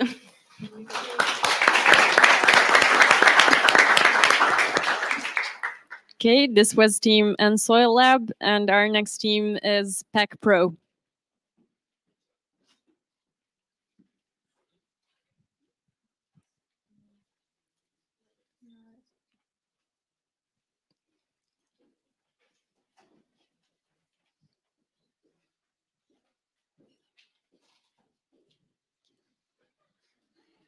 Hi, we are PEC Pro, a consulting group that offers a solution to an ever-growing problem of microplastics. Since mass production of plastic began 60 years ago, mankind has produced over 8 billion metric tons of plastic. It means that more than 1 million plastic bottles are sold every minute. Plastic pollution is a very visible issue, but one of the most untraceable forms of it is harder to see. It's microplastic. Research showed that people consume around 27 grams of microplastic every month, which is almost the weight of an average plastic bottle. The smallest microplastic particles can pass the gut barrier, reaching into the bloodstream and causing various metabolic dysfunctions. We present to you a solution. It's a water can made with the highest quality aluminum. Aluminum is a material that can be recycled infinite number of times. It also protects the water in a can from external pollutants and bacteria while keeping it cold. Our cans have a resealable lid on the top, so you can open and close the can and drink the water on the go. We added a cardboard wrapper around the can so the consumers can have a more comfortable experience using the can if the water they're drinking is cold. This way, we are not only adding to ecology, we are also adding to circular economy. We conducted a survey on around 120 participants and asked them if they would rather buy water in a can instead of a plastic bottle to avoid microplastics. Around 84% of them said they would be interested in this. Why is this a problem now? In 2021, number of single-use plastic bottles sold was around 584 billion, which means that around 20,000 bottles are being bought every single second. Here I presented some of the Serbian water companies we would like to work with in the future. And these are some of our competitors. It's important to note that these products cannot be bought in Serbia, but they go to show that this idea is possible to achieve. What we offer to our clients is a strategy that can help them accomplish their goals. We offer them an idea and a business plan that is around 80% same for each client, with about 20% being customized to them. We also offer them a marketing plan and further analysis. After they schedule a consultation and sign an NDA, we design them a strategy and they end up getting an improved product. This way, they will not only make profit, but also contribute to the health of their consumers. We are PAC Pro, but first and foremost, we are a group of friends with significant expertise in our field. We have already conducted research and projects on innovative topics, showing that we are successful working as a team. My name is Sara Živanović. I'm head of business development. This is Milica Milutinović, head of product development, and our colleague Aleksa Simić, head of marketing.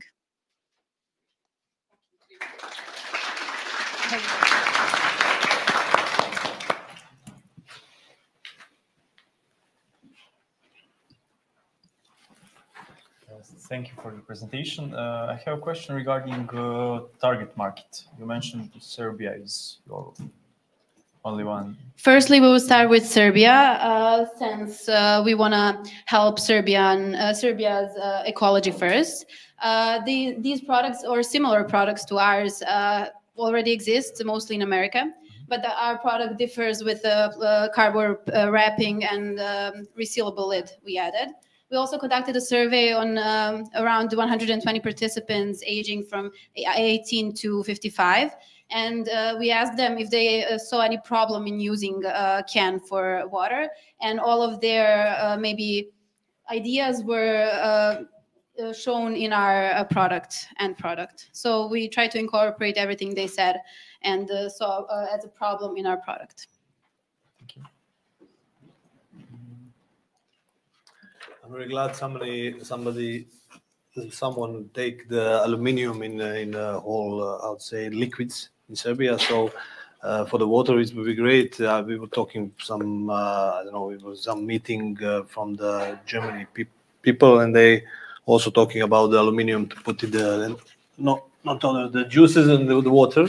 So my question is, can you explain me the lid at the top of the can? What is the material for that? So there is already a prototype, and one of the companies with similar product are trying to use that lid. It's a plastic lid that is separated during the recycling process. We are aware that this could be a problem during the recycling, but that company that has a similar lid to ours, they still manage to have a great revenue and profit. So I feel like this problem is possible to overcome. The lid can be opened and closed. So one of the problems that we were facing while trying to design our product is that people don't like to buy things in aluminum cans because they have to drink it all at once. So by this way, we will try to solve that problem. Okay, but it would be solved by the smaller one.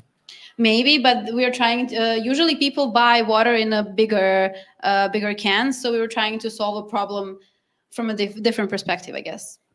And because the Serbia is the only market you will first go, we also have a problem with the aluminium because we are wasting wherever we can. You don't have a position. In America, you have place we can put aluminium, paper, and plastic. In Serbia, we didn't get 10% from Europe, not America. So it will be a problem to waste it. Mm-hmm. We already we already talked with one of the producers of beer in a can, one of the Serbian companies, and they said that it is a problem to get aluminum, and also that. Okay.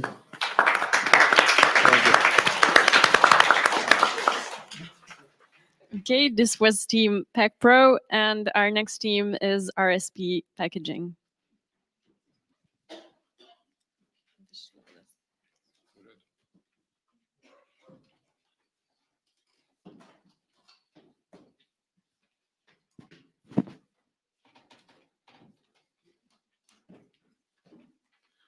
Hello, we are RSP, Responsible Sustainable Packaging. We are manufacturer of sustainable packaging from food waste. We are also more than packaging. We responsibly protect the environment. We have observed some of the problems. First problem is the enormous amount of food waste from restaurants, households, and markets. And second problem is that the current plastic packaging is harmful for environment and health. We have developed a new polyamide-based polymer in laboratory at faculty, so you can here see the steps of our production line. Also, we brought here today, as you can see, the product which we made from food waste, specifically from the proteins in food, any kind of food you can use. Here you can see the characteristics of our products. It's use raw materials, food waste. It's low cost, have the simple and fast industrial process. Also, it's biodegradable and can be recycled. In discussions with the professors from the Faculty of Agriculture and also the Faculty from Technology and Metallurgy, we noticed the positive trend in publishing works and in topics such as eco-packaging and food waste, and also their correlation. Also, we talk with the numbers of the people from restaurants and some companies like Syngenta, Delta Agrar, so we can have the full picture about the food waste and packaging from that. Here you can see some problems of food waste we have known in our research. Currently, there is several eco-packaging solutions on the market, but none of them use the food waste as their basic raw material, and also they're less susceptible for modification. On the other hand, our polyamide polymer can be modified for any type of food via mechanical stretching or laser microscoptions, because in any kind of packaging of food, the most important thing is gas flow, CO2 and oxygen. Current market is about $260 billion. For 2028, its predicted value is about $360 million, with the current annual growth of around 5%. First, we need the help in financing for, okay, and this is the members of our team.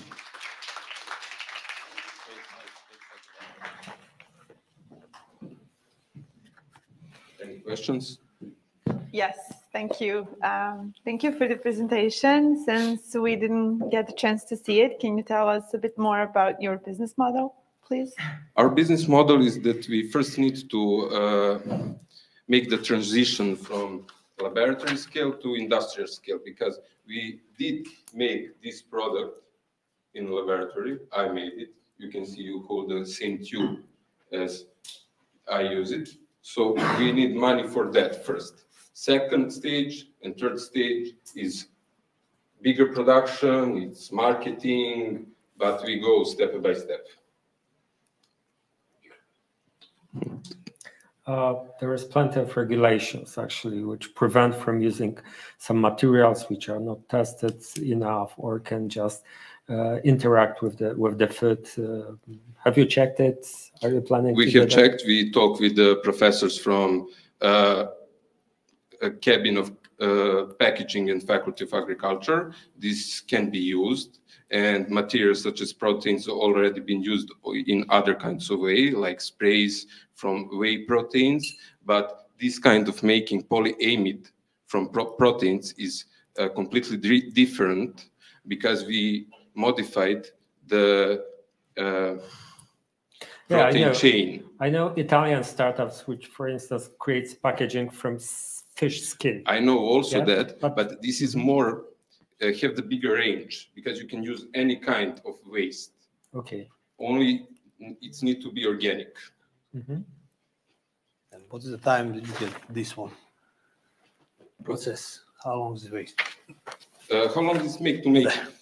In the laboratory, I needed 1 day with some pauses and a calibration of equipment, you know. But if it will be much smaller time, if we will have resources and other kind of equipment. Okay, so this is basically the Because- pilot project, yeah? You Yes, just give because it this kind of plastic, in its raw shape, you can use for any kind of vacuuming, because it's got almost zero gas flow membrane. But if you make some modification in couple of ways, you can do it while make it. You can modify that gas flow of CO2 and oxygen in any kind of way you want, because you can use it veggie and meat needed different kind of gas flow to stay fresh from the longer period of time. This is the main advantage for our plastic. Okay, thank you.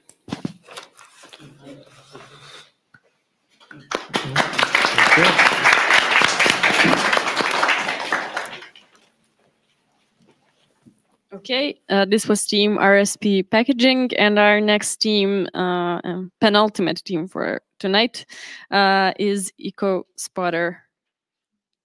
Or did I read that correct? Yes. Thank you.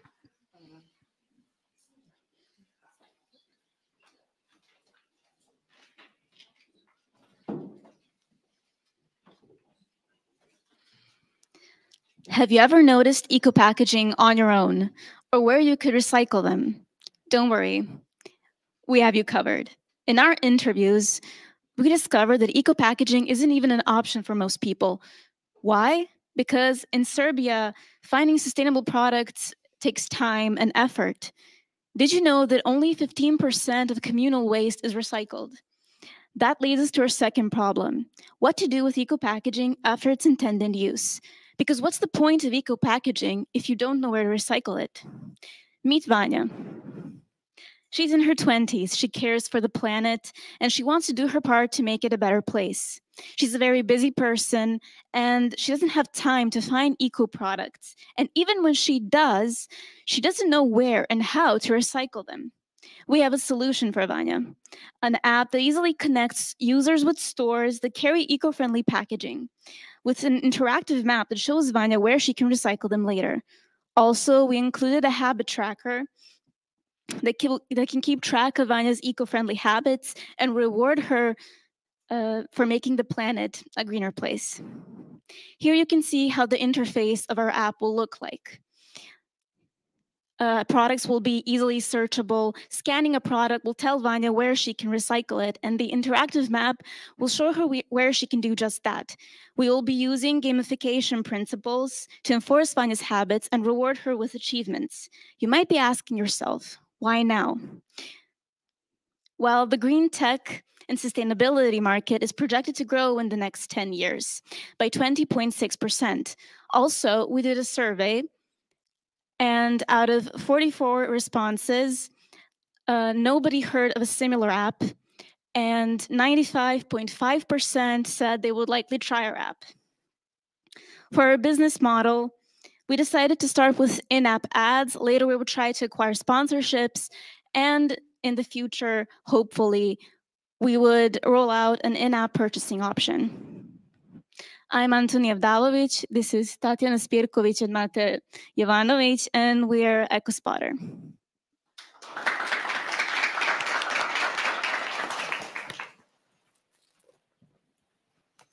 Thank you. Me personally, I really like the problem you identified, because we all want to recycle, but maybe don't know how, don't know where, don't have time to think about it. But tell me, so how are you gonna attract users? How are you gonna attract me to use your Well, we would start with marketing, of course. And we noticed, can you turn the slide back? Demographic. Yeah. So we noticed a lot of younger people are interested, and we thought we could market towards them using targeted ads with Instagram and the Meta Business Suite, like that. And we wanted to put a little QR codes of our app next to recycling spots or spots that actually sell products that are sustainable. So people could draw their attention and they could install it. Thank you. Thank you for the presentation. So who are your customers actually? Okay, we know who are the users, but who will pay for your application, for your product? Well, as I said, we would like to put ads in, so we would try to attract ads that would likely benefit our users. And when I said about the sponsorships, that's a new technique used in app development where you can attract, because we said we wanted to do an eco habit tracker, and our customers would get rewarded when they reach certain levels. And through sponsorships, they could get prizes, and that could connect with a better market. Can you give us some example? Which company will pay for your ads?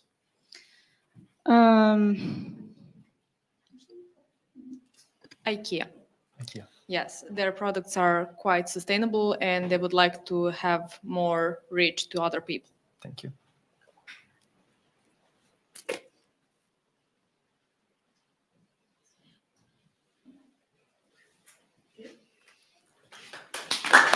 Thank you.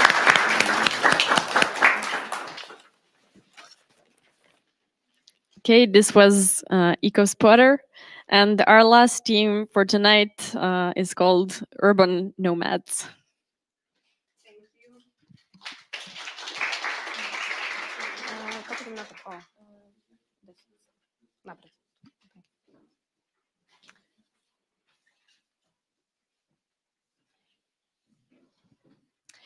Hello, everyone. I greet you warmly, and let's begin. At the very beginning, I want to introduce you to Radivoje. Radivoje is an agricultural production director. And when you look at him so at the first sight, it's hard to believe that he has any kind of concerns so wide and bright. But actually, Radivoje has a lot of worries. Problems such as water as a limited resource, growing population, and the fact that in the next 40 years, we have to produce the same amount of food as in the last 8,000 years to have enough for our humanity. So we come with the solution and try to help Radivoje. And how exactly? We have our intelligent irrigational system. And during our research, we realized one important thing. Everyone is paying attention at the soil condition, weather condition, etc., etc. But no one is actually paying attention at the health of the plant. So we decided to put our focus exactly there, at the health of the plant. And we're beginning with the setting parameters right here, and our crucial part is right here where our plant is. And we are observing the consequences of irrigation which are made directly on this plant. This part here represents disorders, a measured one and non-measured one. Disorders such as temperature, air pressure, percentage of the moisture in the soil, etc., etc. And now we're coming to a very interesting part. We're going to use drones and sensors to collect the data. And of course, it depends on type of agricultural field. And drones actually should help us to understand where and how much water is needed. And together with the leaf and leaf temperature and the leaf color, it should tell us, to give us the set of data that we're going to use, and that is going to help us to manage this whole system together. And our main advantages are integration with the existing system, orientation toward a single plant, which we believe that is a key to success, measuring direct effects of the watering, focus on the plant, increasing a yield per square meter, etc., etc. And there is an example from Spain and Netherlands. Spain Spain is using the traditional methods, Netherlands the modern ones, and here you can see how better Netherlands do that than the Spain. And at the very end, our team are Maria, Žarko, Teodora, my littleness, and of course Radivoje, and he is happy with us at the end. That will be all. Thank you for your attention. Hi, thank you for your presentation. So could you help me understand? So basically, your product is an irrigational system, and you will be using drones, right? Well, we want to create AI model that help us, which will tell how much water we should give to every single plant individually. We want to collect data so we can determine how much water we should give to every single plant. And sometimes perhaps the leaf or fruit are not perfect, but that maybe is not because of watering, it's maybe because of minerals or lack of minerals or something like that. So we want to train our model to be able to recognize when we want to give the plant water or when we want to stop giving water to plant. And in which phase are you now? Do you have an MVP or? No, we need data. We need data set, and that's why we need drones and sensors to create that data set to train our AI model. Okay, thank you. So you are going to build it from scratch, not use some external solution. Have you already come up with the idea how to collect this data? Because yes, it needs a lot. It needs to be fed with. Yeah, we need correct data, and we need wrong data, and we need when the plant Perhaps is. you should target some specific type of crops, or have you thought about how to start? For example, for apples, there are already drones that are able to create maps that use ultra red light, and based on that, you know that the crops need water or they don't need it. But there are drones that have cameras that are good enough to create that data set. Yeah. Also we know that plants have one feature. This is transpiration, and transpiration can tell us your state that it's necessary water or isn't. Also, we can film with drones some types of data in NVDI. Those maps are called NVDI. Yes.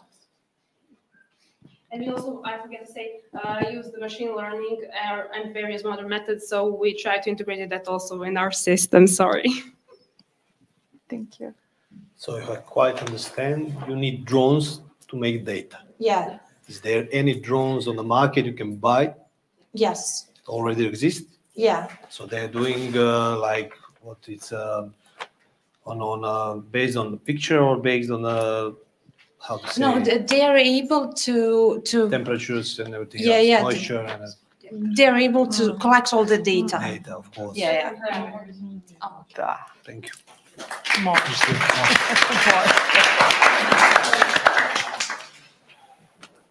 Okay, congratulations to all of the teams. You've made it. This was really great. We're going to take a short break, around 10 minutes, and then we will have our colleagues from Deltagra who will give you a short presentation. In the meantime, our jury will be deliberating on what they've heard from your presentations. So thanks, everyone, and congratulations.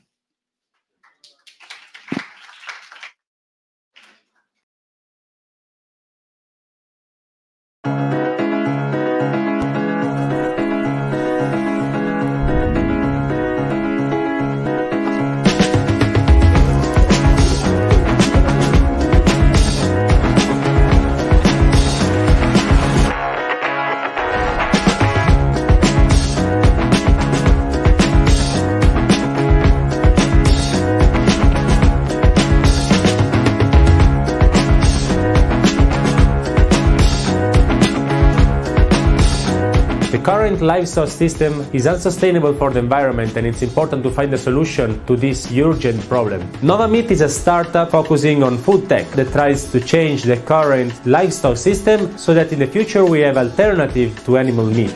This technology is able to use bioprinting strategy and adapt them to generate a meat substitute. There's a growing demand for meat products around the world. We rarely ask ourselves the question of actually what do these animals eat in the first place. A lot of the protein input in particular relies on soy. Soybeans require more and more land so we can meet demand, and a lot of that land comes at the cost of forests. The goal here is to provide sustainable and renewable resources produced with insects. We can start building a food system fit for the future that's much more sustainable. Napiferin is a biotech company that knows how to extract proteins from rapeseed. The food ingredients that we will produce with our technology will be used by food producers as food ingredients. We sample stem cells from animals and grow them in the laboratory to become meat. It is a more sustainable way to produce animal-based protein. We cannot continue to overly rely on animal as our source of protein. We use the natural sugars that you find in grains such as wheat and maize to feed a large-scale natural fermentation process which creates something called mycoprotein. A high-quality protein can make delicious burgers, sausages, chicken-style products. We are more than 10 times more efficient in land use, water use and significantly less carbon emissions. The future of food can be a sustainable protein solution without the negative impact on the environment.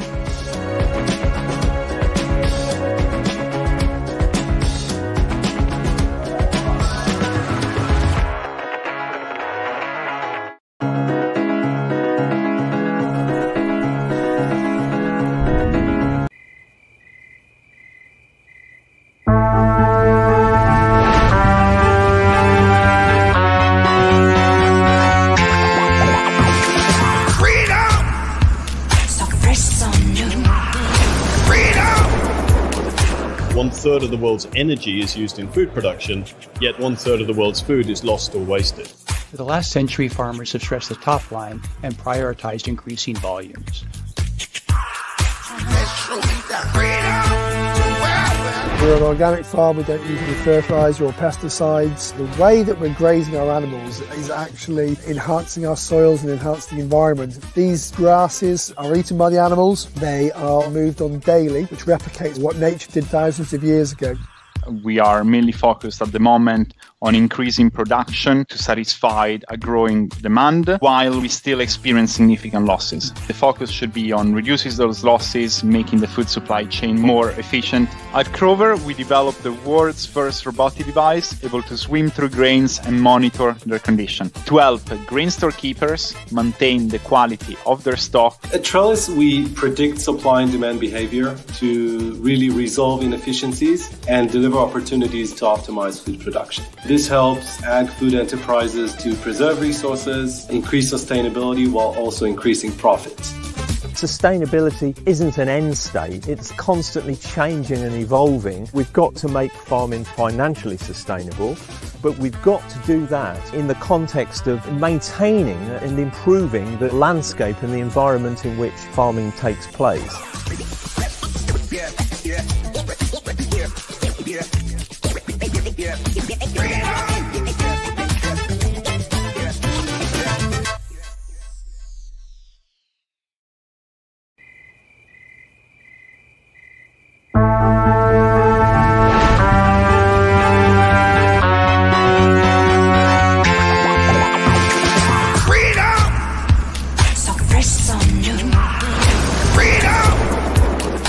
One-third of the world's energy is used in food production, yet one-third of the world's food is lost or wasted. For the last century, farmers have stressed the top line and prioritized increasing volumes.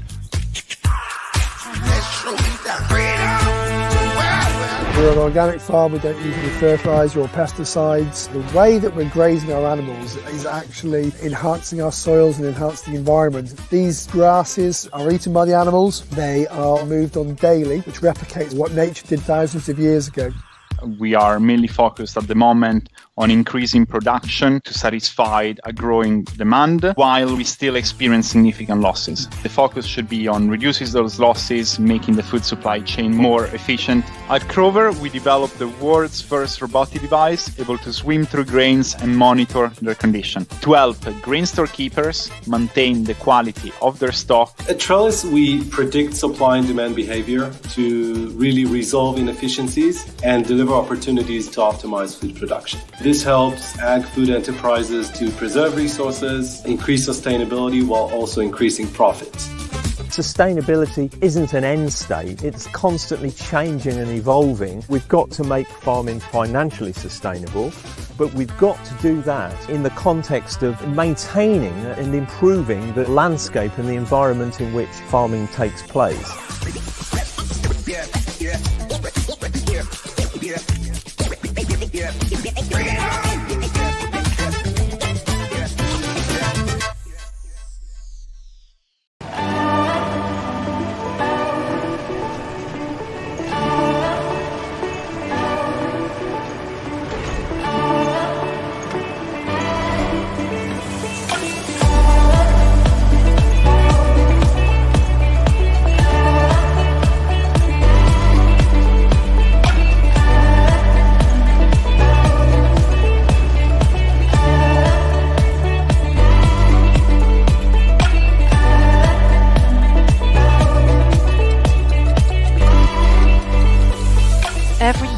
We waste 88 million tons of food in Europe.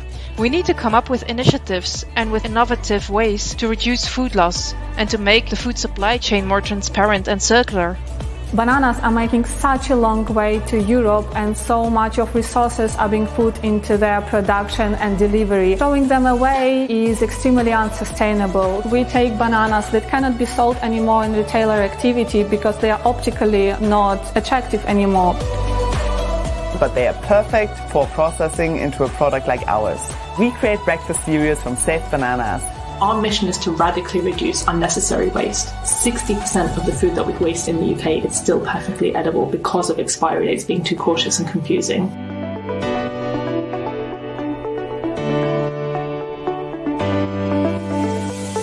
Limit a touch is a label or a cap that turns bumpy when food spoils based on actual temperature conditions, and it only costs around 1 penny each.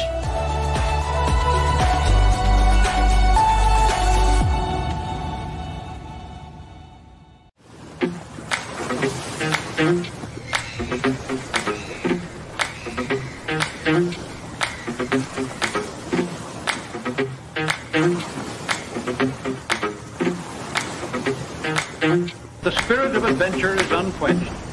The crew of the fishing smack brings news of giant octopus nearby.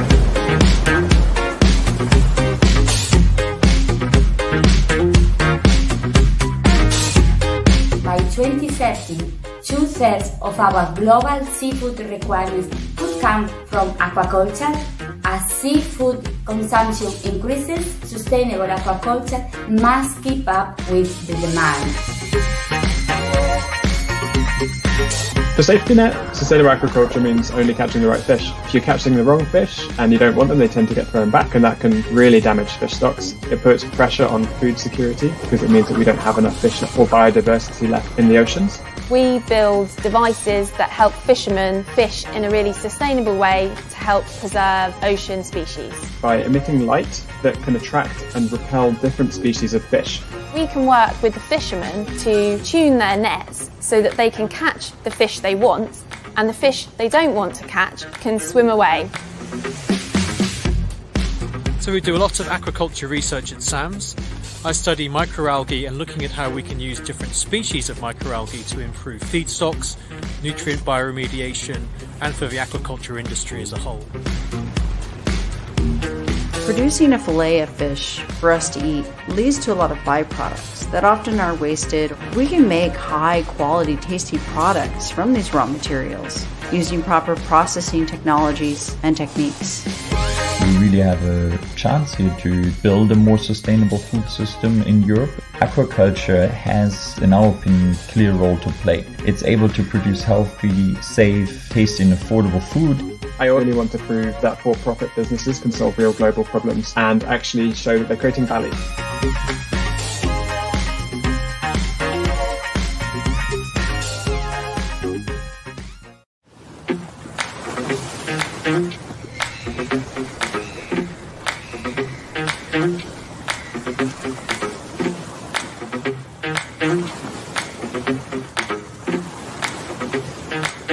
The spirit of adventure is unquenched. The crew of the fishing smack brings news of giant octopus nearby.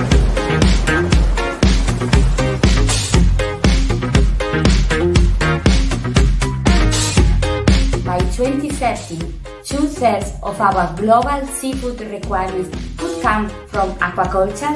As seafood consumption increases, sustainable aquaculture must keep up with the demand. For safety net, sustainable aquaculture means only catching the right fish. If you're catching the wrong fish and you don't want them, they tend to get thrown back, and that can really damage fish stocks. It puts pressure on food security because it means that we don't have enough fish or biodiversity left in the oceans. We build devices that help fishermen fish in a really sustainable way to help preserve ocean species. By emitting light that can attract and repel different species of fish. We can work with the fishermen to tune their nets so that they can catch the fish they want, and the fish they don't want to catch can swim away. So we do a lot of aquaculture research at SAMS. I study microalgae and looking at how we can use different species of microalgae to improve feed stocks, nutrient bioremediation, and for the aquaculture industry as a whole. Producing a fillet of fish for us to eat leads to a lot of byproducts that often are wasted. We can make high quality, tasty products from these raw materials using proper processing technologies and techniques. We really have a chance here to build a more sustainable food system in Europe. Aquaculture has, in our opinion, a clear role to play. It's able to produce healthy, safe, tasty and affordable food. I only want to prove that for-profit businesses can solve real global problems and actually show that they're creating value.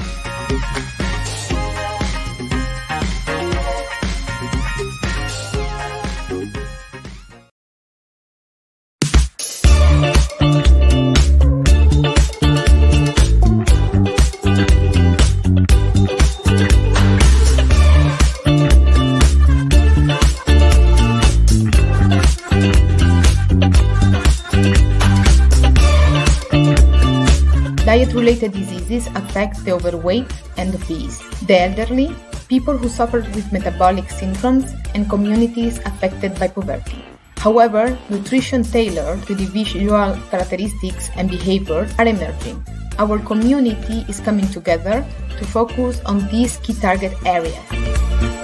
What is personalized nutrition? It is the sciences, the technologies, the tools, and services that provide consumers with individualized dietary recommendations and products. We live in a world with alarming prevalence of diet-related diseases and conditions, hypertension, obesity, and type 2 diabetes. Dumatok is an Israeli food technology company. We focused on enhancing the sweetness of sugar by manipulating the structure of the sugar crystals. It was mandatory for us to find technological solution that will not affect the perception of sweetness of the consumers. We are making personalized health and nutrition accessible to everyone. The heart of that concept is our proprietary personalization engine, which considers more than 9,000 interactions with diseases, medications, as well as allergies. That's why we are working with elite athletes who are winning Tour de France stages, women who are going through menopause, as well as diabetes or cancer patients. We know that the food system is out of balance. Food pairing is the artificial intelligence platform for personalized dietary recommendations. We digitize food, we analyze and break it down into the aroma and to the taste component. My hopes for the future is that the food industry will take a front role into this transformation toward a more sustainable and healthier diet.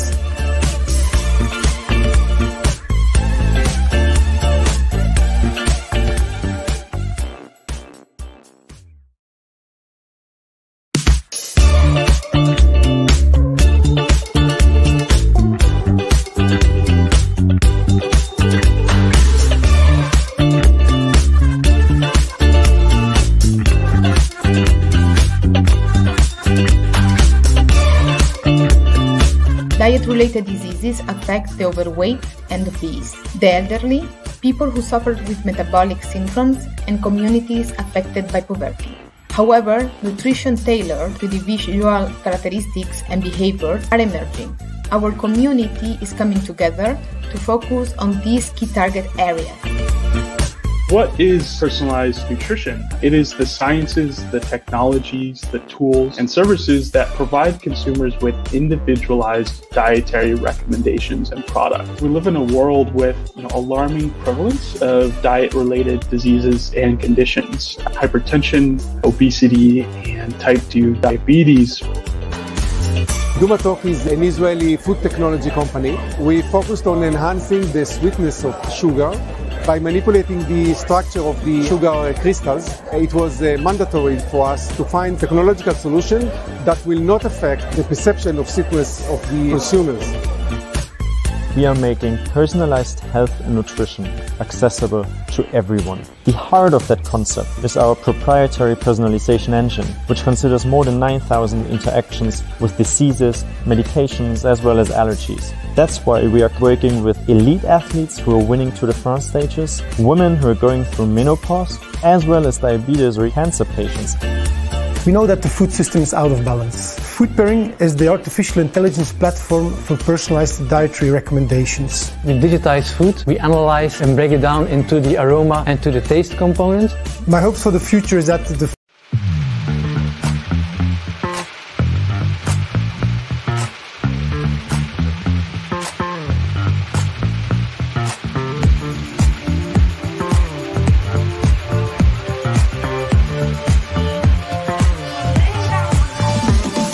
create a future-fit food system, we need to work with consumers to increase transparency and provide healthy and sustainable food choices.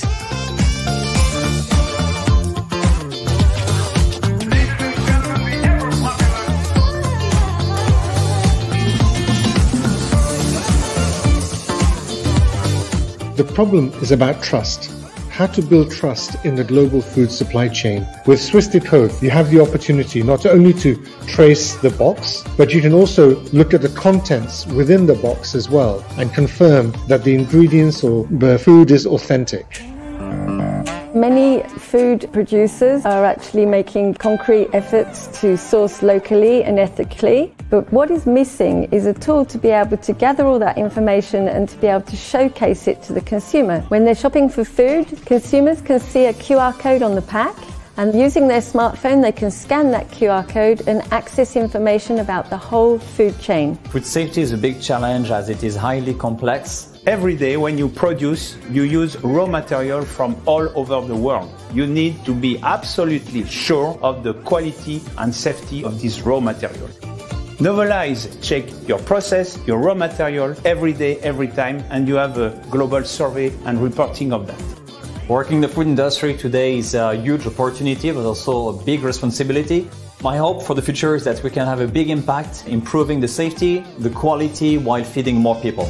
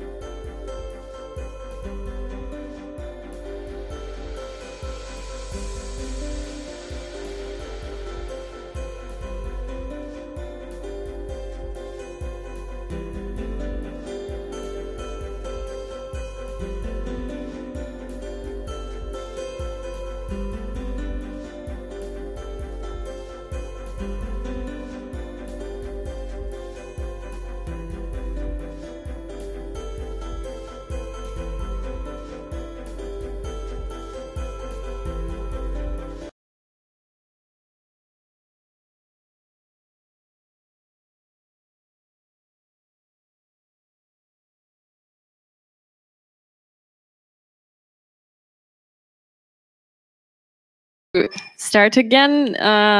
So while the jury is deliberating, we will have a great chance to hear from Zorica from Delta Agrar, who will tell us more about their activities and their different endeavors in the field of innovation in agriculture. So give her a round of applause.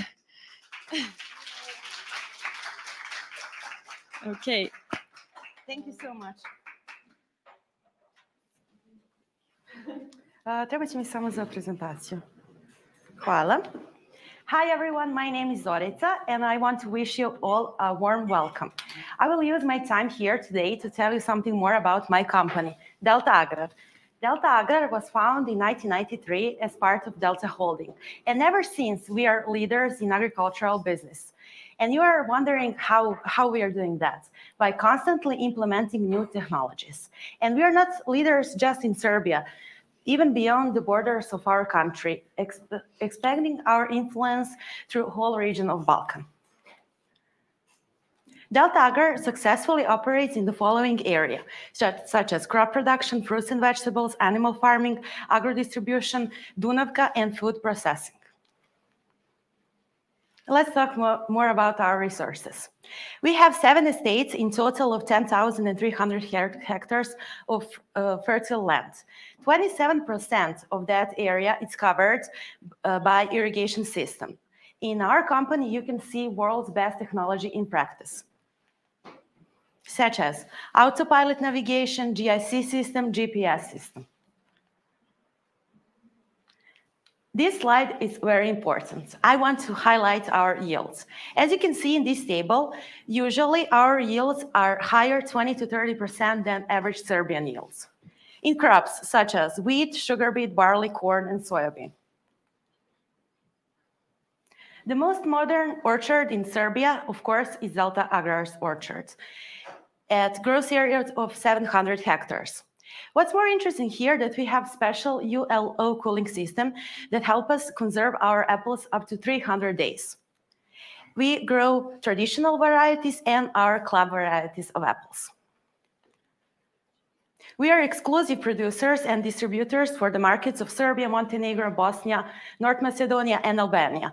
And besides Balkan area, we also are present in Russian market, African market, and Asian market. In our portfolio, we have delicious 9 club apples. My favorite is Pink Lady, but I suggest to try all of them and pick your favorite. You can see we have Pink Lady, Modi, Evelina, Isaac, Kiku, Red Moon, Rubens, Sweet Tango, and Magic Star. What do you think is going to be your favorite? Can you just guess by looking at them? Which one you like the most? Pink Lady. Pink Lady, yes. So tasty. Besides apple production, we have sweet cherries production. Our most common varieties are Regina and Cordia. And here also we didn't hesitate to apply the most modern technologies in irrigation system, feeding system, anti-hail and anti-insect nets. We as a company believe in the world of freshness. We always want our products to be fresh when they reach customers. How we do that? With our storaging system. First one is our distribution center in Nova Pazova with area of 4,300 square meters. Here we have banana reaping chambers. As I said earlier, in Zaječar we have ULO chamber. ULO chamber is really special chamber that can contain up to 20,400 tons of apples. And besides that, has pre-calibrator and packaging lines for cherries and apples as well. And with heater cooler, apples can be conserved. That's all from our fruits. Next part of our company is animal farming. You can see here our sweet pigs. Animal farming in Delta Agrar goes in 2 directions. First one is production of pig and piglets, and second one is production of the milk. If we see our results, annually we produce 140,000 pig and piglets on 4 farms. These results are really good and they're equal to best Danish results. And Denmark is country famous for pig production. Animal farming, dairy cow farms. Here, our main goal is production of high-quality milk. And we achieve that by with our facilities. We have modern milking parallel, and also we have computer remote system which monitors our cows. And besides that, we always like to take care of our animals. And during the summer season, when temperatures are high, we bathe our cows so we can help them down to cool down their system. And our milk also has great quality. You can see percentage of the fat and percentage of the protein. And this is Deltager, and this is other parts. This is produced from other parts of our country. So you see, it's the highest Deltager. Let's go to another part of our company, it's distribution. We are distributing products in cooperation with international world manufacturers. And usually we are distributing seeds, pesticides, agromechanization, and irrigation systems.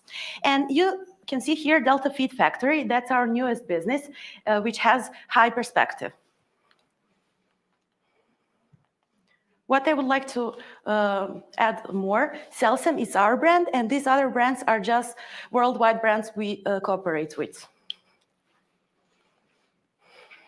So again, let's talk about our Celsem brand.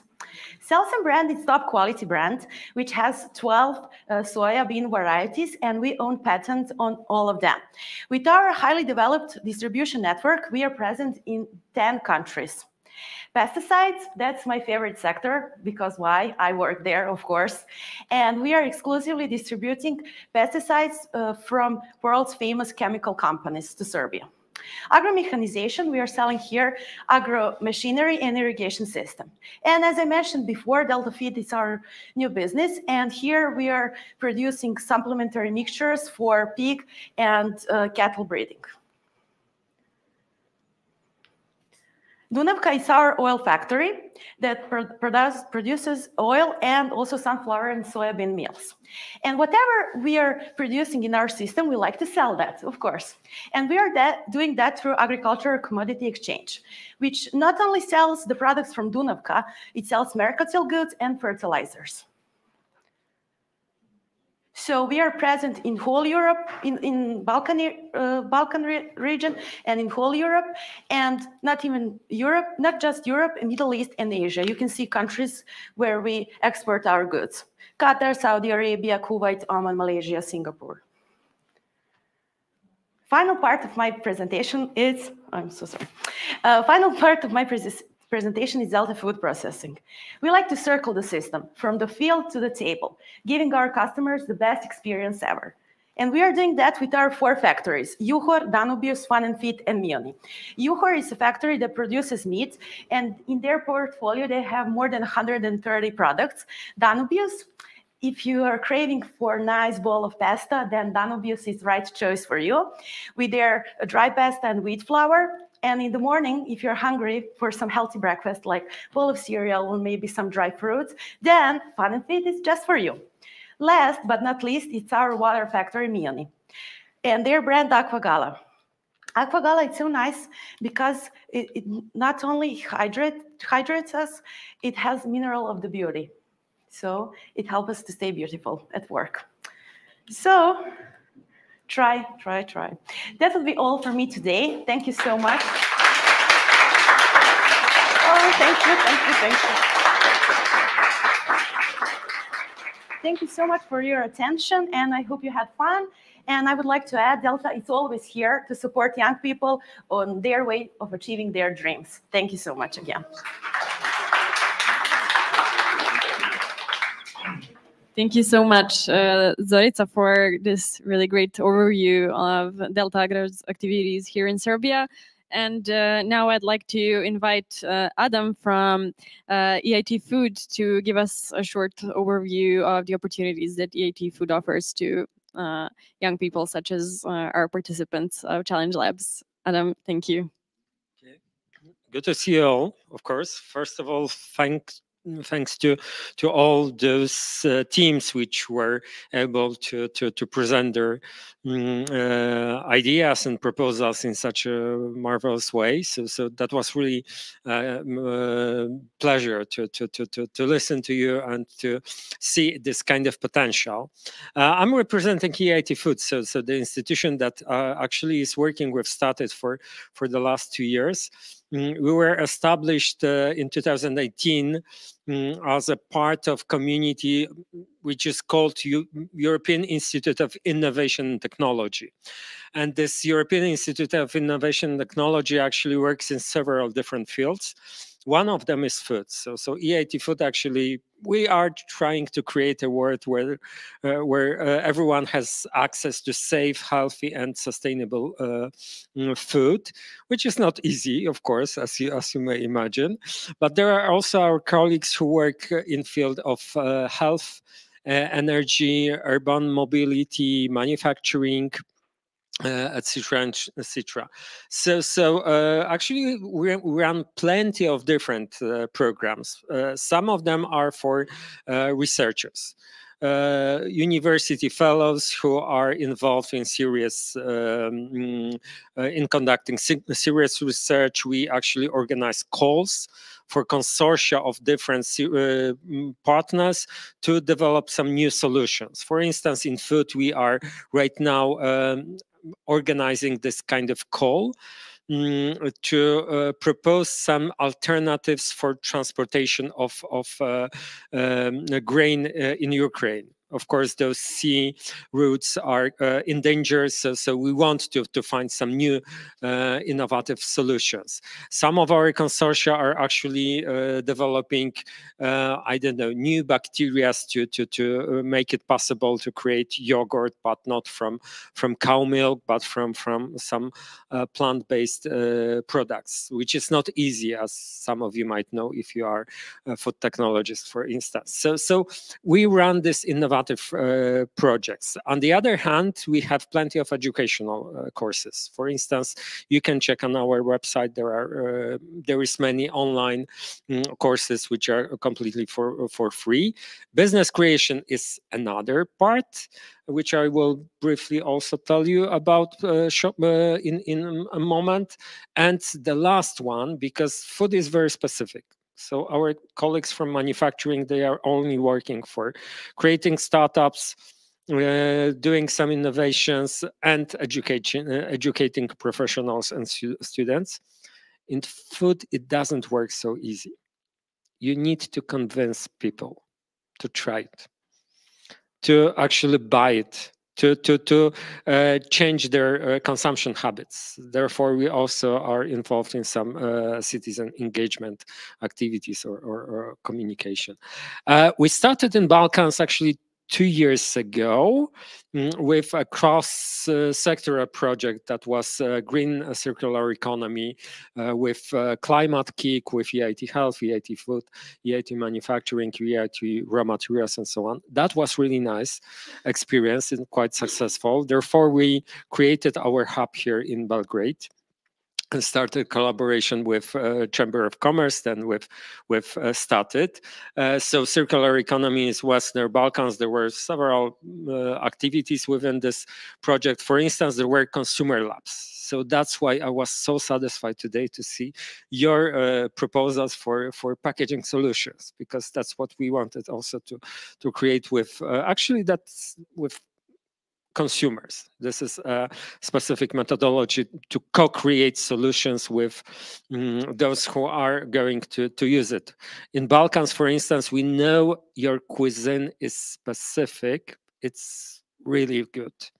But you have plenty of those sauces or things that should be added to food.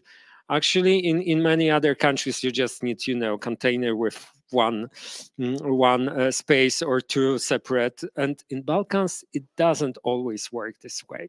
That's why we wanted to create something new, and it was really successful. We did it with University of Novi Sad, and we were really satisfied with what was the result of this project. The other edition was also in Montenegro, and there was also a program which we called citizen engagement.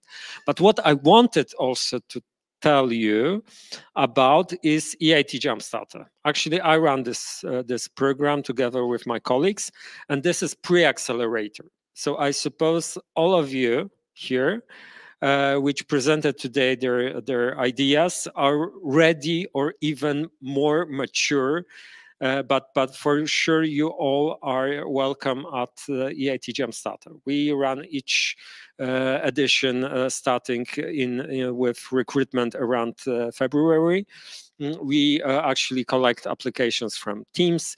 Then we provide them with training on how to structure their business idea, where to find their potential target market, how to calculate very briefly the cost or the potential profits from this activity, and so on and so on. And this is actually my remark to what we heard today. You need to be more specific. It doesn't work in business that my solution is perfect for everyone. Even if it is, there needs to be a niche when you want to start. So pick a vegetable you want to pack in the first place, and for instance, show that there is a specific value in how you design it, specifically for raspberries or specifically for plums or specifically for something like that. And that's what how we worked with those teams in Jumpstarter. Then there are also local trainings during starting in vacations, ending in September, and big finals. So if you want to see how actually the teams are performing, in 2 weeks we have finals in Krakow. They are also available online, so you may register to this event and find out. And of course, please remember about us and consider application next year. As you could see, this is the number of applications from Western Balkans in the last 3 years. So it was, yes, we are very proud that the region has a huge potential. In food, we have, of course, a few other programs for more mature startups. Seedbed, this is our accelerator, food accelerator network. This is something more. So actually, this is for those who want to scale up. And Rising Food Stars, those are the startups, let's say, who actually attract investments of millions of euro. But we also created this kind of association, and they benefit because they, for instance, run projects with our partners like Equals. Ladies, specifically for you, empowering women in agriculture. This is also another project, and check this on website because I don't want to hold you too long before announcing the results. There are also plenty of different activities which are cross-sectoral. And for instance, what you presented, that was also sometimes applicable to different economy sectors. So yes, I hope that EIT is a good choice for many of you, regardless your specialty. Thank you very much. It was a pleasure to listen to you, and see you around. Thank you so much, Adam, for your presentation and for your participation in today's event. And now, without further ado, I would like to invite Luba from our jury to tell us who's the winner. Okay, so suspension. First, I would like to say thank you to start it and to Delta. Really, it was a good program, and I'm so happy that so many of you participated. I want to congratulate you all. I guess it wasn't easy being here presenting tonight, but you all did good. So it was a tough decision, really. And to that end, we actually chose 2. And the first winner is Spray OK. We congratulate you guys.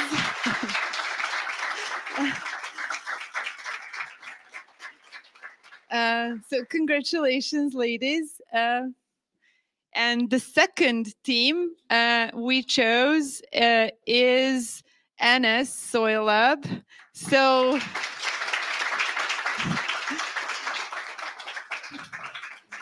again, ladies, we congratulate you.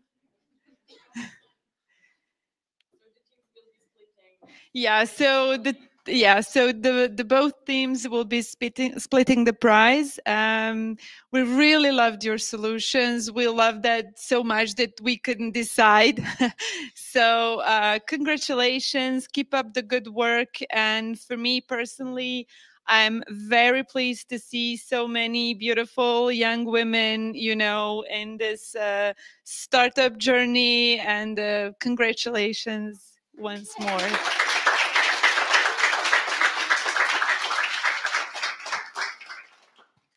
Okay, congratulations to both of the teams, and congratulations to all of you, because you really you really been amazing, not only tonight but during more than a month of this program, which was pretty intense. So give yourselves a round of applause, because you really did an amazing job, and come join us here so we can take a group photo.